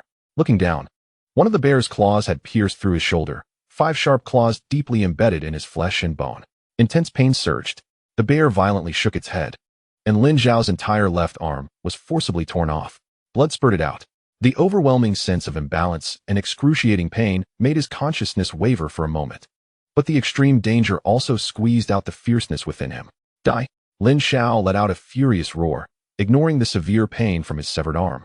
Gripping the chainsaw knife tightly with his remaining right hand, turning around, and thrusting the spinning serrated blade deep into the gaping maw of the giant bear behind him. Piercing through its mouth, reaching the brain. One down. He withdrew the chainsaw knife, pulling out a large spray of red and white matter. Turning to face the other 3 giant bears that were now just a breath away. He was injured, but he could still kill. Ultimately, when the last giant bear fell, Lin Xiao leaned against a broken rebar, gasping for breath. The entire city ruins were a mess, with the severed limbs and broken arms of giant bears scattered everywhere. In the next second, the scene shifted. He was back in the clean and bright living room of the villa. All of his injuries, including the torn-off arm, rapidly healed under the gentle white light, restored to their original state, as if the bloody and brutal battle just now had been a mere illusion. But Lin Xiao knew it was not. The suppression of that power, the struggle of life and death, the intense pain of the severed arm, were all incredibly real. He looked down at his intact left arm, murmuring to himself, "In the face of absolute power and defense, my speed and skill have been reduced to the minimum. Breaking through defenses is very difficult, and once hit, it results in severe injury. Is this my current limit?" Chapter 32. Purchasing knife techniques, he murmured to himself. Replaying the battle just now. Pure brute force, in front of a true strongman, is just a joke. His current fighting style, wielding the chainsaw knife, was essentially just random slashing, devoid of any strategy. It was acceptable against mindless low-level monsters, but once the opponent turned into a cunning, intelligent being, his flawed attacks would be easily seized, leading to a single fatal blow. He must systematically learn how to turn the weapon in his hand into a true killing machine. Lin Xiao focused his thoughts, and a virtual screen unfolded in front of him. He entered chainsaw knife usage tutorials in the search bar. Instantly, tens of thousands of articles popped up. Many of them were battle tips selflessly shared by high-star mercenaries, covering everything from how to utilize the core strength of the waist and abdomen to how to maintain the cutting angle of the chainsaw knife while maneuvering. With content ranging widely, these were valuable experiences. But without images or dynamic capture, relying solely on written descriptions, Lin Xiao could only imagine, which was far too inefficient. He needed something more intuitive, more systematic. Lin Xiao switched to the online store of the Mercenary website. A dazzling array of products instantly filled the entire screen. Gene potions, high-tech weapons, custom armor, martial arts manuals, everything one could want. He directly filtered by martial arts category and then entered chainsaw knife again. Hundreds of knife technique manuals suitable for the chainsaw knife appeared. Carnage 72 cuts, price, 120,000 star coins. Flesh Whirlwind, price, 180,000 star coins. The prices behind those knife techniques made Lin Xiao's heart skip a beat, starting at over 100,000 star coins. The 7,000 star coins in his account were nothing more than a fraction of these exorbitant martial arts. He was still too poor. Lin Xiao suppressed the turmoil in his heart, changing the filter from popular to price from low to high. The screen refreshed. The items at the top were mostly basic power techniques and maintenance manuals, with prices ranging from dozens to hundreds of star coins. He quickly scrolled down, his gaze sweeping continuously. Suddenly, his eyes fixed on a particular martial arts manual with a special price that captured his attention. Eightfold Blade. Creator, Lone Wolf. Mercenary level, 5 stars. The introduction in the product window was very simple, a life-and-death technique tailored for the chainsaw knife, charging forward relentlessly, with death guaranteed. And its price made Lin Xiao's breath pause for a moment. Original price, 100,000 star coins. Newcomer exclusive 99 discount. Current price, 1,000 star coins. A martial arts manual worth 100,000 star coins. Selling for only 1,000. Lin Xiao's heart raced suddenly. He knew this was not a website bug, but rather that many high-star mercenaries would symbolically release some extremely low discount slots to build good relationships or simply to promote their martial arts philosophy. And he had just hit this tremendous luck. A blade technique created by a 5-star mercenary was definitely worth far more than 100,000 star coins. Without any hesitation, he clicked to purchase. Confirm payment of 1,000 star coins to buy Eightfold Blade. Confirm. Purchase successful. The martial arts manual has been sent to your personal terminal. Please check it. Lin Xiao let out a breath, feeling as if he were dreaming. Just spending 1,000 star coins solved his biggest shortcoming at the moment. He opened the product window of the 5-star mercenary named Lone Wolf. This big shot had few products for sale, besides 8-fold blade. There were also some video clips he had recorded during battles, as well as a gene evolution method. Rock-solid gene evolution method. The introduction was similarly simple. A gene evolution method I used in my early years, characterized by stability, significantly enhancing the body's basic qualities and solidifying the foundation. Price, 5,000 star coins. Adding the 1,000 he had just spent, he was left with just over 6,000 star coins in his account. Buying this gene method would completely drain his funds. But Lin Xiao was not swayed in the slightest. Money could be earned again. If life was lost, nothing else mattered. Moreover, this was an investment. The most important investment in his future. A surge of boldness rose within him. Purchase. Confirm payment of 5,000 star coins to buy rock-solid gene evolution method. Confirm. Purchase successful. Watching his account balance instantly shrink to just 1,000 star coins. Lin Xiao not only felt no pain, but instead felt an unprecedented sense of solidity. His gaze continued to browse them all. With a remaining balance of 1,000 star coins, he bought a divine wing drone. After all, he had promised to provide one to the research institute. When the final transaction was completed, Lin Xiao's account balance was left with just a few hundred star coins. 7,000 star coins were consumed in less than 10 minutes. But he gained unprecedented rewards. A 5-star mercenary knife technique worth 100,000. A gene evolution method that could make up for his shortcomings.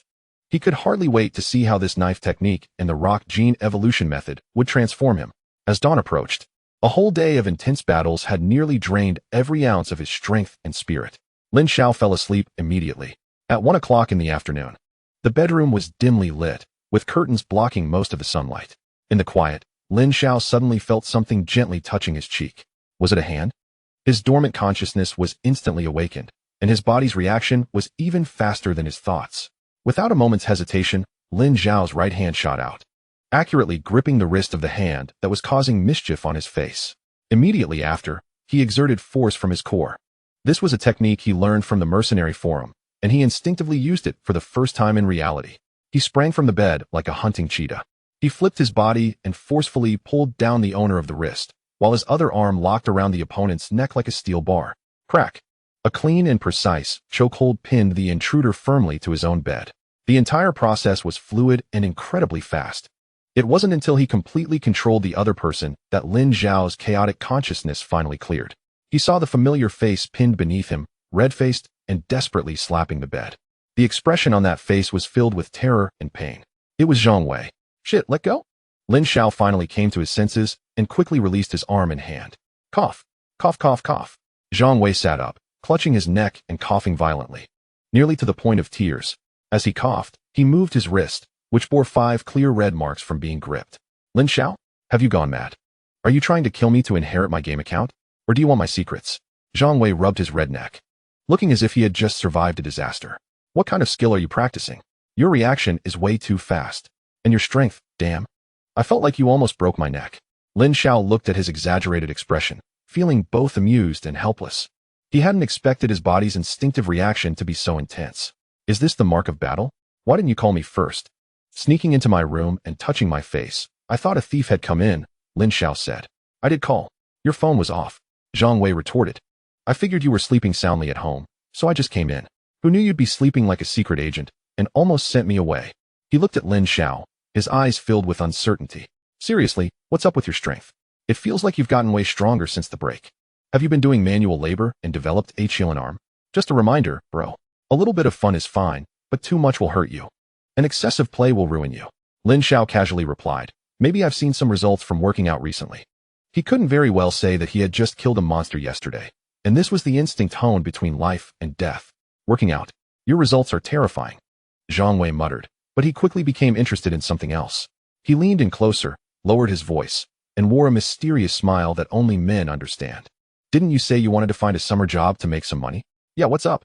Lin Xiao looked at his exaggerated expression and had a bad premonition. Hee. I discovered a fantastic job last night. Zhang Wei exclaimed excitedly. No effort, flexible hours, and the best part is that the money comes in fast. What job? Lin Xiao asked, looking at Zhang Wei. Zhang Wei glanced at the door to confirm that Lin Xiao's parents weren't home, then whispered. We go out at night and distribute small cards. He gestured with his hand, making a gesture that implied something dubious. You know, the kind that gets slipped under hotel doors, with sexy women printed on them. I've checked it out. We don't get involved in any follow-up, just pure distribution. We get $1 for each card we hand out, and if we're diligent, handing out 300 cards in a night is no problem. $300 for an easy night. Lin Xiao's brows furrowed instantly. He looked at Zhang Wei's excited expression, which seemed to say he had discovered a treasure, and shook his head without hesitation. I'm not going. What? Why not? Zhang Wei was stunned. $300. That's enough to buy several game skins. And this job is so simple, it's just running errands. This is illegal, Lin Xiao said flatly. Zhang Wei waved his hand dismissively. Come on, what's illegal about it? We're not the organizers, we're just runners. If we get caught, it'll just be a verbal warning at most. Besides, we go out at night, find places without cameras. Who can catch us? Seeing Zhang Wei's nonchalant attitude, Lin Xiao's tone became serious. You shouldn't do this, and I won't either. Money needs to be earned. But it has to be done the right way. Seeing Lin Xiao's serious expression, Zhang Wei's playful demeanor faded a bit. All right, if you don't want to go, then you don't have to. You're still so righteous. He pouted, then curiously asked, so, have you found a job? Yeah, I found one. Lin Xiao nodded, bringing up his excuse again. I'm helping people level up in games online. I can earn a few thousand a month. It's more stable than that. Leveling up? You're monetizing your gaming skills. What rank are you at? Carry me. Zhang Wei exclaimed. Let us talk about it later, Lin Xiao said, changing the subject. Zhang Wei exaggeratedly shouted. All right, when you get rich in the future, don't forget your bro. If you have a big leg to hug, you have to let your bro hold on. Hugging a big leg is fine, but don't strip my pants off. Ding dong. The doorbell rang unexpectedly, abruptly interrupting the conversation in the room. Zhang Wei instinctively asked, Are uncle and aunt back? My parents always take their keys when they go out. Lin Xiao said as he stood up and walked towards the door. Zhang Wei curiously followed behind, peeking around. The door opened. 2 men stood at the entrance, both dressed in tailored black suits, their postures upright, expressions serious, exuding a sharp aura that was completely out of place for this old residential building. The leader was a middle-aged man in his 40s, with a square face and sharp eyes like an eagle. Are you Lin Xiao? Lin Xiao nodded. I am. Who are you? The middle-aged man didn't answer immediately. Instead, he took out a black wallet from his suit pocket and opened it to display. Inside the wallet, a golden national emblem gleamed brightly, beneath which were several embossed golden characters. National Security Department. We are from the National Security Department. We need to understand something from you, and hope you can come with us. Behind Lin Xiao, Zhang Wei's mouth was agape, as if it could fit an egg. National security? Lin Xiao's inner calm was much greater than his outward demeanor. What was meant to come had finally come. All right, I'll go with you. Do I need to bring anything? Bring your drone. It was not until the 3 men's footsteps faded away in the hallway that Zhang Wei slumped onto the stairs like a deflated balloon, muttering to himself. What the hell is going on? My bro is going to the sky. Chapter 34. Inquiry. The black Hongqi sedan cruised through the traffic of the city. Lin Xiao sat in the back seat, next to the middle-aged man who was leading the group. Don't be nervous, Lin Xiao. We are very interested in you and need to verify some things with you personally. After the verification, we will safely send you home. The car did not stop in any commercial area or office building, but turned into a tree-lined avenue and finally stopped at the entrance of a courtyard without any signs. At the entrance, 2 armed guards stood straight. Upon seeing the license plate of the red flag car, they did not ask any questions, stood at attention, and saluted with a standard military gesture. The heavy electric iron gate silently slid open to both sides. This place looked unremarkable from the outside, but was extraordinary inside. The car stopped in front of a plain gray building. Immediately, someone came forward to open the car door for Lin Xiao. Please follow me. A younger staff member gestured for him to enter. Lin Xiao followed them into the building. The interior decoration style was extremely minimalist, even plain, but every corner was spotless. They did not go upstairs, but entered an elevator. The staff pressed the down button. 1B1, 2B2, 3B3. The bright red numbers kept descending. It wasn't until the number 7 lit up that the elevator door opened with a ding. Outside the door was a corridor, bright as day. Yet there were no visible light sources. The light seemed to emanate from the walls and ceiling themselves. At the end of the corridor, the staff stopped at a door, pushed it open, and said, Please come in. The room was surprisingly empty. In the center, there was only a metal table and 3 chairs. 2 people were already seated across from the table, both around 40 years old, dressed in simple white shirts, with calm expressions, looking like ordinary office workers. Lin Xiao, please take a seat. One of them gestured to the chair opposite. Lin Xiao pulled out the chair and sat down. placing the bag he had been holding next to the empty seat. "Hello, let's have a simple chat first. Relax." The middle-aged man on the left, who wore glasses, smiled and spoke, his tone gentle like a neighborly elder. "Your name is Lin Xiao, right?" "Yes." "Age, 19. Just finished the college entrance examination?" "Yes." "Please read out your ID number." Lin Xiao fluently recited a string of numbers. The subsequent inquiries were detailed to an astonishing degree, from his birth hospital to every kindergarten, elementary school, middle school, and high school he attended, even the names of each of his homeroom teachers and which classmates he was close to, as well as his parents' workplaces and job changes. Everything was asked one by one. Lin Xiao remained calm, answering every question. He knew that every word he said would immediately be cross-verified by a massive database in the background. Any lie would be instantly exposed. Moreover, every micro-expression, every fluctuation in his heartbeat, and every change in his breathing rate were likely being recorded and analyzed by precision instruments hidden in some corner. After more than an hour, this inquiry, which was more detailed than a census, finally concluded. "All right, we have understood the basic situation. Thank you for your cooperation." The two people across from him stood up, nodded at him friendly, and then left the room without saying a word. The room was once again left with only Lin Xiao. He did not move around, just sat quietly, waiting for the next examination. Sure enough, after 2 minutes, the door was pushed open again. This time, a woman walked in. She appeared to be around 30, dressed in a well-fitted light gray professional suit. Wearing a professional gentle smile and holding a tablet computer, she gracefully walked to sit across from Lin Xiao. "Hello, Lin Xiao, my surname is Wang. You can call me Sister Wang. For the next while, let's chat casually. No need to be nervous. Just think of it as talking to an older sister." Lin Xiao nodded. "I see from your records that your college entrance examination results are excellent. You're quite the academic achiever," Sister Wang said with a smile, as if opening a light topic. "Have you thought about what job you want to do in the future?" Lin Xiao thought for a moment and answered seriously. "I hadn't thought that far before. Just wanted to get into a good university, find a good job, and let my parents live well. Now I think, if my abilities are sufficient, maybe I can do something more meaningful." "More meaningful? Like what?" Sister Wang followed up, her gaze encouraging. "For example, to make some of our country's technologies stand at the forefront of the world." Lin Xiao spoke this sincerely. It was one of his truest thoughts deep down. Sister Wang's smile deepened a bit as she gently swiped on the tablet, then looked up again. Very ambitious. Now let's talk about something personal. At your age, do you have a girl you like?" Lin Xiao was taken aback for a moment and shook his head calmly.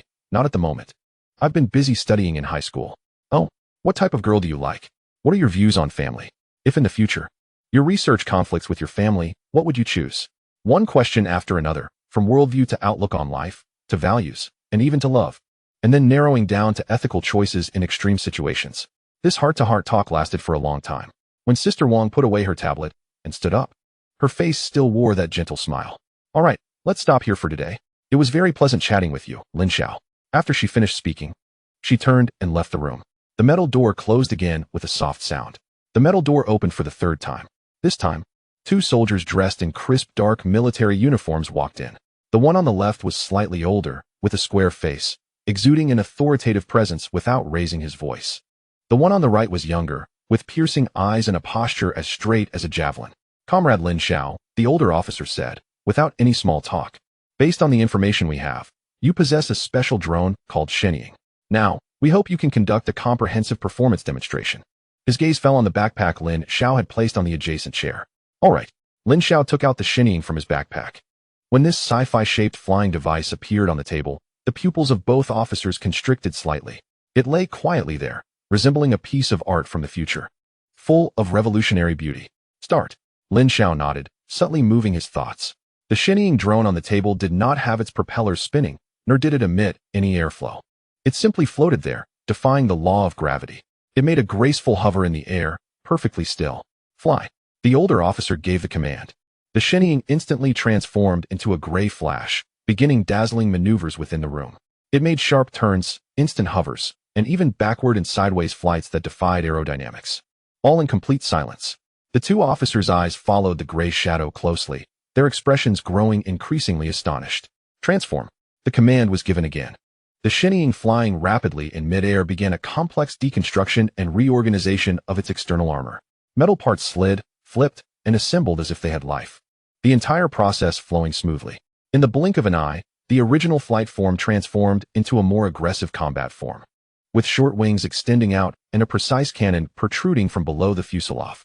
Fire, target the wall directly in front of you. The young officer pointed to a direction on the wall. As soon as he finished speaking, a tiny red dot lit up on the wall at that coordinate. The cannon of the shinning glowed with a bluish light. Whoosh! A blue energy beam as thin as a hair flashed by in an instant. There was no explosion, no loud noise. Everyone focused their gaze, and they saw a small circular hole appear at the location of the red dot on the wall, with the edges of the hole crystallized due to the instantaneous high temperature. Two officers exchanged glances, both seeing the shock in each other's eyes. This was neither gunpowder nor laser. It was a form of energy they had never seen before. Scanning. A blue fan-shaped light curtain unfolded beneath the body of the divine wing, sweeping over the entire room like ripples on water. The room's dimensions, structure, material composition, air composition, temperature and humidity, and even the hidden circuits and surveillance equipment within the walls were all laid bare. All this information appeared on Lin Xiao's watch. All right. The senior officer took a deep breath and waved his hand, signaling the divine wing to stop.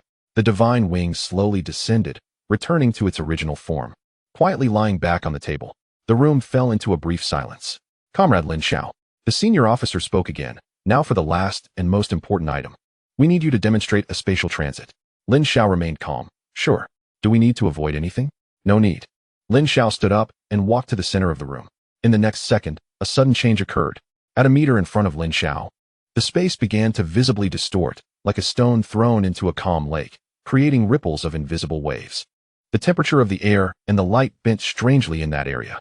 A black singularity, the size of a fist, appeared out of nowhere. Immediately, the singularity expanded violently, forming an oval opening about a meter in diameter. Inside the opening was a depth and darkness that could not be described in words, as if connecting to another end of the universe. Even the two officers, used to grand scenes, could not help but hold their breath, their hearts racing.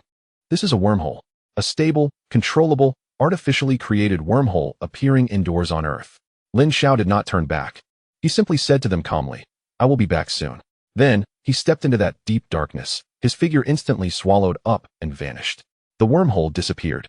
The wormhole reappeared, and Lin Xiao stepped out from that darkness, returning to the room as if he had just gone next door.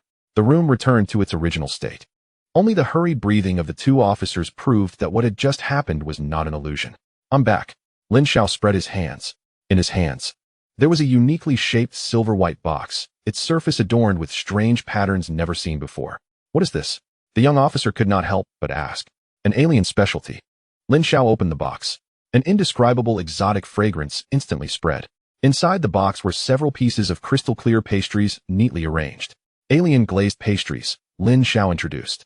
"Comrade Lin Xiao," the senior officer's voice was a bit dry. "Can we take this box for analysis?" "Of course." Lin Xiao handed over the box.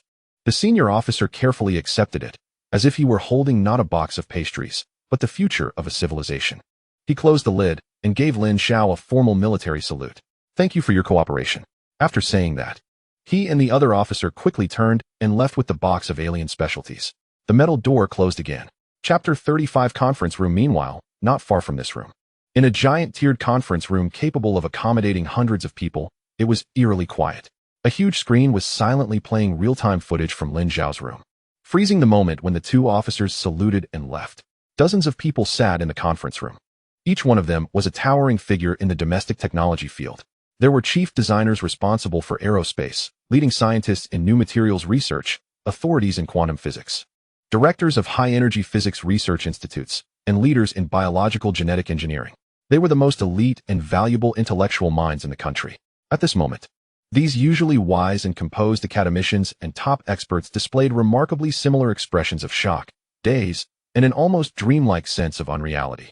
An elderly man sitting in the center of the front row, with graying hair but a spirited demeanor and deep eyes like the sea, was one of the founders of the National Academy of Sciences, Qin Weigua, Elder Qin. He raised his hand and completely turned off the live feed on the screen. The lights in the conference room turned on, dispelling the eerie glow from the screen and making the expressions on everyone's faces clearer. Elder Qin scanned the room, taking in everyone's expressions. "You all saw it. Now, I need to hear your opinions." Silence. A silence lasting half a minute. No one spoke. It was not that they didn't want to, but they didn't know where to start. Everything they had seen today had completely surpassed the scientific understanding system they had built throughout their lives. Finally, an academician wearing gold-rimmed glasses, responsible for aerodynamics research. Trembled as he pushed up his glasses and was the first to speak, his voice slightly wavering. Anti-gravity. That is true anti-gravity technology. The way it flies is beyond any propulsion system we currently have. Not just anti-gravity. A materials expert excitedly stood up, pointing at the empty screen. Did you see that transformation? What kind of material does that require? Memory metal? No. The deformation speed and precision of memory metal cannot reach that level. That is a programmable smart material. Every molecular structure can be precisely controlled. Give us 20 years, no, 50 years. We may not even be able to create a theoretical model for such a thing. And that energy weapon. An elderly weapons expert slammed the table. High energy, precision, silent. Zero recoil. Extremely penetrating. Everyone. You're all correct. But have you forgotten the most crucial thing? An old professor with disheveled hair, looking unkempt yet being the leading figure in domestic quantum physics, suddenly stood up, his eyes shining with fervor. The wormhole. The wormhole. He nearly roared. A stable, controllable, bidirectional, artificially created time-space wormhole that can be opened at normal temperature and pressure. We are still arguing about Einstein's general relativity, while alien civilizations have already folded space and walked through it. His words plunged the entire conference room back into a strange silence. Indeed, no matter how powerful a drone is, it is still on the level of weapons. But the wormhole, that is on the level of space. That is a modification and utilization of the rules of the universe. Moreover, a previously silent expert quietly spoke up, the box of glazed pastries he brought back. We have just received the preliminary mass spectrometry analysis report. The organic molecular chains that make up that pastry and the atomic structure of the metal that makes up that box cannot be found on our known periodic table of elements. Boom. If the previous discussions were shocking, then this statement was like a thunderclap striking everyone's minds. What does this mean? Everyone present understood it clearly. Extraterrestrial civilization. Lin Xiao not only possesses the ability for interspatial transit, but the civilization he connects with is a real existence, a world with entirely different material foundations. This child holds the key to a new world. I suggest we immediately protect Comrade Lin Xiao. I second that. His value alone exceeds the combined total of all of us here. No, it exceeds all of our current strategic arsenals. It is not a weapon. It is a bridge. A bridge to a brand new civilization and future. We must ensure its absolute safety and absolute cooperation at all costs. How should we position it? As a teacher? A prophet? Or a civilization guide? In the conference room, debates, gasps, and suggestions rose and fell like waves. And the faces that were usually filled with wisdom and reason were now flushed with unprecedented excitement and exhilaration. They knew that a brand new era was about to dawn with the appearance of that 19-year-old boy, in a way they had never imagined. Silence. Elder Qin raised his hand and pressed it down. The noisy conference room instantly quieted down, and everyone looked at him, waiting for the final decision from this helmsman. Elder Qin's gaze was deep and serious as he looked at the empty screen, as if he could see through everything and catch a glimpse of the young figure quietly sitting in the white room. Chapter 36. The insectoids. All our speculations, plans, and schemes are based on one foundation. That is this young man. Rather than arguing here, let us invite him over and have a face-to-face chat. Elder Qin's suggestion invigorated everyone. Yes, they had been discussing and analyzing for half a day, but had forgotten the most direct and effective approach. Just ask him directly. Guards. Elder Qin said to the door. The door opened silently, and a straight-backed guard walked in. Please bring Comrade Lin Xiao to conference room number 1. Yes. The door to the conference room was quickly pushed open. Lin Xiao walked in. He looked around. Sitting at the conference table were faces that could only be seen on the news broadcasts and at the highest scientific award ceremonies. Comrade Lin Xiao, hello. Elder Qin was the first to speak, his tone as gentle as a neighborly grandfather. Please have a seat. Lin Xiao sat down as instructed. I apologize for bringing you here. There are some matters I would like to consult with you. Elder Qin got straight to the point. I wouldn't dare to take such a privilege. Lin Xiao replied calmly. Feel free to ask whatever you want. A professor eagerly stood up, his face full of excitement. Comrade Lin Xiao, what exactly does the wormhole you opened connect to? A planet 30,000 light-years away from Earth, codenamed Base Number 7. Although there had been speculation, the confirmation from Lin Xiao still had an unparalleled impact. Is there only one? An expert responsible for aerospace engineering couldn't help but ask. Lin Xiao shook his head. No.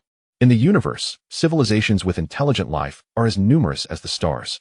Some of these civilizations that have developed to the stage of interstellar navigation have collectively formed a pan-universal organization.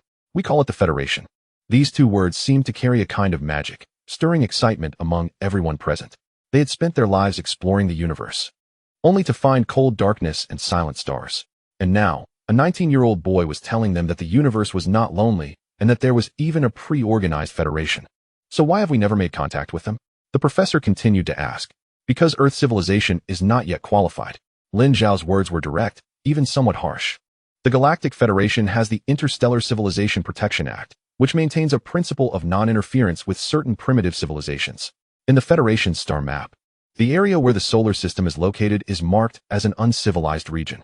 Hearing the term uncivilized, the conference room fell into a deathly silence. It turned out that in the face of true interstellar civilizations, everything humanity was proud of was still at a primitive stage. If this is true, then human civilization is like a fish living in a glass aquarium, thinking itself the master of the world, unaware that countless eyes have been silently watching from outside the aquarium. So how can we join the Federation? Elder Qin pointed to the core issue. When a civilization's technological level is sufficient to support the construction of bases in outer space and has interstellar communication capabilities, it can apply to join. Outer space bases and interstellar communication, a white-haired academician murmured, bitterness at the corners of his mouth. With our current technology, even with all our efforts, we might barely establish a permanent outpost on the moon within 10 years. As for controllable interstellar communication, that is almost a distant dream. Then what benefits would joining the Federation bring us? A female voice rang out, and everyone looked towards the speaker, who was Director Liu from the National Development Center.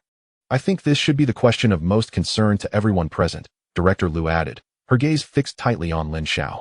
Lin Xiao met her gaze and nodded. There are many benefits. He didn't keep them in suspense and said directly, first, technological support. For every new member, the Federation will provide a complete technological advancement plan based on its civilization characteristics and development potential, along with corresponding technical assistance. Simply put, all the technological bottlenecks that Earth civilization currently faces, including controllable nuclear fusion, new materials, genetic engineering, space technology, and so on, will be easily resolved. Our technological advancement will soar rapidly. Hiss. A sound of gasping filled the conference room.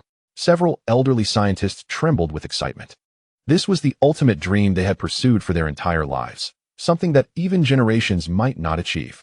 Second, trade. Lin Xiao continued. Earth will gain admission qualifications to participate in the cosmic trade system and engage in interstellar trade. Certain unique biological resources, minerals, and even cultural arts from our planet may hold great value in the eyes of other civilizations. Conversely, we could exchange for everything we have longed for. Director Liu's breathing suddenly quickened as she pressed for details. What is the settlement method for trade? Barter, or is there a unified currency? The Federation has a universal settlement unit called the Star Coin, Lin Xiao explained. Third, and most importantly, is the protection of the Federation. Protection? Elder Qin looked somewhat puzzled. Protection implies the existence of threats. Lin Xiao looked at Elder Qin, unusually serious. Because the universe has never been a peaceful land. The existence of the Federation is itself to band together for warmth, to resist unknown risks and known enemies. Where there are orderly civilizations, there are naturally predators that exist outside the order. Predators live by devouring the materials and energy of planets, using the destruction of civilizations as a means of propagation. They are the locusts of the universe, the plague of civilizations. We call them the insectoids. The insectoids? Are you saying that? In addition to facing unpredictable disasters like asteroid impacts and solar flares, we Earth also have to confront the insectoids that threaten the very existence of our civilization? Elder Qin looked somewhat surprised. Lin Xiao met the gazes of everyone present and gently nodded. Unfortunately, I must deliver some bad news. The insectoids have already arrived. What? A military officer suddenly stood up. Where? Lin Xiao signaled the soldier to calm down and then slowly said, last night, I discovered a dormant insect nest in the Laui Mountain within the Great Xia territory. According to an assessment from an extraterrestrial friend of mine, this insect nest will fully awaken in no more than 2 years. The consequence of awakening is the hatching of endless swarms that will devour all organic matter on the surface until the entire planet is consumed, leaving no signs of life. Are you kidding? Comrade Lin Xiao, this is no joke. How can you be so sure? Elder Qin asked. I am certain, Lin Xiao affirmed. Because in the records of the Federation, there are over 1,000 primitive civilizations like ours that were quietly destroyed by suddenly arriving insect nests before they ever made contact with the universe. We have weapons. The military commander spoke in a deep voice. We can use all means to erase it from the Earth before it awakens. If conventional weapons won't work, we'll use tactical nuclear weapons. If that doesn't work, we'll use strategic hydrogen bombs. I don't believe anything can survive at temperatures of tens of millions of degrees. This statement echoed the sentiments of everyone present. Perhaps humanity on Earth is primitive in the universe, but on their own territory, they possess the power to destroy worlds. However, Lin Xiao's next words completely shattered their last glimmer of hope. It's useless. He shook his head, his expression more serious than ever. The insect nest has an extremely powerful biological force field and energy absorption mechanism. Conventional weapons cannot shake its foundation, and nuclear weapons would actually accelerate its growth. What should we do then? The soldier leaned back in his chair, a deep sense of helplessness on his face. Chapter 37. A world on the brink of change. Just moments ago, they were envisioning a bright blueprint of joining the Federation, engaging in interstellar trade, and achieving a technological leap, but now they were overshadowed by the impending doom 2 years away. The best course of action right now is to immediately isolate that area. Establish a top-level military exclusion zone, and cut off all access, strictly guarding against anything that could accelerate the awakening of the insect nest. And then what? Just wait for it to awaken in 2 years, and then we're all done for? An officer pressed, his tone tinged with urgency. Lin Xiao looked at him, and then at everyone else. I need to mobilize all our resources to meet the conditions for joining the Federation as quickly as possible. This is our only way out. Once Earth obtains Federation membership, we can receive their assistance, and they will proactively help us eliminate the insect nest. At least we have a way forward. Qin Lao sighed in relief first. He looked at Lin Xiao, his tone unusually serious. The higher-ups have given their instructions. Comrade Lin Xiao, from now on, without violating the Constitution, everything you need, be it funding, equipment, or manpower, the country will provide without reservation. These words were a firm commitment from the highest level of the country. However, Lin Xiao shook his head. Qin Lao, you and the leaders may have misunderstood. I'm just a student who just finished the college entrance examination, completely clueless about research and development. He gave a wry smile. My current identity is a registered space mercenary. What I can do is accept commissions in space, complete tasks, and earn star currency. Then, with this star currency, I can purchase the urgently needed technical materials, finished equipment, and key materials to bring back to Earth. As for how to digest these technologies and achieve a leap in our civilization, that will depend on all of you present. This statement left everyone momentarily stunned. They had thought Lin Xiao was a formidable figure who mastered alien technology. But it turned out he was more like a pioneer and a porter. Can Daxia currency be directly exchanged for star currency? A leader wearing gold-rimmed glasses, seemingly in charge of economic matters, immediately seized the key point and asked urgently, if so, we can mobilize all our financial reserves. This question reignited the atmosphere in the room. If money could solve the problem, then many issues would no longer be issues for the country. Lin Xiao looked at him and said 2 words, no. Any asset on Earth, gold, diamonds, or even currencies from various countries, are no different from waste paper on the vast scale of the universe. That's all I can say for now. Lin Xiao surveyed the expressions on everyone's faces. My suggestion regarding the insect nest is to execute the isolation plan immediately. The earlier we start, the more time we can gain. He then shifted his tone. In a few days, I will send over some equipment. Equipment? Everyone's attention was drawn back. It can be understood as a consciousness connection helmet. Through it, users can safely connect to the interstellar network. Lin Xiao explained, knowing ourselves and knowing the enemy, we will not be defeated in 100 battles. The world is about to undergo unimaginable changes, and you are the pillars of this country. It is essential to engage with and learn in advance. Hearing this, everyone felt a surge of excitement, as it meant they would have the opportunity to glimpse the vast universe civilization. Good. Qin Lao immediately turned to a middle-aged man beside him, Secretary Fong. You will take the lead on this matter. Select the top language, intelligence analysis, and various field experts to form a specialized study group. Once the equipment arrives, organized and planned learning must commence. Understanding the universe is our first step to moving forward. Yes, sir. Secretary Fong immediately responded, his expression serious. There's one more thing.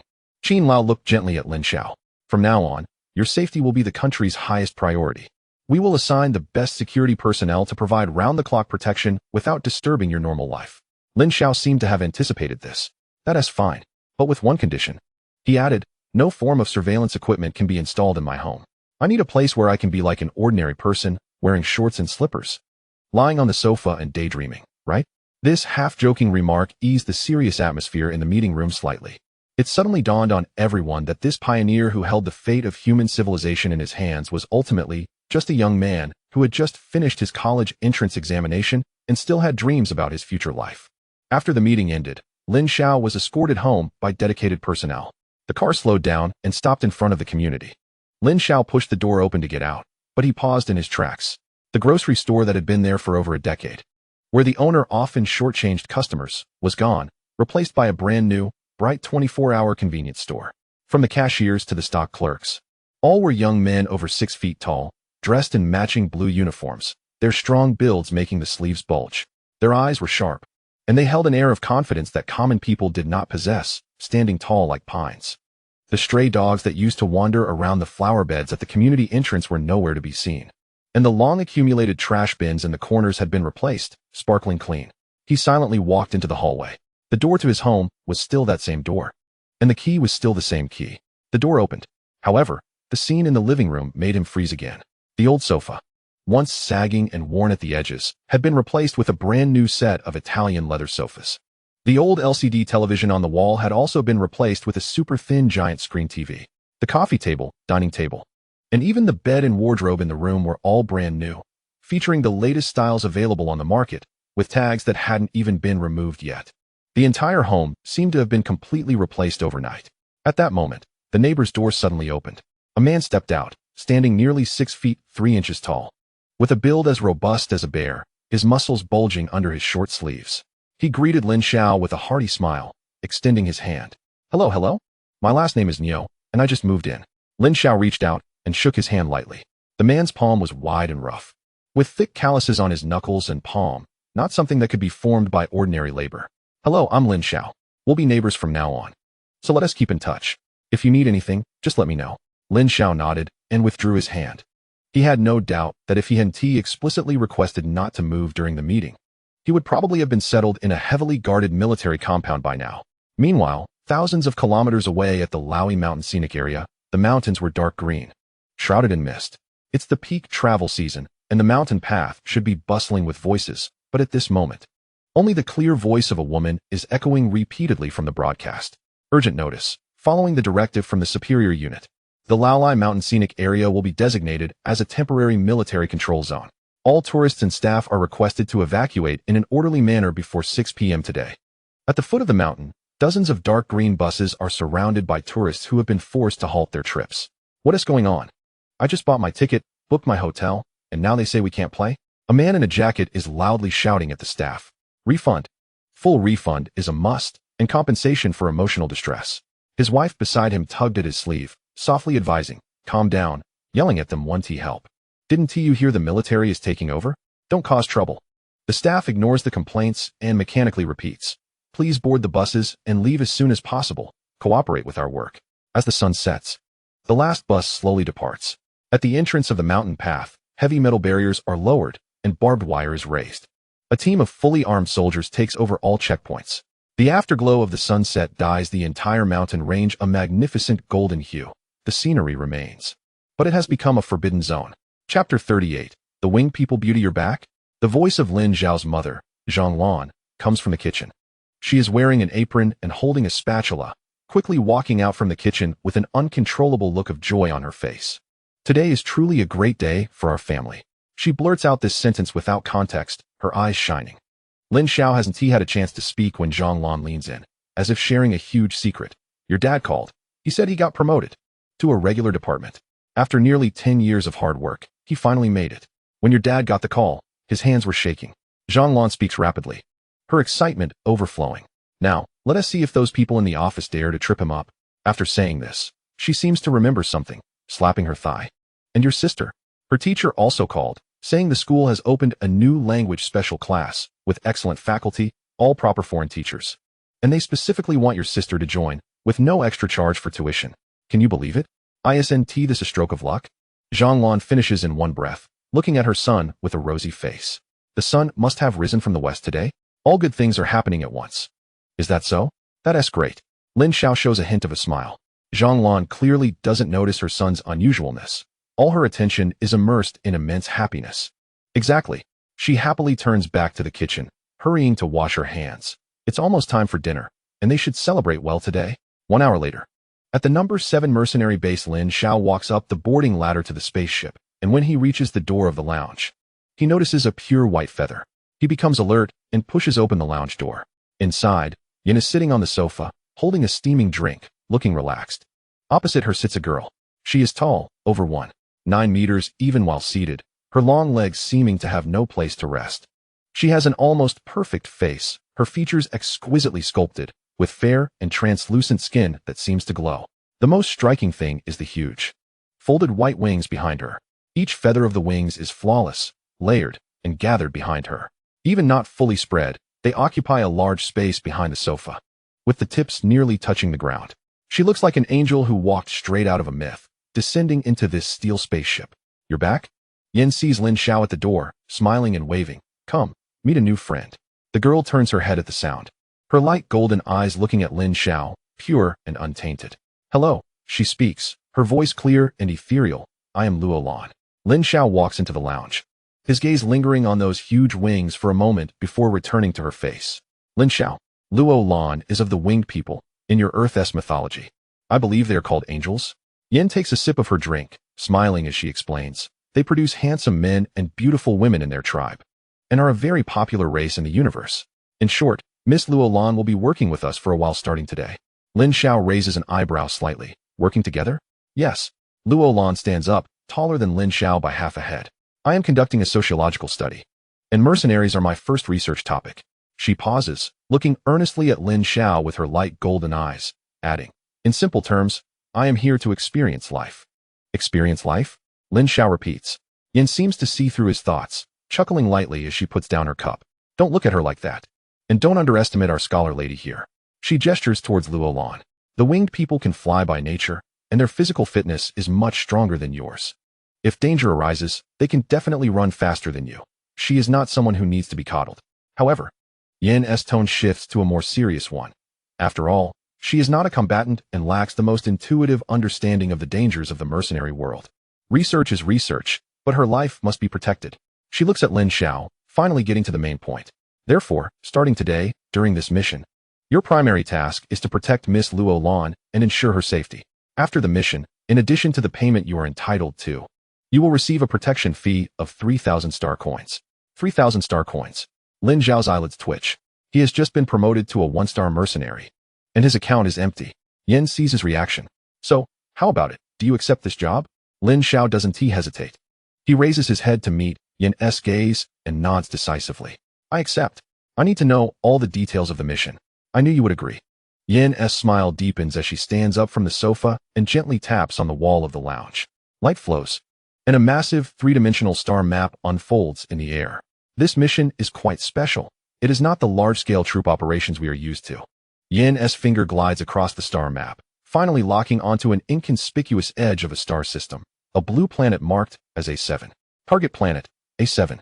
A primitive civilization planet protected by the Cosmic Federation, with a social structure roughly equivalent to the ancient feudal dynasties in your Earth's history. Protection? Lin Xiao catches onto the key word. Yes, to study the natural evolution of this civilization, the Federation strictly prohibits any advanced civilization from making technological interventions. Therefore, in this operation, we cannot use any large-scale lethal weapons, not even energy guns. Yin's expression becomes serious.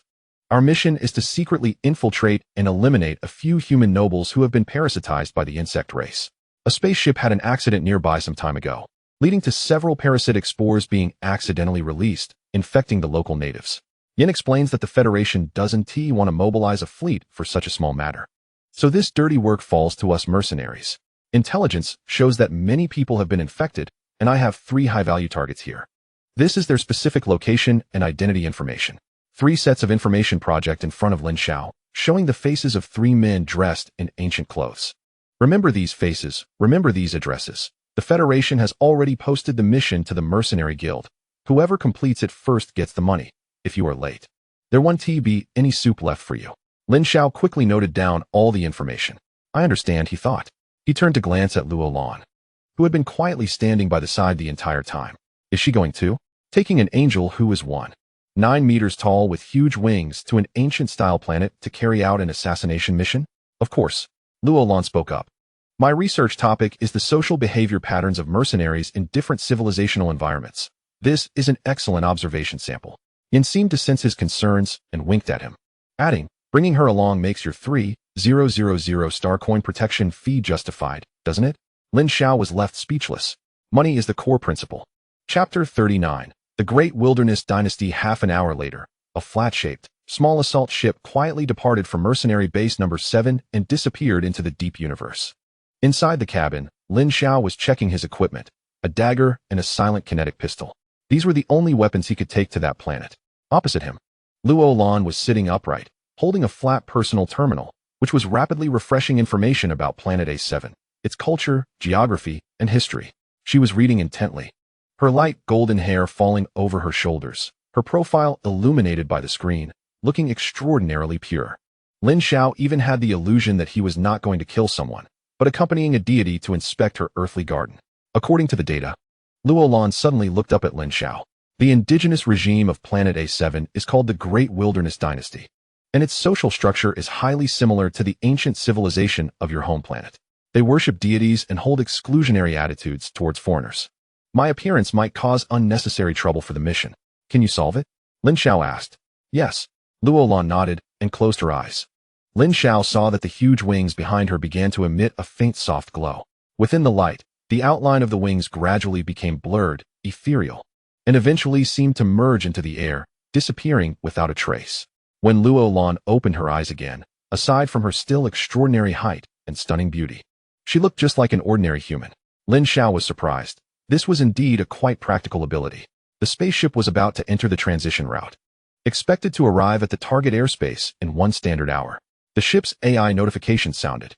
Lin Xiao closed his eyes to conserve his energy. When he was awakened again by the AI, the spaceship had already hovered in the outer orbit of the planet. Outside the porthole, a beautiful planet interwoven with blue and green floated quietly in the dark universe, resembling a magnificent gem. Starting spatial pinpoint deployment, prepare to leave the ship. Lin Xiao put on a set of seemingly unremarkable gray tactical clothing, tailored to match the style of clothing on Planet A7. Luo Lan also changed into simple, elegant attire. The two walked to the deployment hatch, with transparent reinforced glass underfoot, allowing them to clearly see the rapidly passing land below. Mountains, rivers, and cities, a massive, ancient ink wash painting unfolded beneath them. The spaceship's altitude rapidly decreased, passing through the clouds, and a grand ancient city appeared in their view. The grayish-green city walls stretched endlessly, and within the city were intricately designed eaves and pavilions. On the streets, carriages and horses clattered, and a flow of people dressed in various ancient costumes moved about, filled with the vibrancy of life. This scene was almost identical to the ancient daxiao Lin Xiao had seen in movies. Above this ancient city, the spaceship they were on, representing the cutting-edge technology of the interstellar era, was in perfect optical invisibility, like a ghost from another dimension. Technology and the classical, the future and the past. At this moment, they formed an absurd yet shocking fusion. Here, Luo Lan looked down at the world below. A sense of wonder reflected in her light, golden eyes for the first time. It's beautiful. Lin Xiao remained silent. His gaze had already locked onto a rather luxurious architectural complex in the city. That was their first target, the Great Wilderness Dynasty, Pingyang Wangfu. The deployment began. With the AI's cold notification, the floor beneath the two silently slid open. A sense of weightlessness came, but it lasted only half a second before a gentle force supported them. A set of micro-anti-gravity devices allowed them to descend silently like two feathers into the shadow of the ancient city below.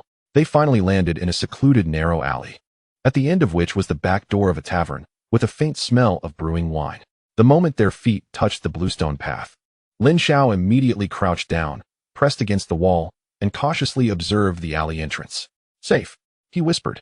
Luo Lan stood up straight, her height of 1.9 meters making her particularly conspicuous among the relatively short ancient buildings. She curiously examined the mottled moss on the wall, reaching out to touch the rough bricks. Is this the texture of history? Much more interesting than the 3D models in the database. Put away your curiosity. Lin Xiao's voice was very low. From now on, we are two outsiders coming to make a living in Pingyang City. You'd better not act like a country bumpkin visiting the city for the first time. Upon hearing this, Luo Lan retracted her hand, her light golden eyes turning to him as she nodded seriously. Understood. What's our action plan next? First, find a place to stay, and then scout around the Pingyang Wangfu.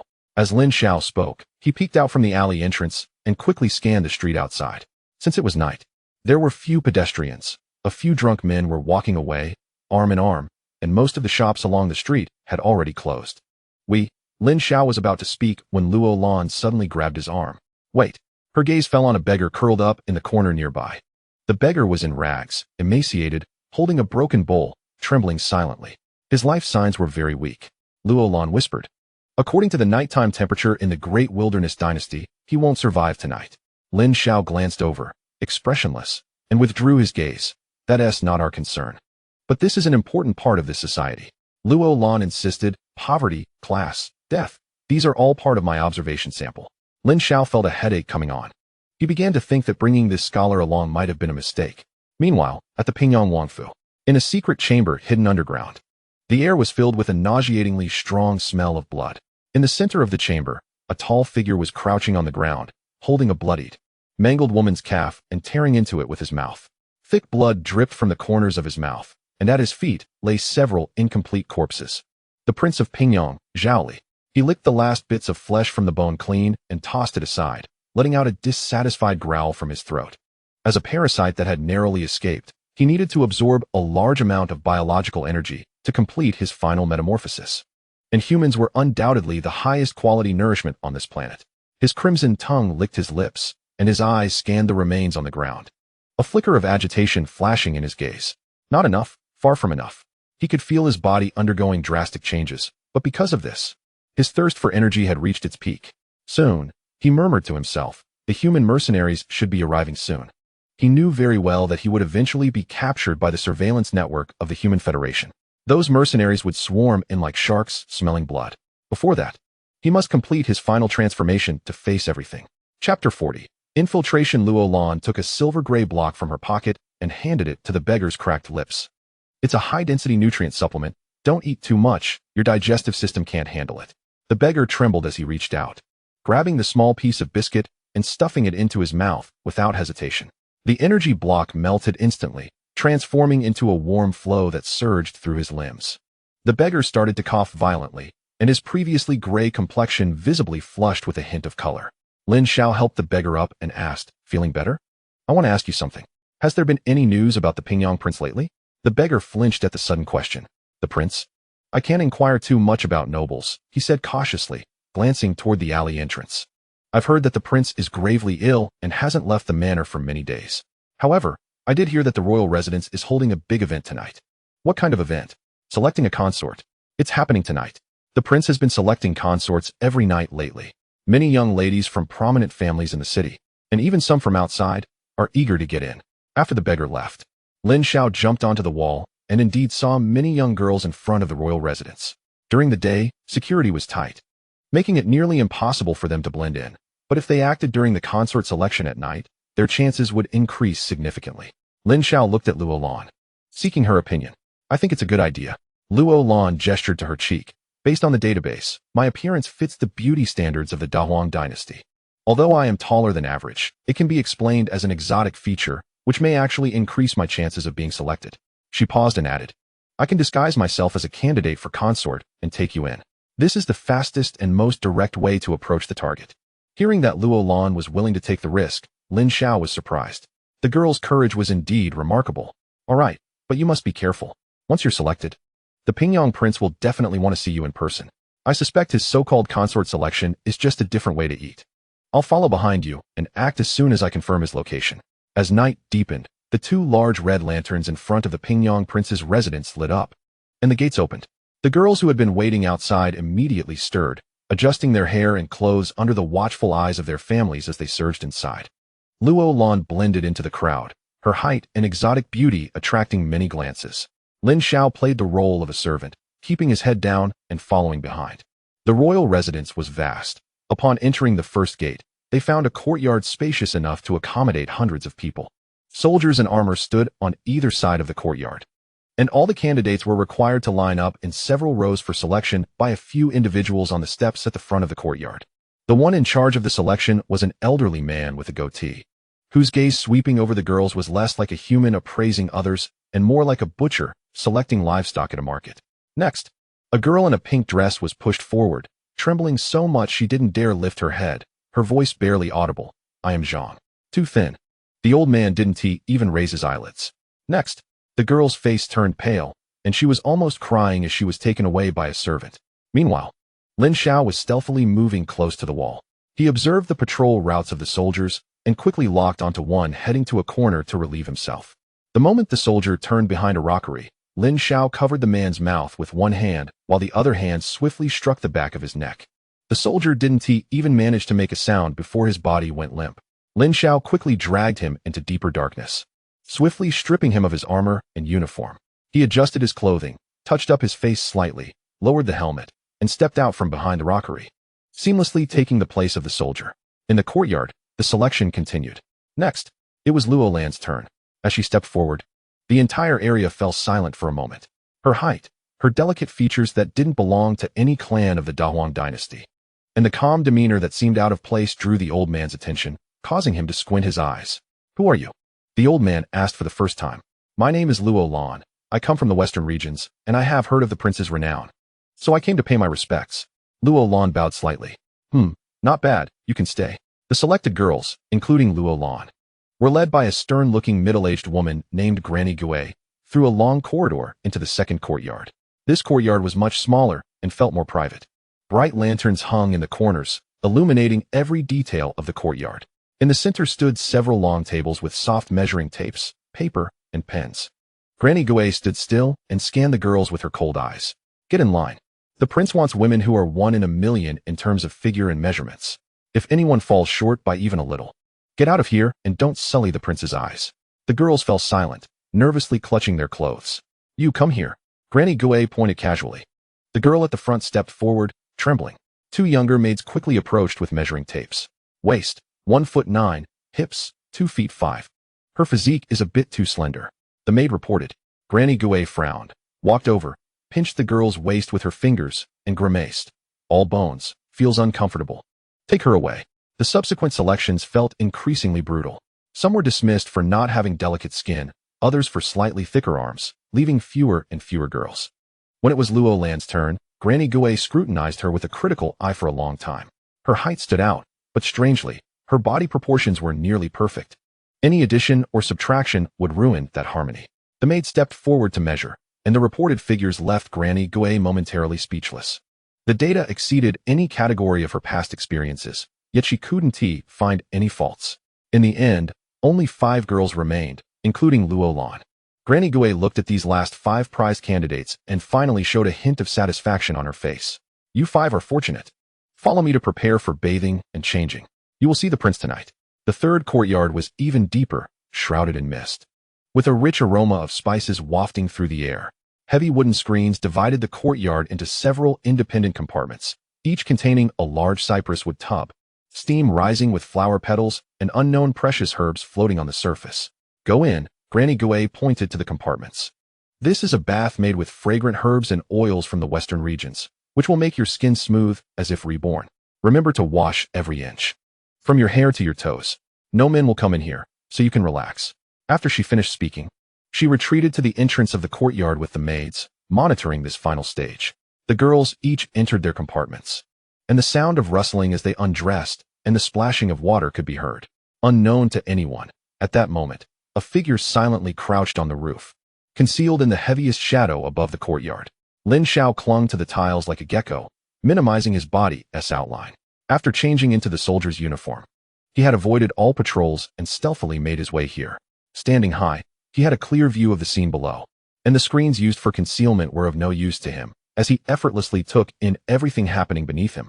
Chapter 41. The monster in the depths. 5 girls changed into matching lotus-colored silk robes, the fabric soft and light, clinging to their freshly bathed skin, highlighting their different figures. Their hair tips still held moisture, and their faces, free of makeup, glowed with a natural flush from the steam of the hot water, like flowers about to bloom. "Come with me." Granny Du led the 5 into the depths.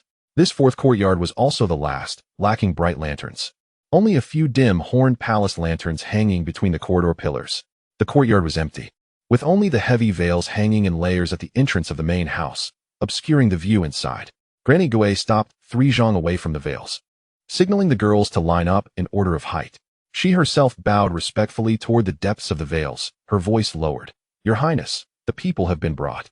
After a long while, a male silhouette appeared behind the veils. Let the one on the far left come forward. The girl on the far left was petite. Granny Gue shot her a cold glance, urging her with her eyes. The girl bit her lip and nearly shuffled forward step by step toward the veils. Lin Xiao watched everything, wanting to intervene, but feeling something was off. When the girl's figure finally disappeared behind the heavy curtains, a heavy wooden door was closed from within. And then there was no more sound. On the roof ridge, Lin Xiao pressed down lower, staring at the main house below. His position was excellent, allowing him to see the overall structure of the main house clearly. It was a completely enclosed building, besides the door the girls entered. There were solid walls on both sides and the back, without a single window. After about the time it takes to burn a stick of incense, the wooden door opened again. The remaining girls' hearts tightened as they all looked over. However, the doorway was empty, and no one came out. The prince's voice sounded again, as if nothing had just happened. Let the tallest come forward. This time, it was Luo Lan. Luo Lan's reaction surprised everyone. She simply raised her eyes quietly, casting a fleeting glance toward the thick darkness above the courtyard. Then, she stepped forward, her figure disappearing behind the layers of veils. The heavy wooden door closed again, leaving the courtyard in complete silence. At that moment, a shadow leaped down from the roof like a night owl, landing silently on the stone slabs of the courtyard. Granny Gue just sensed something amiss behind her and was about to turn when a bright flash of a blade swept past her neck. The three girls beside her had just opened their mouths to scream, but before they could make a sound, they felt a slight sting at the back of their necks, their vision darkening before they lost consciousness. After knocking out the three girls, Lin Xiao did not pause for a moment. He swiftly moved to the main house's door, pushed aside the heavy veils, and placed his hand against the tightly closed wooden door. With a forceful push, the bolt snapped. The room was empty, sparsely furnished to the point of being crude. Finally, behind a heavy rosewood cabinet, he detected a faint fragrance. Behind the cabinet was a hidden door. Beyond the hidden door were stone steps leading downward. The further he went down, the colder and damper the air became. A strong metallic smell mixed with a foul odor assaulting his senses. Below was a sprawling underground passage, with torches embedded in the walls every few zhang, illuminating the passage in flickering light. In the distance, a squad of guards was patrolling toward his direction. Lin Xiao alternated his feet against the wall, his body clinging to the top of the passage like a gecko. The squad of guards passed directly beneath him, oblivious to his presence. Once they had moved far away, Lin Xiao quietly dropped down. Following the faint fragrance, he avoided two groups of patrolling guards, choosing the correct path at the fork, and continued to stealthily advance deeper underground. The smell of blood grew stronger. At the end of the passage, a massive black iron door appeared. In front of the iron door stood a figure with its back to him. The person wore a robe embroidered with swirling dragons and was tall. It was the prince who had appeared in the room earlier. Behind the prince stood Luo Lan, motionless. The robe's owner remained unaware of the death approaching from behind, still bent over, showing utmost respect to the iron door. Your Highness, the people have been brought. Lin Xiao's figure was concealed in the shadows where the firelight could not reach, his breath held to an extreme. He was glad he had not acted directly earlier. This man in the dragon robe was merely a false prince. The room behind the door fell silent for a moment. Then, a completely different voice came through the door. You may leave. Yes. The man in the dragon robe replied respectfully, straightening up, preparing to turn and leave. The moment he turned, his pupils suddenly contracted. He didn't even have time to react before a hand clamped down on his chin, another hand supporting the back of his head, and with a sharp twist, the man in the dragon robe went limp.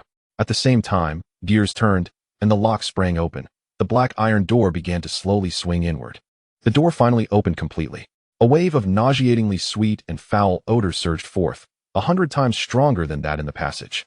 The space behind the door was much larger than imagined, with the same torches hanging on the stone walls.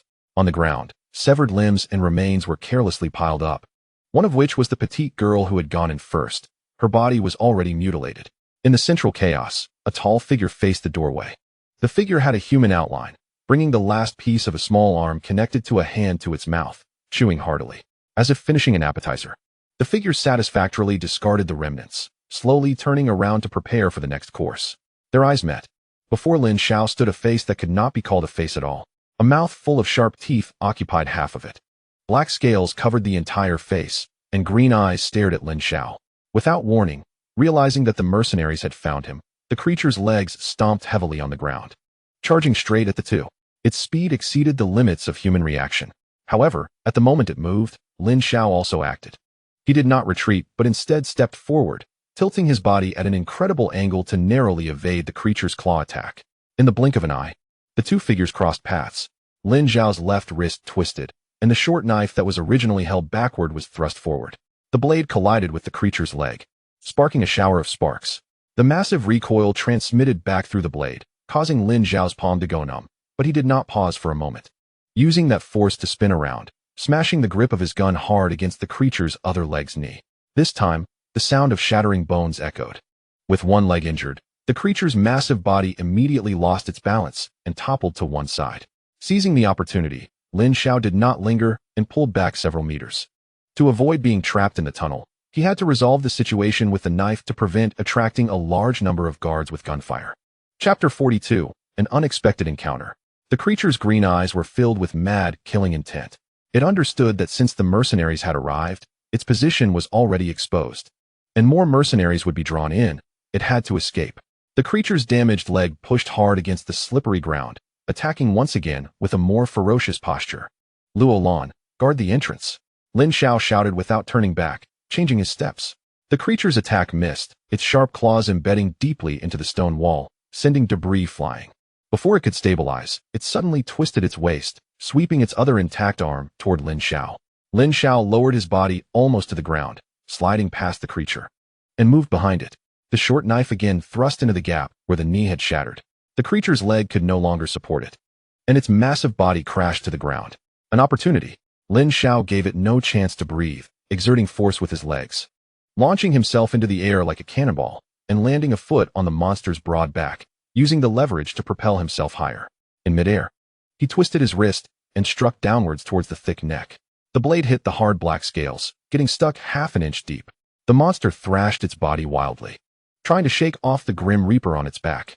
Lin Xiao's eyes turned cold. His empty left hand transformed into a fist, and he drove his elbow down with all his strength, smashing it against the end of the knife handle. The short knife was propelled by this immense force, breaking through the scale's defense and cutting deep inside. Black-green blood gushed out like a fountain. Lin Xiao did not stop. Gripping the knife handle, he spun around his spine, forcefully tearing off the ugly head from its body. The large head rolled to the ground, the corpse of the bug crashing into the pool of blood, silent forever.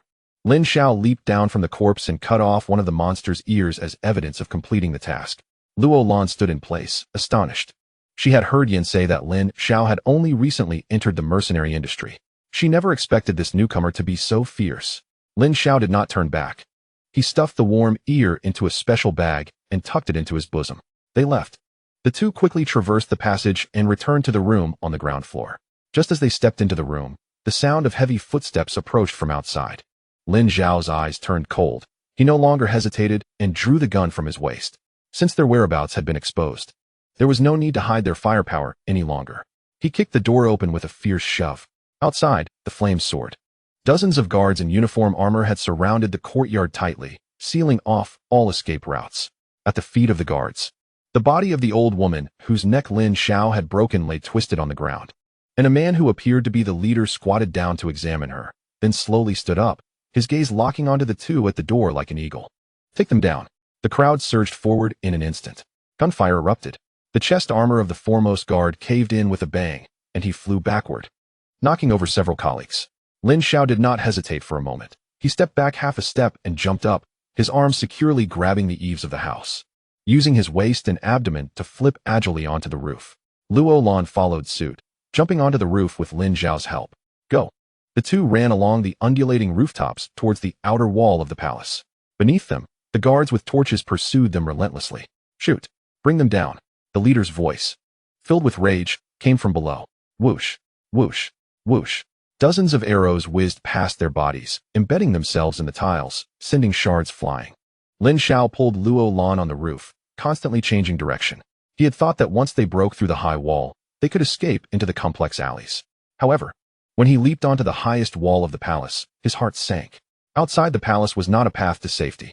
On the long street, flames lit up brightly, and a dense mass of guards had already blocked all the exits, surrounding the entire palace like an iron barrel.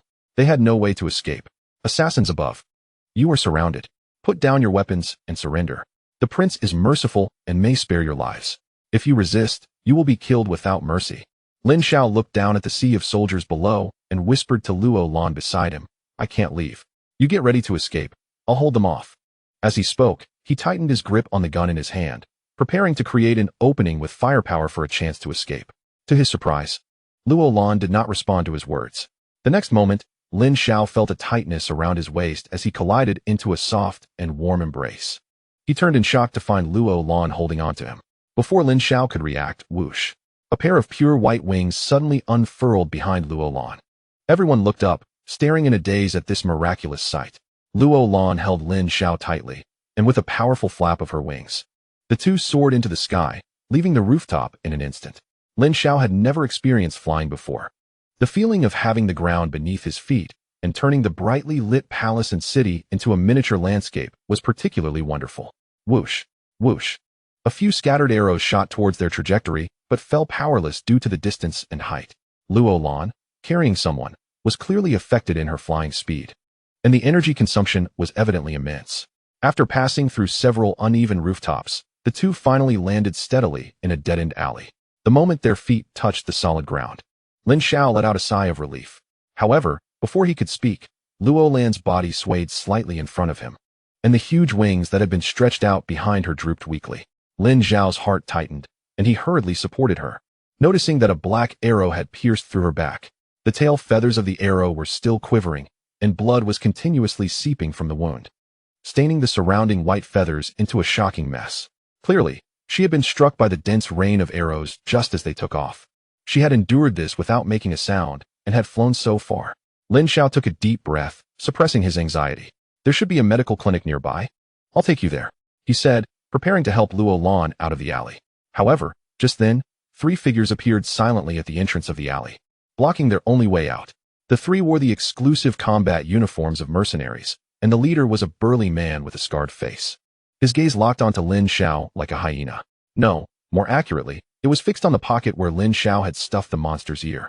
Kid, you're quite lucky to come out from so many guards. You've really opened our eyes, the scar-faced man said. We don't want to cause trouble. Just hand over the evidence of the task you got, and today we'll pretend we didn't see you. You go your way, and we'll go ours. How about it? Lin Xiao immediately understood. These three had also seen the task, but had not stormed the palace. Instead, they waited outside to reap the benefits. What if I say no? Lin Xiao refused. No. The scar-faced man's smile widened. He drew a large knife from behind. Kid, don't be ungrateful. We originally just wanted money. But if you push us, we won't mind killing you.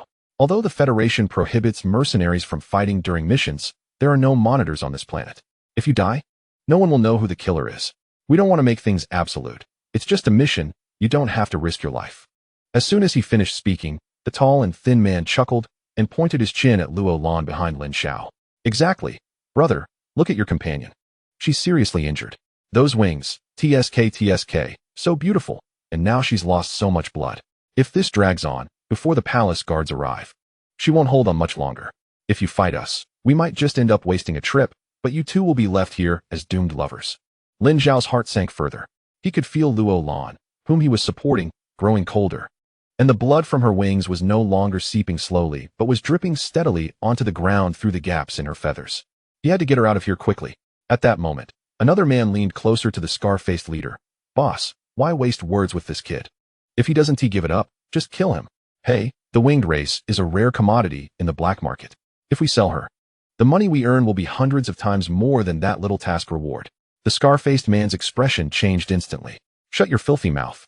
He suddenly turned around and slapped the man speaking hard across the face. You want to die? Don't drag me into it.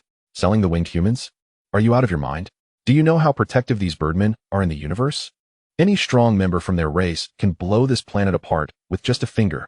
If this gets found out, even if you had 10 heads, it wouldn't be enough for them to chop off. I'm here to seek wealth, not to court death. Chapter 43. Taking advantage of the fire, the scarred face turned back to Lin Xiao. Kid, let us do the math. There are 3 of us, one of you, plus a burden. Do you think you have a chance? Your companion's wings are a precious thing.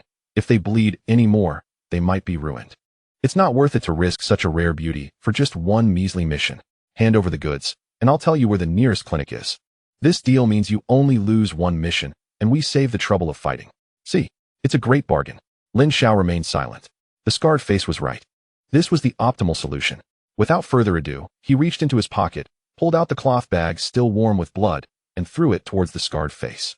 The scarred face caught the bag steadily, opened it to confirm it contained insect ears, and a satisfied smile appeared on his face. Good. Just head right out of the alley, turn right at the end, and the shop with a broken lantern is it. That old guy only cares about money, not people.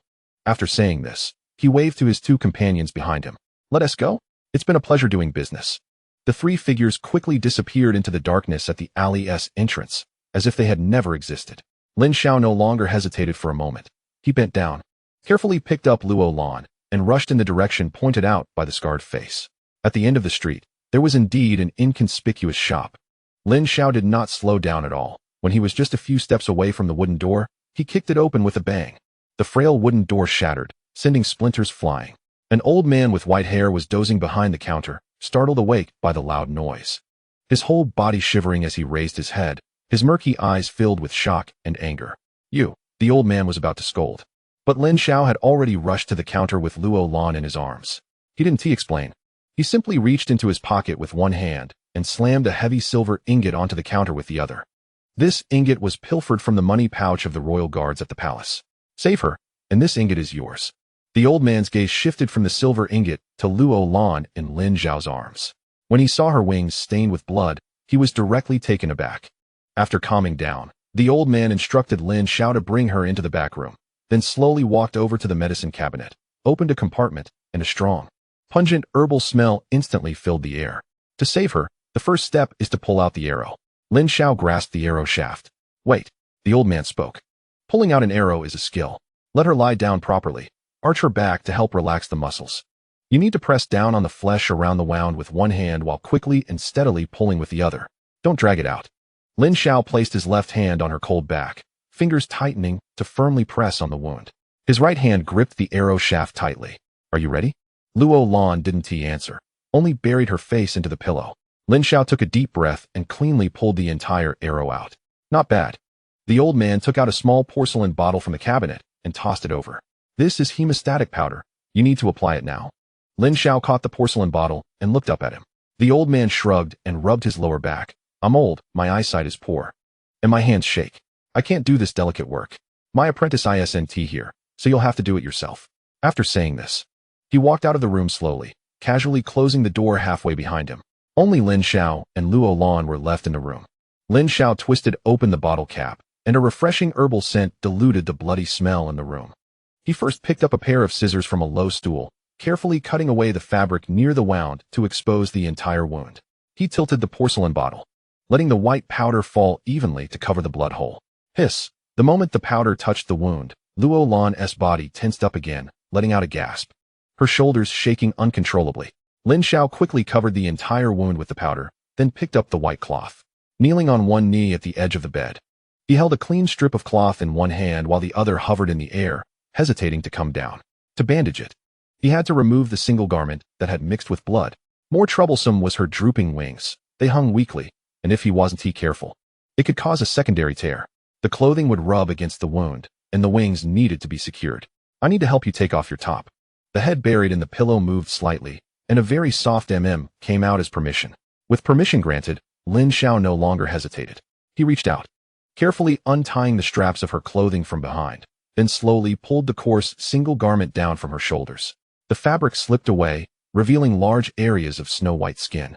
Delicate as fine porcelain, Lin Xiao gently folded her massive wings together, bringing them back onto her back.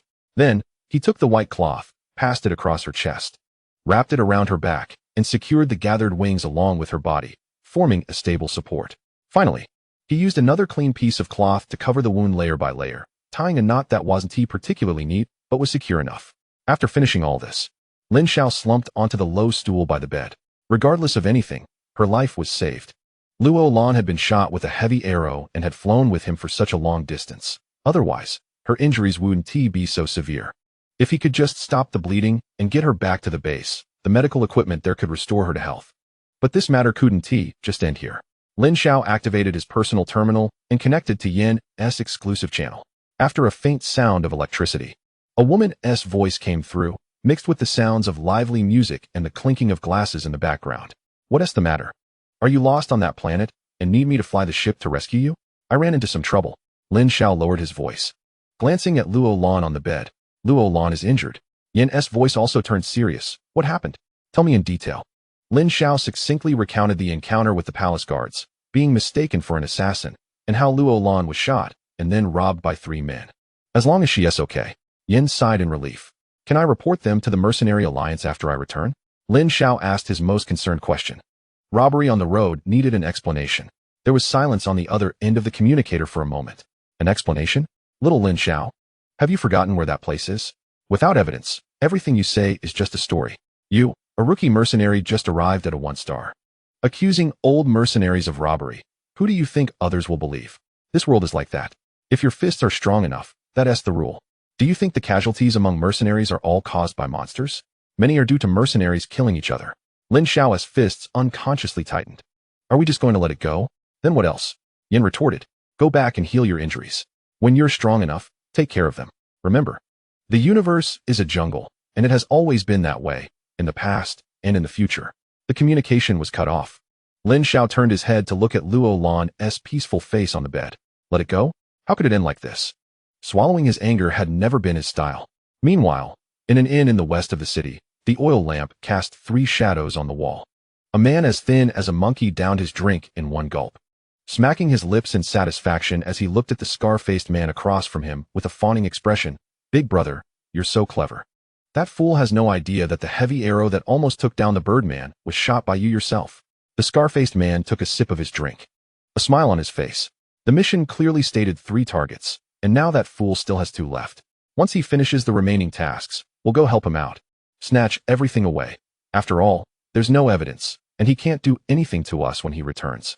The other 2 exchanged glances, both revealing greedy smiles. Brilliant. Truly brilliant. Chapter 44. Return. The sky gradually brightened with the first light of dawn. Lin Xiao glanced at the Earth time on his terminal, 5:45 a.m. He couldn't wait any longer. After confirming once more that the bandage on Luo Lan's back was not seeping blood, he activated his personal terminal and sent a return request to the rescue ship. The rescue ship arrived silently, hovering over the empty space in the backyard. The return to Base 7 was as quick as a dream. Medical personnel took Luo Lan from his arms for surgery. At exactly 7 a.m., Lin Xiao returned to his bedroom. Buzz. The phone on the bedside table vibrated, and the screen lit up with the name Zhang Wei. Lin Xiao answered the call, and before he could speak, Zhang Wei's loud voice exploded from the receiver. Hey, Xiaozi, are you awake? We're gathering at the school gate at 8 a.m. for a trip to Xishan. The bus is all booked. Don't be late. Got it. What else with your voice? Did you stay up all night playing games? Didn't sleep well. After hanging up, Lin Xiao walked into the bathroom, turned on the faucet, and buried his face in the cold water. The biting chill cleared his muddled brain a bit. He changed into a clean set of casual clothes, stuffing his mercenary outfit deep into the wardrobe. 10 minutes before 8, Lin Xiao arrived at the meeting point. A bus was parked by the roadside, and Zhang Wei was leaning against the door, chatting with a few classmates. Seeing Lin Xiao, he waved exaggeratedly. Over here. You've finally arrived. We were just waiting for you. Zhang Wei squeezed in next to Lin Xiao, handing him a bottle of water. Your face is as pale as a ghost. Are you really okay? A bit carsick. Lin Xiao twisted off the cap and took a sip, leaning back in his seat and closing his eyes. Yan's words echoed in his ears. A strong fist is the rule. Those 3 mercenaries, that scar-faced man, should still be on that planet, waiting for this fool to complete the remaining tasks, then swooping in like vultures to snatch away all the results. They thought they were the hunters, treating him as prey. This time, he wouldn't take Luo Lan with him. He would return, alone, and settle the score properly. He didn't know how long had passed when the jolt of the bus abruptly interrupted his feigned sleep. Bang! The bus tilted sharply to the right, crashing into a deep pit by the roadside. Inside the bus, screams erupted. Luggage fell from the racks, and classmates who weren't steady toppled over. Just then, a voice cut through all the noise. Shut the hell up. It was Zhang Wei. He climbed up from his fallen seat, wiped the drink off his face, and stood in the tilted aisle, one hand on his hip and the other pointing at everyone. The chaotic scene fell silent, and everyone stared at him in shock. Zhang Wei cleared his throat and began directing. Wang Qian. He pointed to a trembling girl. You've had experience taking care of people after giving birth in the school bathroom. Go calm down the girls. Sun Chong.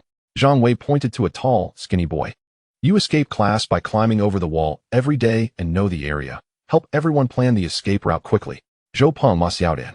You 2 kiss in every corner of the school. You're good at observing the environment. Find a safe zone quickly.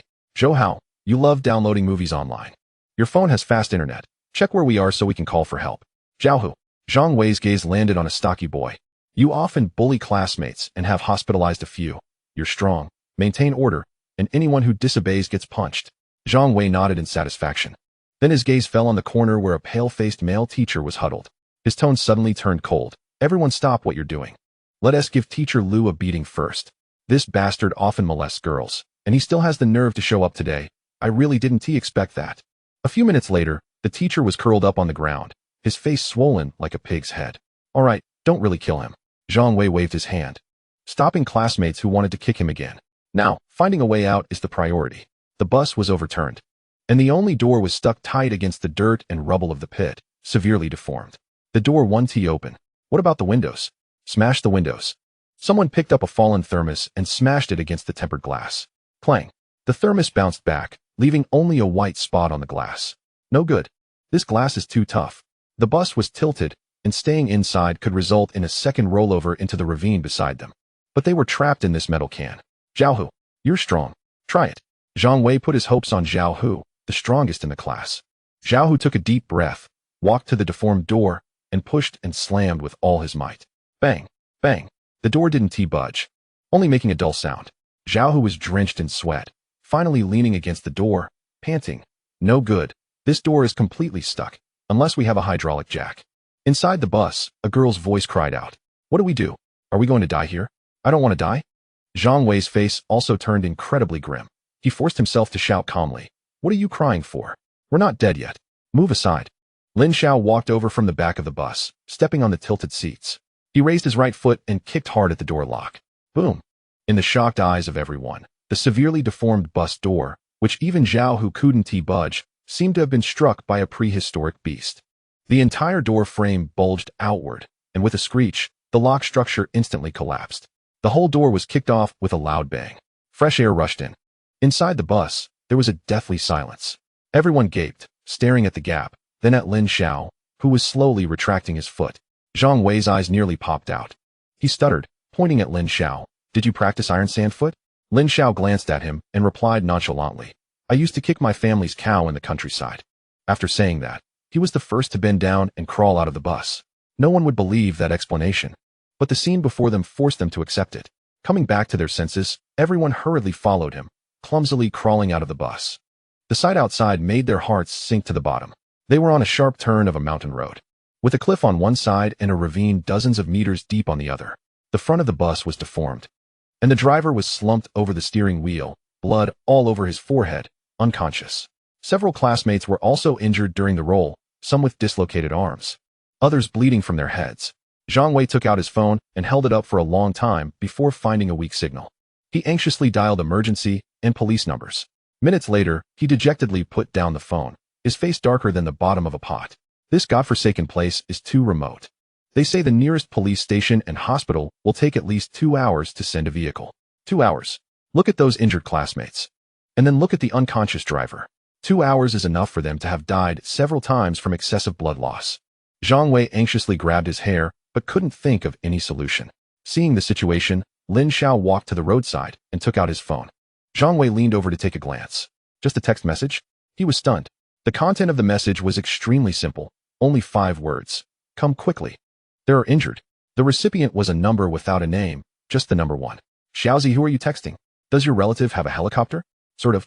Lin Xiao said as he finished sending the message, put his phone back in his pocket, and looked up at the sky as if waiting for something. Time passed second by second. 5 minutes. 10 minutes. Buzzing, a strange sound came from the distant horizon. The sound grew closer, louder, and clearer. Everyone unconsciously looked up. In the distance, under the clouds, a black dot was rapidly enlarging. It was a helicopter. Chapter 45. The determination for revenge. The helicopter showed no signs of slowing down, flying precisely toward their position.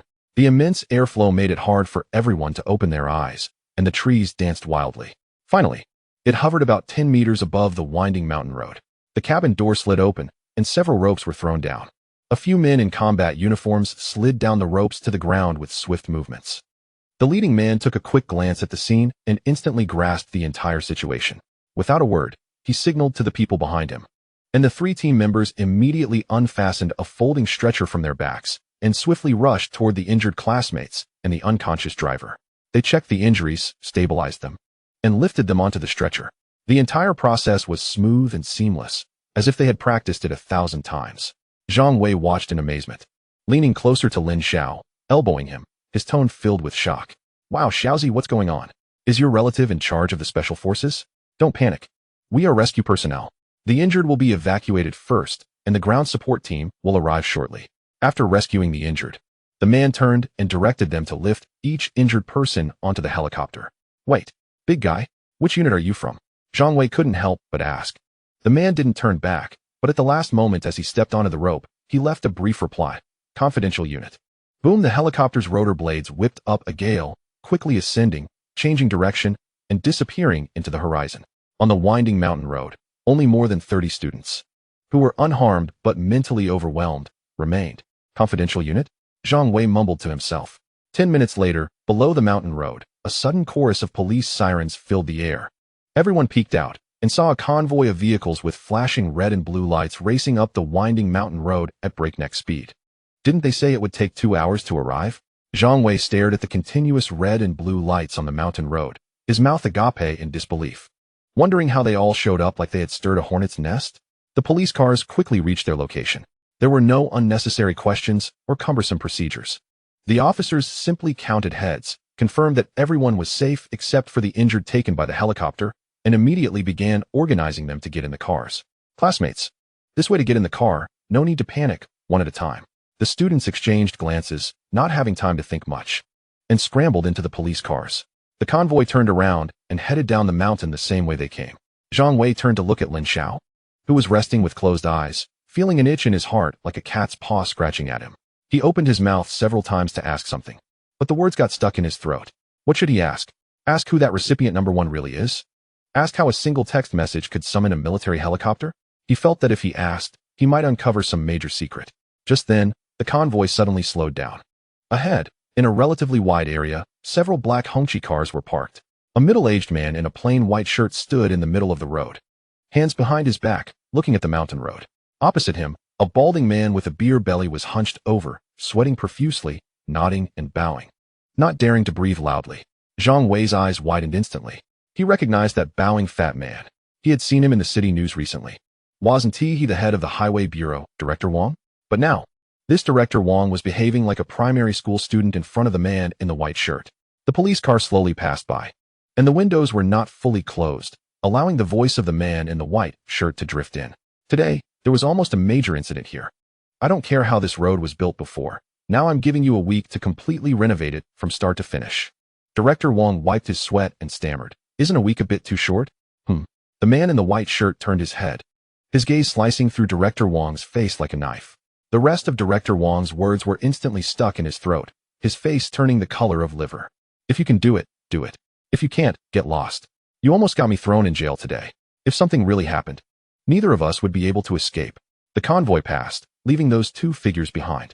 The convoy returned to the city, and all the students were taken directly to the best hospital in the city, using a special passage that outsiders could never enter. There were no appointments, no queues, not even a single inquiry. A group of doctors and nurses in white coats, with serious expressions, had already been waiting there, sorting them and leading them into different departments. Zhang Wei lay on the CT machine, listening to the hum of the machine, his mind still in a fog. He hadn't been hurt at all. Yet they insisted on giving him a full-body checkup, which was more detailed than the physical exam for college entrance. The results of the examination came out unbelievably fast. After confirming that everyone was safe, those police cars appeared once more, like the most dutiful babysitters, returning each student precisely to their doorstep. Xiaozi, about today. Just before getting out of the car, Zhang Wei still couldn't help it. He looked at Lin Xiao. Lin Xiao patted his shoulder, his expression calm. Get some rest. Just consider it a nightmare.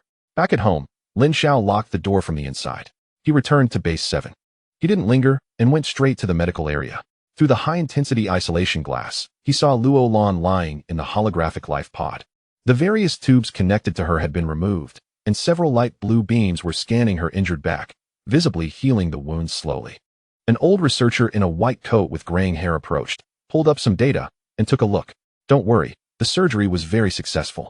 The implanted nanomedical robots are repairing the damaged tissue. In another day, she will be up and about. Lin Xiao left the medical area and returned to his dormitory. He opened the door, and Yin was waiting for him. Lin Xiao walked to the desk, poured himself a glass of water, and drank it all in one go. How's the investigation going? Yin put down her cup, casually waved her hand in the air, and a light blue holographic screen unfolded between them. On the screen were the profiles and information of 3 men. The 3 flies that caused you trouble, I found out about them. They're all registered 1-star mercenaries in the Mercenary system, notoriously known as the Mercenary Trio. The leader is called Butcher, the second is called Viper, and the third is called Rat. Yan's finger lightly tapped the holographic screen, enlarging the profiles of the 3 men, rows of blood-red criminal records glaringly visible. They are ruthless and have blood on their hands. She looked at Lin Xiao and said, if you want to get even, it probably won't be that easy. Lin Xiao's gaze fell on the 3 grim faces on the light screen, his expression gradually turning cold. If I'm not mistaken, those 3 guys should know I'm a newcomer, which is why they targeted me. In the mercenary system, my profile is blank, in the eyes of these old hands. I'm just a fat sheep that has just entered the slaughterhouse, and they want to let me go without killing me. But there's a saying, strike first to avoid being struck later. If I don't take action today, sooner or later, they'll kill me. Lin Xiao walked to his bedside, crouched down, and dragged out an inconspicuous black rectangular box from under the bed. When the box opened, it revealed a chainsaw, sword lying quietly inside. He reached out, grasped the hilt, and felt the familiar weight. Since you've made up your mind, Yin sighed, as if she had expected this outcome. Be careful, your opponents are not weak. Lin Xiao did not turn back and walked straight toward the dormitory door. Yin, give me a jug of wine. Lin Xiao's hand rested on the doorknob. I'll drink when I return. Yin looked at the empty doorway for a long time before softly laughing. This little guy is becoming more interesting. Chapter 46, Revenge. The landing pod descended. Lin Xiao left the landing pod hidden in the secluded woods and entered the capital of the Great Wilderness Dynasty alone. He had bought a robotic mask for 100-star coins, which transformed him into a man with a full beard and a weathered look. Yan's intelligence was accurate. Those 3 guys had arrived before him and were lying in wait, ready to ambush him when he dealt with the 2 targets infested by the insect race. Lin Xiao was not in a hurry. He crossed several streets and headed straight to the most luxurious brothel in the city, the Yi-Hong building. Under the huge redwood sign, 2 rows of bright red lanterns hung, still lit even during the day.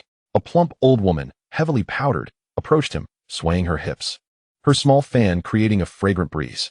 Oh, this gentleman looks unfamiliar. Is this your first time at our Yi-Hong building? The madam's eyes were sharp as she scrutinized Lin Xiao. Lin Xiao didn't waste words. He pulled out a small silver ingot from his pocket and tossed it over. The madam caught it quickly, weighed it in her hand, and her smile instantly became 10 times more sincere.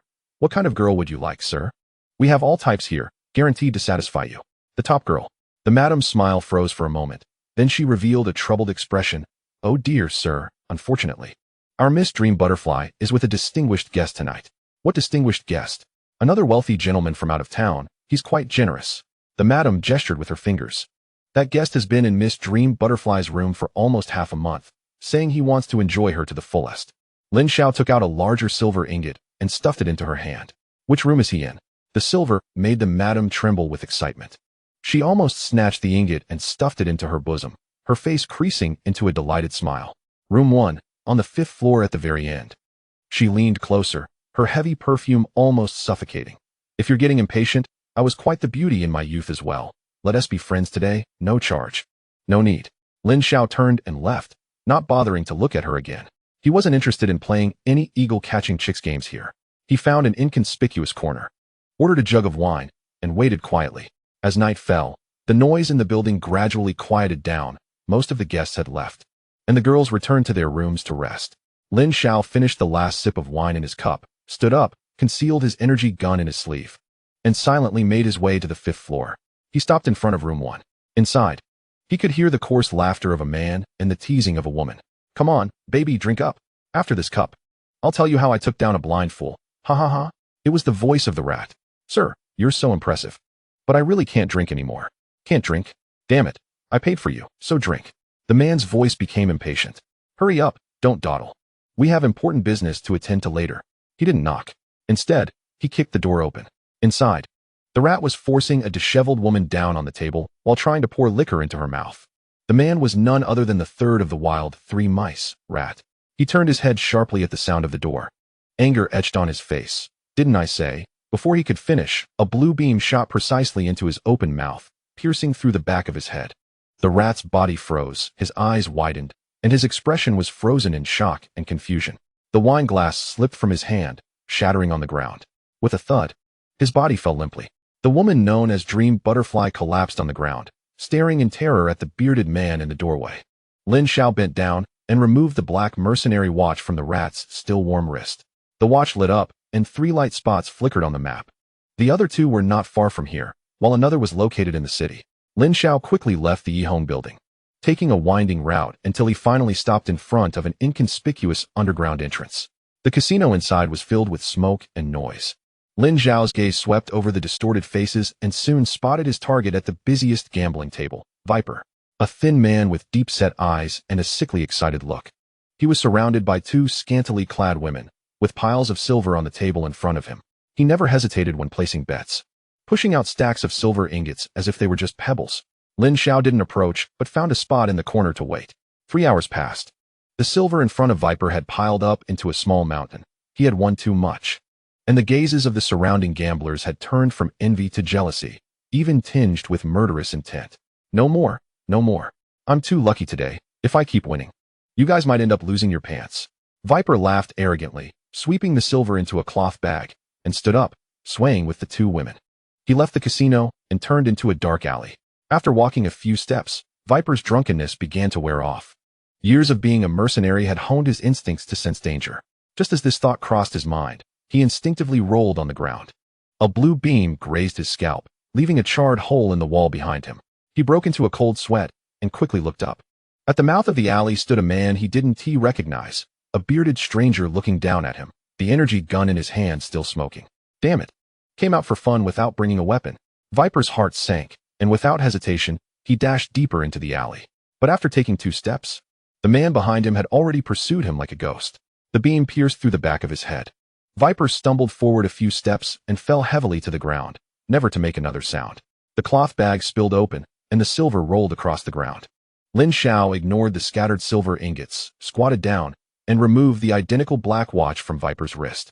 The moment his fingertip touched the watch face, it vibrated violently, and a flashing avatar appeared on the screen. It was the butcher. Lin Xiao didn't hesitate and pressed the answer button. Viper? Damn it, where have you gone?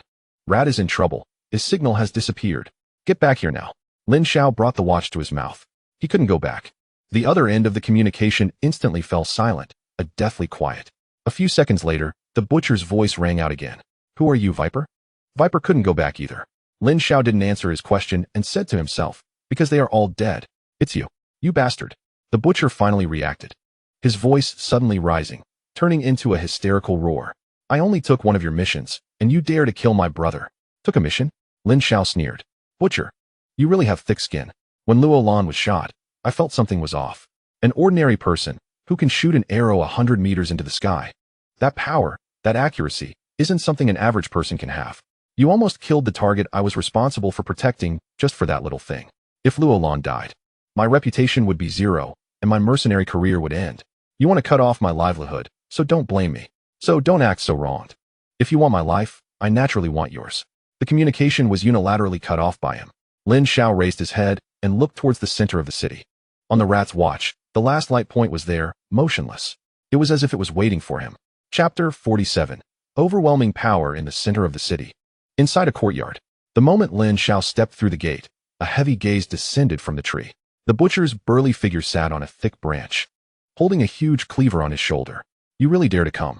The butcher jumped down from the tree, his heavy body hitting the ground, shaking it as if it trembled. He pointed the tip of his cleaver at Lin Xiao, grinning to reveal a mouthful of yellow teeth. Kid, if you have guts, don't use a gun. Let's fight one-on-one. Lin Xiao raised his hand and casually tossed the energy gun at his feet, then pulled out a chainsaw knife from behind. He grasped the handle and pressed the start switch. The chain on the blade began to spin at high speed. Almost simultaneously, the two moved, charging towards each other. The high-speed rotating teeth of the chainsaw knife collided violently with the heavy cleaver, sending dazzling sparks flying. The butcher felt a tremendous force coming from the handle, numbing his tiger's mouth and making his entire arm feel weak. He was horrified. How could this kid be so strong? He had thought this would be a game of cat and mouse. With his battle-hardened experience and his bulk, crushing a newcomer would be a piece of cake. But after several exchanges, the anticipated overwhelming victory did not materialize. Lin Xiao's movements were slicker than an eel, each dodge perfectly timed, while the buzzing chainsaw knife struck from the most cunning angles. The butcher's attacks were bold and fierce, appearing powerful, yet repeatedly missing. While Lin Xiao managed to inflict several shallow cuts on him, his clothes quickly turning red with oozing blood. The butcher became increasingly alarmed, cold sweat beading on his forehead. He knew that if this continued, he would be the first to fall. Out of the corner of his eye, he spotted the energy gun quietly lying on the ground not far away. A thought frantically burgeoned in his mind. Oh!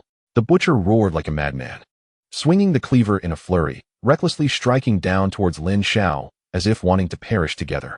Lin Xiao frowned slightly, sidestepping the chaotic slashes. Now's my chance. The butcher, using the momentum of his swing, suddenly jerked back, appearing to stumble, but aiming precisely for the location of the energy gun. He sensed the danger behind him, but couldn't care less. He threw himself forward with all his might, his right hand grasping desperately for the energy gun. The chainsaw knife's teeth instantly shredded through the flesh and bone of his left shoulder, tearing his entire left arm off, blood spraying out like a fountain. The intense pain made the butcher let out a miserable howl, but a twisted ecstasy appeared on his face. He had already grasped the gun with his right hand. Rolling away from Lin Xiao, he lifted the gun with his remaining right hand, the dark muzzle aimed at Lin Xiao's head. Kid, kneel down for me. Bang your head 3 times. If I'm in a good mood, I might give you a quick end. Lin Xiao stopped in his tracks, his face showing no expression. He just quietly looked at the butcher, his gaze like that of someone looking at a dead man. This kind of look utterly infuriated the butcher. You dare to glare at me? Go die? He pulled the trigger. But to his surprise, nothing happened. The ecstasy on the butcher's face froze. He incredulously looked down at the energy display on the gun. Laser energy remaining. 0. How could this be? A chill ran from his feet to the top of his head as the butcher finally understood that Lin Xiao tossing away the gun was not some pride in one-on-one combat, but a complete trap. A trap prepared for him. While he was in shock, Lin Xiao had already closed in. A heavy whip kick landed solidly on the butcher's chest. The butcher's body flew backward, his feet leaving the ground, crashing heavily to the ground. He felt a sweetness in his throat and spat out a mouthful of blood. Unable to rise again, the buzzing of the chainsaw knife approached. The butcher struggled to lift his head, watching the newcomer slowly closing in, fear finally showing in his eyes. You can't kill me. My brother is a high-level mercenary. If you kill me, he will know soon, and he won't let you go. No matter where you go, it will be a dead end. If it really comes to that, I can give you all the money I've earned over the years. It would be enough for you to live a lifetime. Lin Xiao's footsteps did not halt. He walked up to the butcher, looking down at this man who had just been so arrogant. Go die. This was the last sentence the butcher heard. The chainsaw knife plunged cleanly into his chest from above. The butcher's body convulsed violently a few times, the light in his eyes quickly dimming, ultimately falling into silence. Lin Xiao expressionlessly withdrew the chainsaw knife and turned off the switch. He bent down and began to search the butcher's warm corpse. Soon, a heavy leather bag was pulled off. Opening it, it was filled with Zerg ears. He did not take the butcher's dying threats to heart. In the vast universe, there were countless mercenaries, and many died on missions every day. A high-level mercenary might cause some trouble, but it wouldn't make him lose sleep. Lin Xiao's gaze swept across the courtyard, confirming that he had left no obvious personal traces. He looked up at the sky. On the horizon, there was already a hint of faint fish belly white. Time was short. He still had 2 Zerg to clean up. About 10 hours after Lin Xiao completed the mission and returned to the mercenary base, the courtyard stained with the butcher's blood suddenly rippled with a wave, like water waves. A completely black, menacing-looking private spaceship appeared out of thin air from its invisible state. The hatch slid open. A towering figure leaped down directly from several hundred meters in the air. The newcomer was tall, nearly 2 meters, dressed in a dark golden combat suit. Notably, for gleaming gold stars adorned the collar of his uniform. 4-star mercenary. The man walked slowly to the butcher's corpse and squatted down. He looked at the butcher's unblinking face and the empty left shoulder, his face showing no expression, but the surrounding air seemed to be sucked dry, oppressive and suffocating. He reached out and gently closed the butcher's wide-open eyes. Brother, I'm late. Immediately after, dozens of black shadows flowed down from the spaceship, landing and immediately spreading out in a fan shape, alerting the surroundings. Vulture team leader. A team member knelt on one knee. The man known as the Vulture stood up, his gaze as cold as a millennia-old glacier, devoid of warmth. He scanned the scene. The left arm had been torn apart by a chainsaw, and ultimately, a clean and decisive fatal blow pierced the heart. Although my brother was a useless person, he was also an experienced mercenary. The Vulture slowly spoke. Being able to kill him in this manner meant that the opponent was either a madman or a very strong guy. He was provoking me, scanning all the energy residues, biological information, and material particles at the scene. I want to know who killed my brother when it happened. Yes, Captain. The team members immediately began to act. Beams from various high-tech instruments crisscrossing the yard, leaving no inch of land unchecked. The vulture raised his head, looking toward the sky, as if he could penetrate the clouds and see the distant murderer. No matter who you are, no matter where you run, daring to kill my family, the vulture. I vow to turn you into ashes, never to rest until you are dead. Chapter 48. Artificial sun back at the mercenary base. Lin Xiao felt as if his limbs were filled with lead, extremely heavy. He first went to the mission hall to submit his task. Basic reward, 3,000 star coins. Additional reward, kill of Zerg, 33. Reward 6,000 star coins. Final settlement, 9,000 star coins. The star coins were credited to his account. And Lin Xiao did not linger, turning to head toward the medical area of the base. Luo Lan was sitting on the medical bed, flipping through the data panel in her hands. Upon seeing Lin Xiao enter, she looked up at him. How's your injury? Lin Xiao pulled out a chair beside her and sat down. It's recovering well. The self-healing ability of the winged people is not bad. I estimate it will fully heal in another day. Luo Lan smiled, seemingly unconcerned about her own injury. Then you should take a good rest. Lin Xiao did not stay long, leaving the medical room and returning to the mercenary dormitory. Back. You look a bit unwell. Yin raised her glass to greet him. She pointed to another bottle of wine on the table. This is for you. Those three guys didn't cause you too much trouble, did they? Lin Xiao walked straight to the table, picked up the wine bottle, and took a big gulp from the mouth of the bottle. He put the bottle down and wiped his mouth with the back of his hand. They're all dead. Yan's drinking motion paused for half a second. Then she continued to sip her drink nonchalantly. It's my first time killing a human. Lin Xiao leaned his hands on the table. His heart was still racing, feeling as if it was about to leap out of his throat. You'll get used to it. Yin set down her wine glass, stood up, and walked over to Lin Xiao, patting him on the shoulder. Under this starry sky, some people are just scum, living only to create more pain and trouble. You're not killing people, you're just cleaning up trash. Just understand that. Cleaning up trash? Lin Xiao repeated softly, a self-deprecating smile appearing on his face. I plan to go back to Earth for a few days. Lin Xiao set down the wine bottle. I need to adjust my mindset. That's good. Yin nodded, understanding this. It's like that when you first start. If you're too tense, you can easily break. Going back to see your family and clearing your mind is a good choice. She suddenly changed the topic, as if remembering something. Speaking of which, aren't you always talking about wanting to help your mother planet, Earth, develop technology? Lin Xiao was taken aback, not understanding why she brought this up so suddenly. Yin leaned in closer, lowering her voice. I just thought of something good that's sold in the base market, called an artificial small sun. Artificial sun? Lin Xiao frowned. Yes, it's only 2,000 star coins, practically a steal. The most important thing is that it comes with a complete set of manufacturing instructions. Lin Xiao suppressed the tremor in his heart and asked, the artificial sun you mentioned, is it made with controllable nuclear fusion technology? That's about the idea. How long can its energy output last? The most advanced experimental device in our country can only maintain combustion for a few minutes, Yin said, looking at Lin Xiao's tense expression, covering her mouth and chuckling, extending a finger with her left hand. 100 years. She casually uttered 3 words. That thing can run stably for 100 years. Seeing Lin Xiao in a daze, Yin raised her wine glass and said leisurely, controllable nuclear fusion is no longer a secret technology in the universe. Only your mother planet still knows nothing. Yin's words left Lin Xiao speechless for a long time. 100 years. The top scientists in the country spent countless efforts just to stabilize that violent energy for a few minutes. Yet here, it was treated as a cheap commodity with a lifespan of a century. Solving the energy problem would allow Earth's technology to truly take off. Yin noticed his daze and continued. Your rockets no longer need to carry dozens of tons of fuel just to escape the planet's gravity. With unlimited energy, you can fly further, exploring planets you never dared to imagine before. By then, building a forward base on Mars or the Moon and using this achievement to apply for membership in the Interstellar Federation would be a natural thing, right? Each of Yan's words painted a grand blueprint in Lin Xiao's mind. I'm going to buy it now. What's the rush? Yin pulled him back, her expression becoming serious. I must remind you of one thing. This is also an iron rule in the mercenary circle. Your energy gun is a special controlled item and absolutely cannot be brought back to your mother planet. If it's discovered, you could face life imprisonment or even the death penalty, and your mother planet would be listed as a dangerous civilization for observation. You cannot afford the consequences. Lin Xiao's heart tightened, and he nodded solemnly. I've read the Mercenary guidelines. I remember it clearly.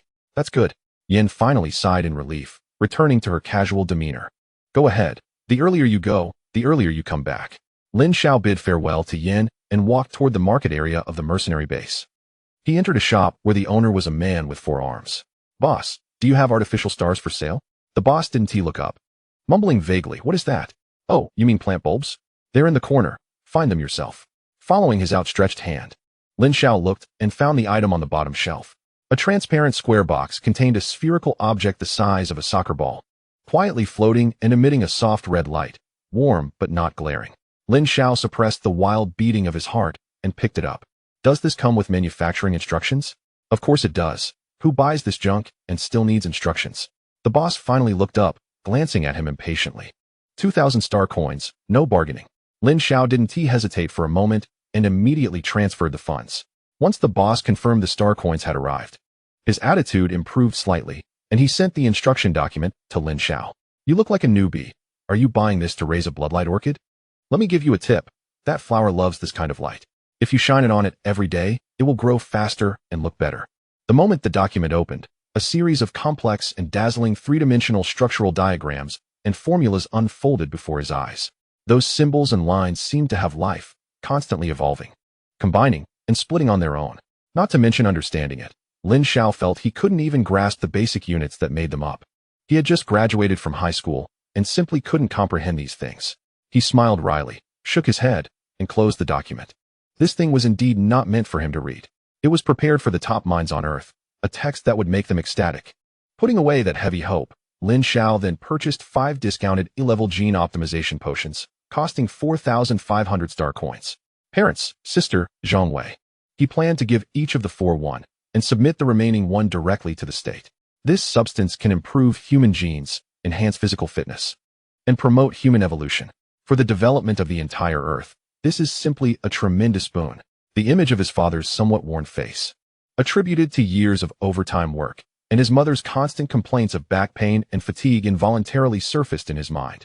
This drug may not make them young again, but it can definitely free them from ailments and provide them with a much healthier and more vibrant body than they currently possess. And then there's his younger sister, who is in her youth, with limitless possibilities ahead of her. A single dose of this drug could give her a clearer mind, which would be an incomparable advantage in her future studies or work. Zhang Wei, his best buddy, should not miss out on such a good thing. Lin Xiao's gaze fell on the last vial. This one was prepared for the country. He could almost envision the kind of transformation that would occur once the secret of this vial was deciphered by the top biologists in the country. Future soldiers would possess physical abilities and recovery rates far beyond those of ordinary humans, becoming true super soldiers on the battlefield. Future scientists could have stronger bodies and more enduring energy to tackle one research challenge after another. Even future astronauts could better resist cosmic radiation and high-intensity overloads. With energy issues resolved, humanity's own shackles would also be broken. The chemical reaction produced by the combination of these 2 things would be explosive. At that time, humanity's footsteps would no longer be confined to the small Earth. Chapter 49. The Fairy descends after checking all the items purchased. Lin Xiao looked at the balance on his personal terminal. 314 star coins. Just a moment ago, he felt like a millionaire, but after a trip to the market, he was instantly brought back to reality. Lin Xiao shook his head with a bitter smile. He was still too poor. He collected his thoughts and prepared to return to Earth. Just as he was about to step into the transition passage, a figure appeared before him. Lin Xiao saw Luo Lan. She was wearing a white patient gown, staring straight at him. How did you come out? Lin Xiao was somewhat surprised. I want to see your hometown. It has very important reference value for my research. Take her back to Earth? Lin Xiao's first thought was to refuse. What a joke. Earth is still a hidden novice village. Bringing a genuine alien back would be too risky. I'm sorry, but I can't. I've consulted the Federation's transition manual. Luo Lan seemed to anticipate his concerns. The technology for single-person transition channels was very mature. Although it couldn't accommodate large-scale personnel transport, carrying 2 people wouldn't add extra burden. This is not a technical issue. Lin Xiao frowned. My hometown is quite special. It's inconvenient to host alien visitors. I understand your concerns. Luo Lan nodded, her gaze still sincere. I swear by the honor of the winged people, I will never disclose any coordinates or information about your home planet, and I will strictly comply with all local laws and customs. I am merely an observer, a recorder. Lin Xiao fell silent. Refusing her was reasonable, but for some reason, He felt that allowing such a pure scholar to understand Earth might not be a bad thing. More importantly, he had a vague premonition that building a good relationship with this winged individual could potentially be a huge asset for him and for all of Earth. After a long pause, he finally relented. I can take you back, but you must agree to one condition. Hide your wings. In my hometown, surveillance equipment is everywhere. Any abnormal sight will be captured and lead to endless trouble. Can you do that? Luo Lan nodded in agreement. Earth, 5 a.m. The two successfully arrived in the bedroom. Luo Lan curiously surveyed the small but cozy space, her gaze sliding from the slightly worn paper books on the shelf to the outdated personal computer on the table. I'm sorry to put you in this situation. Lin Xiao rummaged through the wardrobe and handed her his largest set of sportswear. Change into this. I don't have anything more suitable. He was 1.78 meters tall, not short among his peers, but the clothes seemed small on Luo Lan, who was over 1.90 meters tall. The pants were significantly short, exposing her fair and slender ankles, and the top clung tightly to her figure, making her look quite eye-catching. Lin Xiao rubbed his temples in frustration. If his mother saw this, she would probably start a family drama right on the spot. We can't stay here, he decisively said. Come with me. He opened the door carefully and peeked out. The living room was pitch dark. Lin Xiao made a shushing gesture to Luo Lan, crouched down, and led her to tiptoe through the living room. Luo Lan mimicked his actions, her steps so light that they made no sound at all. The two slipped out of the house without incident. Where are we going? Luo Lan whispered. First, let's find a place for breakfast, and I'll buy you some fitting clothes. Lin Xiao lowered his voice and hurried down the stairs. It would be troublesome if it got bright. The streets in the early morning were still quite deserted, with only the breakfast stalls emitting steam. Lin Xiao led Luo Lan into a 24-hour soybean milk shop. 2 bowls of soybean milk, 2 baskets of meat buns, 2 pieces of fried dough sticks, and 2 bowls of tofu pudding. Lin Xiao called out to the owner, then found a corner table to sit down. The soybean milk and buns were quickly served. Luo Lan looked at the milky warm liquid in her bowl, then at the steaming white buns in the steamer. She picked up a spoon, mimicking Lin Xiao, and took a small sip of the soybean milk. A warm and sweet flavor melted on her taste buds, unlike any nutrient solution she had ever tasted. This is Earth food. Yeah, one of the breakfasts for Earthlings. Lin Xiao found her serious expression quite amusing. Just then, the door curtain of the soybean milk shop was lifted, and a familiar voice of complaint came in. I really can't believe it. We agreed to go to the internet cafe to play games, and those watching movies are watching movies, those downloading are downloading, and those playing on their phones are playing on their phones. I ended up not being able to play a single game. The person was Zhang Wei, followed by a tall, thin boy whom Lin Xiao recognized as Zhou Hao, the class film buff. The two walked in casually and plopped down at an empty table near the door. Zhang Wei, with a loud voice, continued the previous topic. Zhou Hao, you too. We agreed to play all night, and you, instead, downloaded high-definition movies all night. Your hard drive is probably almost full, right? Also, are your keywords too extreme? Bondage and imprisonment showed up. Are you still a normal human? Art, you don't understand art.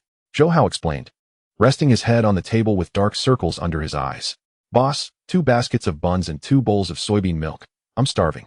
While waiting for the food, Zhang Wei scanned the shop out of boredom. The early morning soybean milk shop had few customers. Most were early rising elderly folks.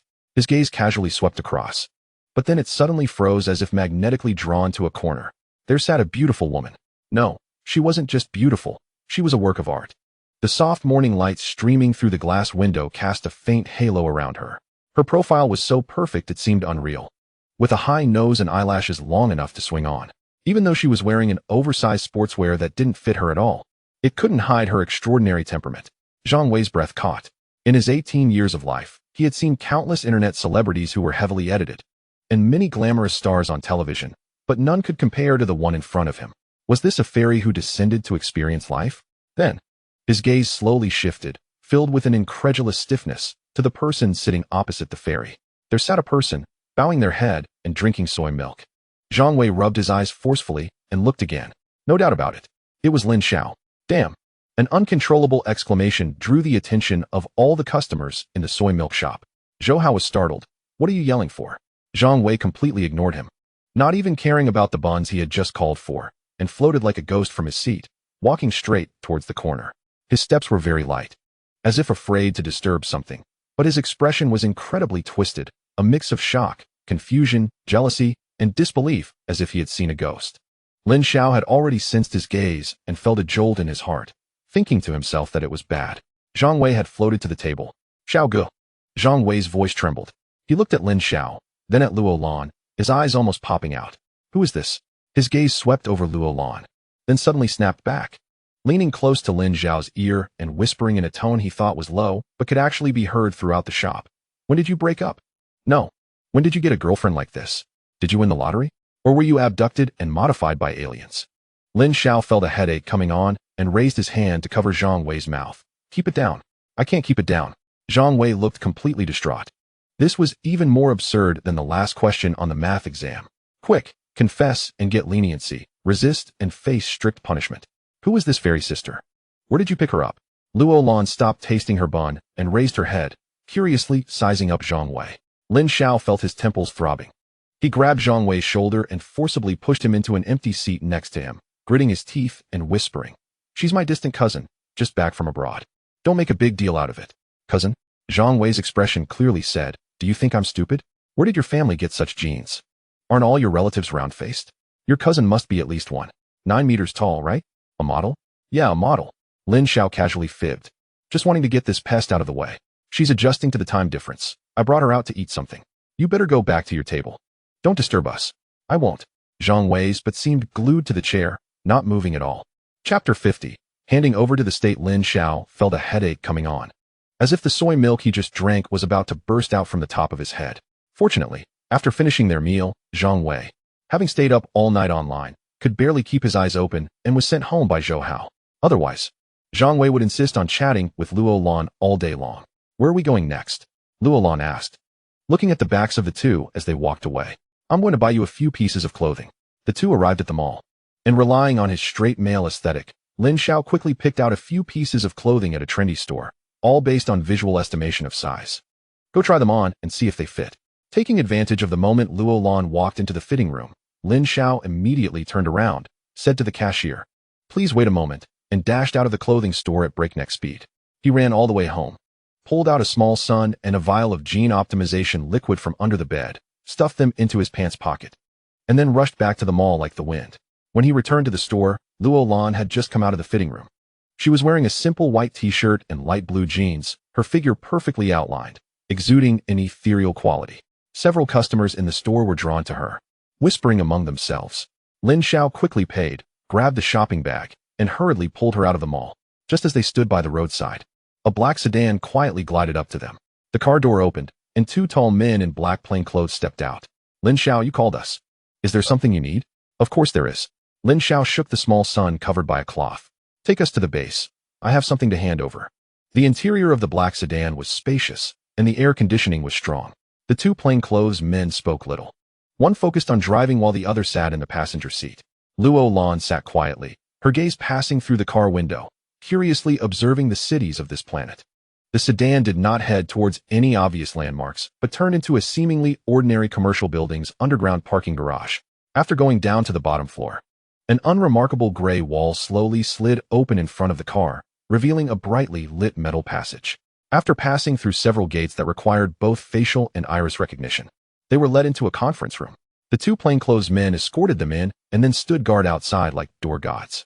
The wait was not long. About 5 minutes later, the conference room door was pushed open. Leading the way was a spirited old man, Qin Lao, followed by 4 gray-haired scholars wearing thick-bottomed glasses, their demeanor indicating that they had spent years in the laboratory. When their group entered, they were still quietly discussing something. But all sound ceased the moment they saw Luo Lan. Qin Lao simply glanced deeply at Luo Lan before turning his gaze to Lin Xiao. "Lin Xiao, you said you had something to hand over, and you even specially asked us several academicians to come. It seems it's not a trivial matter." Lin Xiao wasted no time and gently placed the cloth-covered small sun in the center of the conference table. All eyes were instantly drawn to it. Lin Xiao reached out and slowly uncovered the cloth. In an instant, a soft and warm light filled the entire conference room, as if midday sunlight had been condensed into a light sphere, quietly suspended in that transparent square container. It emitted no sound, steadily radiating light and heat. The room was so quiet that one could hear a pin drop. A scholar wearing gold-rimmed glasses instinctively took half a step forward, removed his reading glasses, rubbed them vigorously, then put them back on, staring intently at the light sphere. "Is this a miniature sun?" Qin Lao asked in surprise. Lin Xiao looked at their frozen expressions and introduced. "This is indeed an artificial sun. In extraterrestrial civilizations, It is generally used to provide lighting for indoor plants. Indoor planting? The scholar with the gold-rimmed glasses murmured. Using the sun to grow vegetables? Qin Lao did not pay attention to his colleagues, who were almost losing their minds with excitement behind him, and focused intently on Lin Xiao. How long can its energy last? This question instantly calmed the excited scholars. Yes, duration. The most advanced laboratories in the country, after spending huge sums to produce similar artificial suns, had a maximum record of 217 seconds before collapsing due to material and technical limitations. Lin Xiao extended a finger. 1 hour? A scholar tentatively asked. Lin Xiao shook his head. 1 day? Lin Xiao still shook his head, watching the crowd hold their breath in anticipation. He slowly announced the answer, 100 years. The conference room fell into silence once again. Controlled nuclear fusion, Qin Lao pronounced each word slowly. It seemed that extraterrestrial civilizations had already mastered mature controlled nuclear fusion technology. Qin Lao, you are an expert, Lin Xiao admitted calmly, but just having this one sun. The difficulty of research for you is probably not small, right?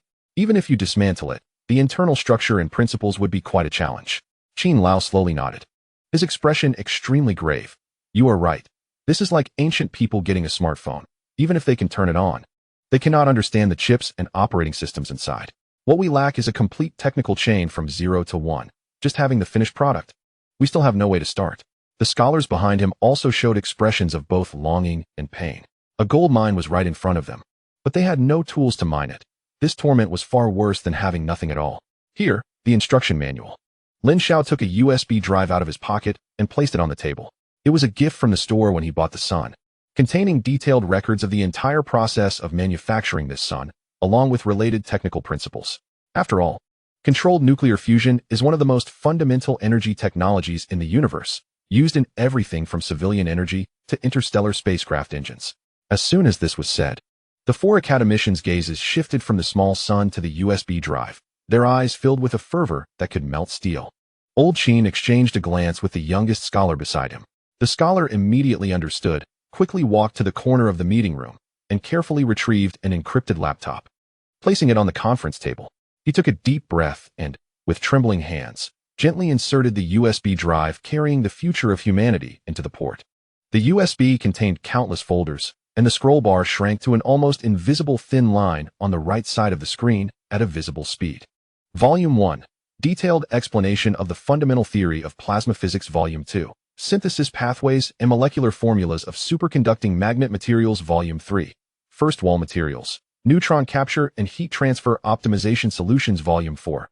Database of Confinement Field Control Models, including 37.000 Extreme Environmental Simulations, Volume 99. Principles of Civilian Miniaturized Sun Design, Chapter 51. Serving the people, it's true. All of it is true. The academician with gold-rimmed glasses murmured, clicking into a subfolder. From the original data of the first-generation tokamak device to the energy error correction algorithms of the fifth-generation spherical tokamak. Good heavens, this is all research that has only been developed in recent centuries. Look here. Another scholar pointed at the screen, his voice hoarse. They actually solved the problem of radiation damage to structural materials in this way. It's so clever, so crazy. We've taken so many detours. The 4 elderly National Treasure-level scholars looked like children who had just received their beloved toys. Their cheeks flushed, incoherent, wishing they could dive into the screen. Everyone quiet. Old Qin's voice instantly suppressed all the noise. The academicians, as if waking from a dream, turned to look at him. Secretary Zhao. The door was immediately pushed open, and a person stood at attention. Issue the orders immediately. I want to convene an emergency expanded meeting at the highest level. All heads of relevant fields. Whether they are inspecting abroad or at remote mountain bases, I must see them on video conference within 2 hours. Yes. The order was quickly conveyed. Old Qin's gaze was fixed on Lin Xiao, filled with admiration. Lin Xiao, you have opened a door to a new era for human civilization. The country will not neglect any meritorious service. Now, you can state your request, any request. As long as we can fulfill it, there will be no second discussion. As soon as these words were spoken, everyone's gaze in the conference room focused on Lin Xiao. Such a tremendous achievement would inevitably lead to astonishing demands. Wealth? Status? Power? Any one of these would be enough to elevate an ordinary person to greatness.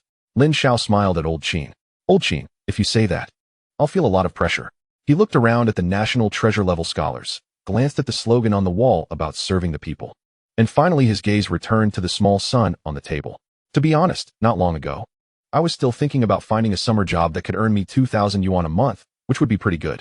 But when you see an interstellar battleship flying overhead, when you are in a high-altitude free fall on an alien orbit, when you are passionately fighting against a tide of insects, the pursuit of fame and profit on Earth suddenly feels a bit uninteresting.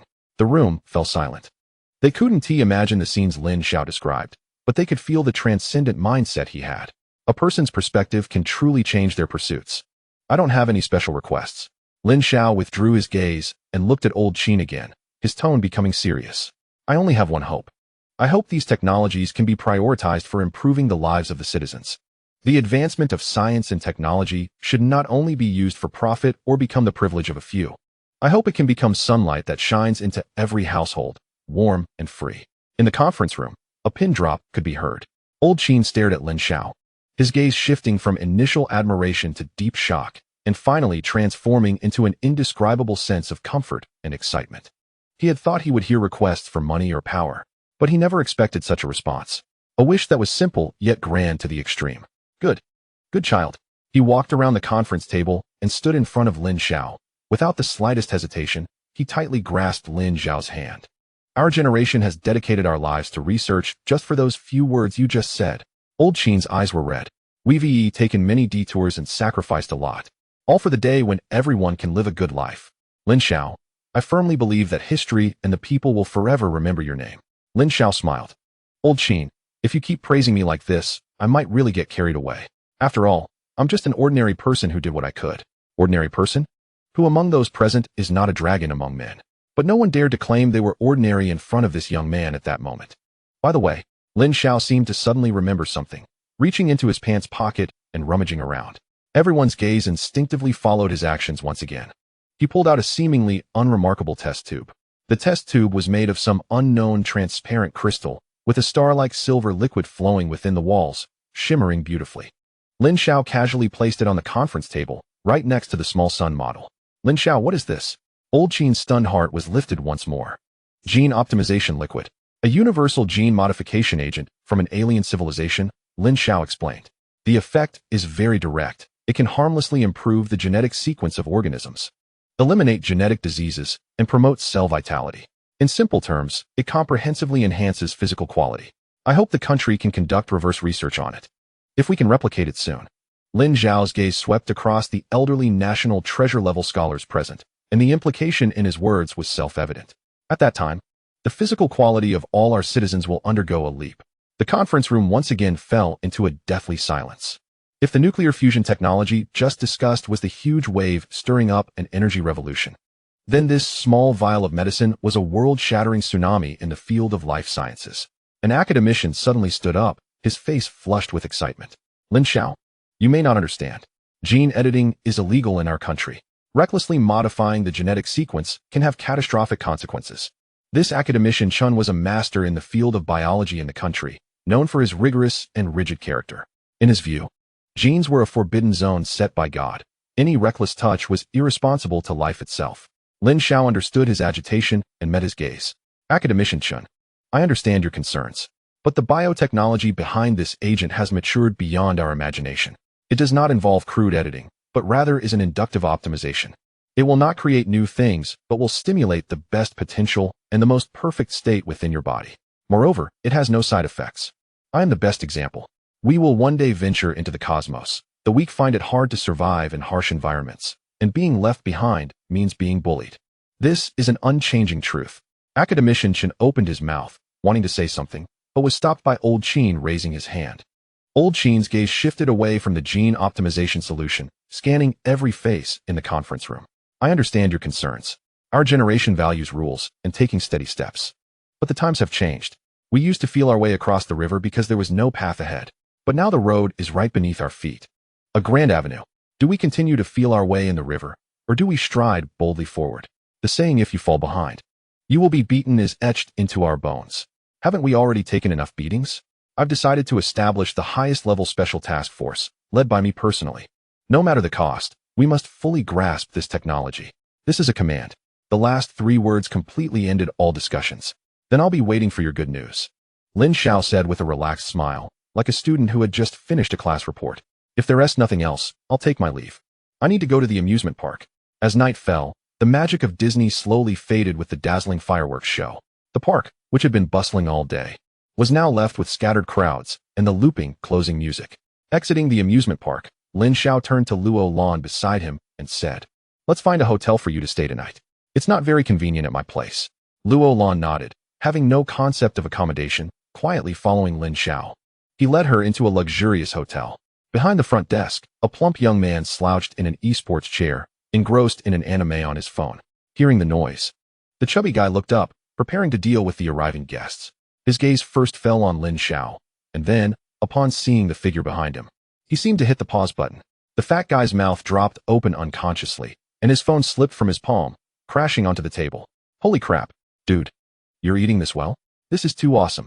Lin Xiao expressionlessly placed his ID on the counter. "A room, please." The chubby guy snapped back to reality, reluctantly tearing his gaze from Luo Lan, glancing at the ID. "Lin Xiao, 19?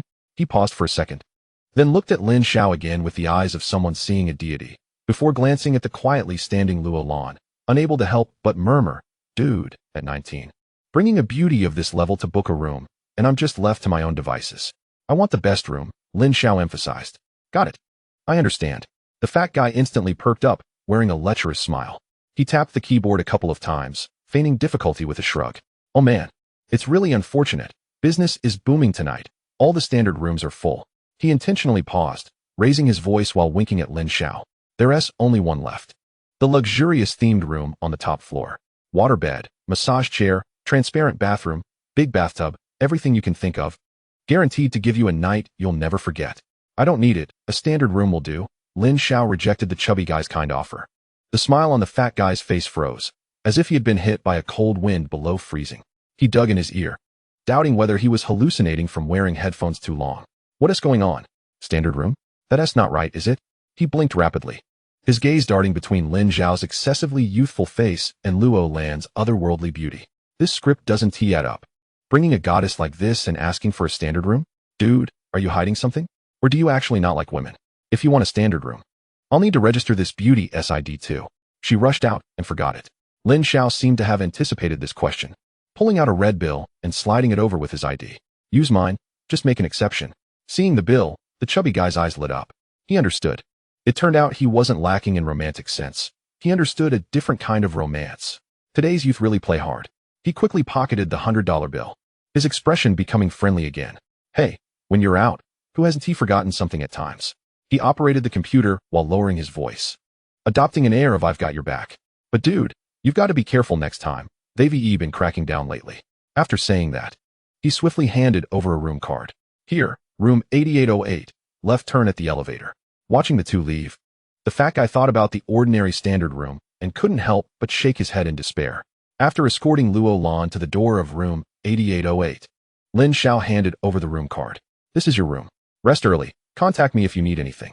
Stepping out of the hotel, his phone started vibrating wildly in his pocket. Two words flashed on the screen: Zhang Wei. Lin Xiao swiped to answer.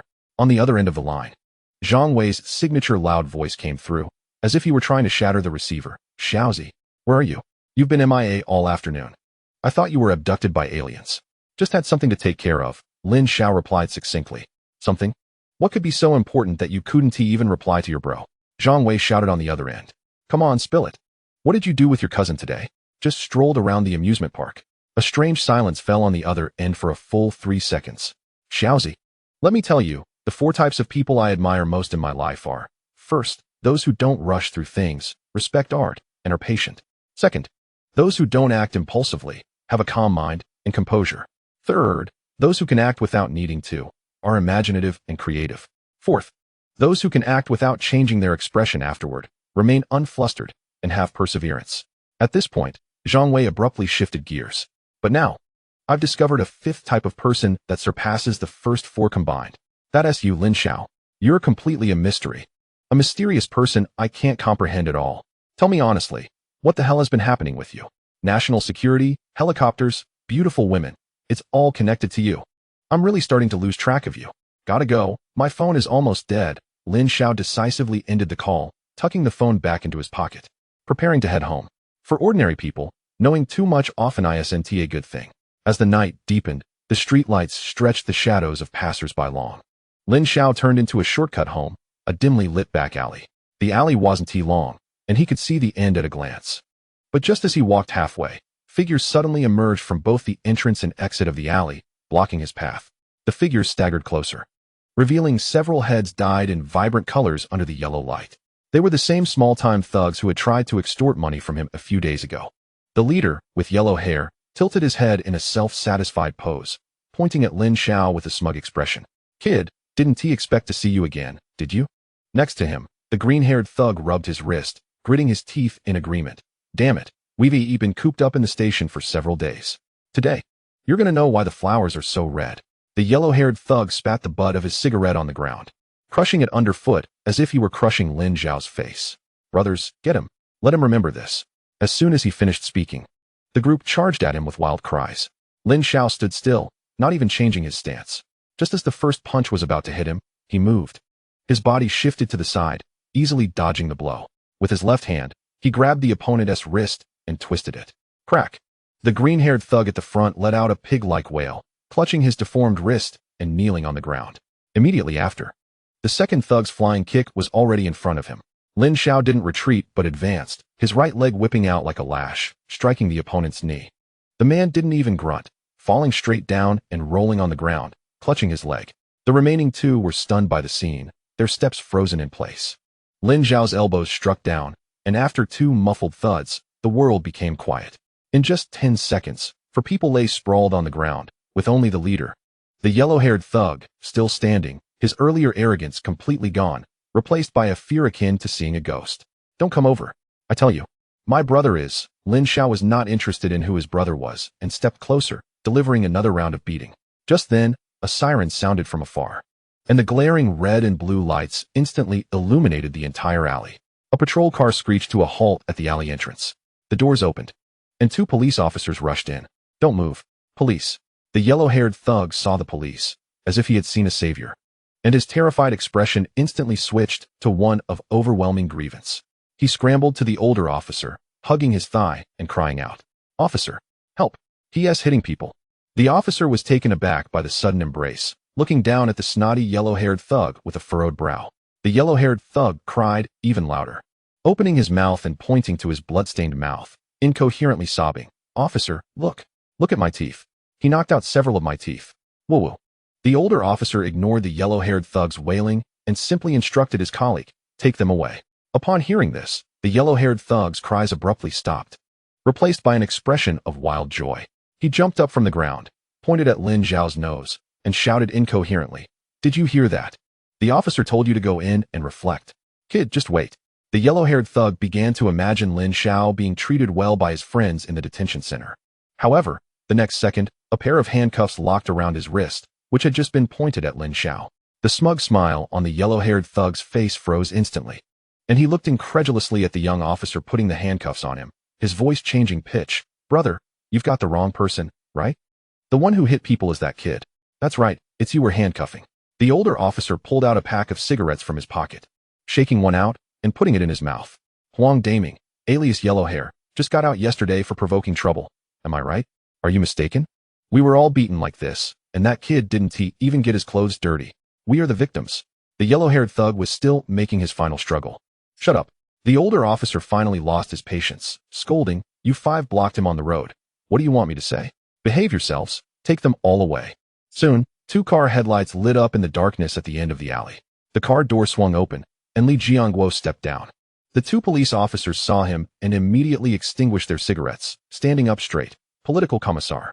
Li Jiangguo nodded in acknowledgement, then turned his gaze to Lin Xiao. "Lin Xiao, long time no see. Sorry for the scare. This was a negligence on our part. I assure you, such incidents will never happen again.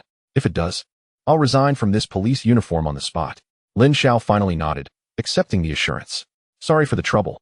After saying this, he didn't linger, turning with his hands in his pockets and walking home. Chapter 53. 5 million bounty. As he pushed open the door to his home, the aroma of food wafted over. His mother, Zhang Lan, was carrying out the last dish from the kitchen, and upon seeing him, her face broke into a warm smile. "Back home. Go wash your hands. We're just waiting for you." His father, Lin Hai, was already sitting at the dining table, looking at his phone. The dishes were already set on the table. with 4 pairs of chopsticks neatly arranged, sweet and sour ribs, steamed base, and a plate of vibrant green stir-fried vegetables, all Lin Xiao's favorites. Come on, eat more ribs. You've lost weight recently. Zhang picked up the biggest piece and placed it in his bowl. The family ate quietly, warm and ordinary. Suddenly, his father, Lin Hai, cleared his throat and put down his chopsticks. Ahem, there is something going on at work today. He spoke with feigned calmness. Zhang glanced at him. What is so serious that you're making such a fuss? Lin Hai adjusted his glasses, unable to suppress the smile creeping onto his face. The organization had a talk with me. Next week, I'm going to the Municipal Party Committee office. Municipal Party Committee office? Zhang chopsticks paused midair, her voice rising an octave. Is that true? Isn't that moving from a marginal department to the center? That's a 2-level promotion. Lin Hai finally couldn't hold back, revealing an uncontrollable smile. What 2-level promotion? It's just a lateral transfer, from being idle to being busy. He spoke cautiously, but the sparkle in his eyes couldn't be hidden. Zhang was so happy that her face turned red, conspiratorially saying, let me tell you, our family has more good news. Both Lin Hai and Lin Xiao turned their attention to her. Zhang announced word by word, this year, our school is evaluating advanced teachers, and there is only one quota for the entire school. I've been selected. Now even Lin Hai was surprised. Really? Isn't that evaluated by experts from the province? It's so competitive, you got chosen? Absolutely.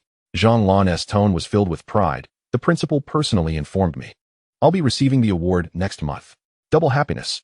This is truly double happiness. Lin Hai excitedly picked up a wine glass. Come on, we must drink to this.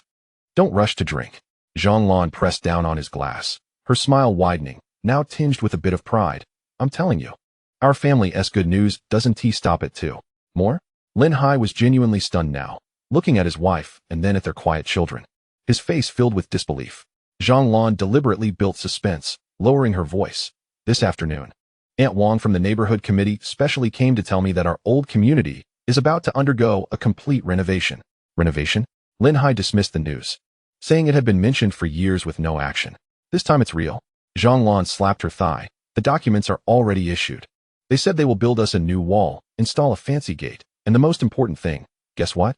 She didn't wait for Lin Hai to answer, revealing the answer herself. From now on, all the security personnel in the community will be replaced with young people retired from the army. 24-hour patrols. Aunt Wang said that from now on, our community will be the safest in the city. Lin Hai's chopsticks, which were holding ribs, froze mid-air, and he remained silent for a long time. He stared blankly at the dining table, at his wife's excited face, his eyes filled with confusion.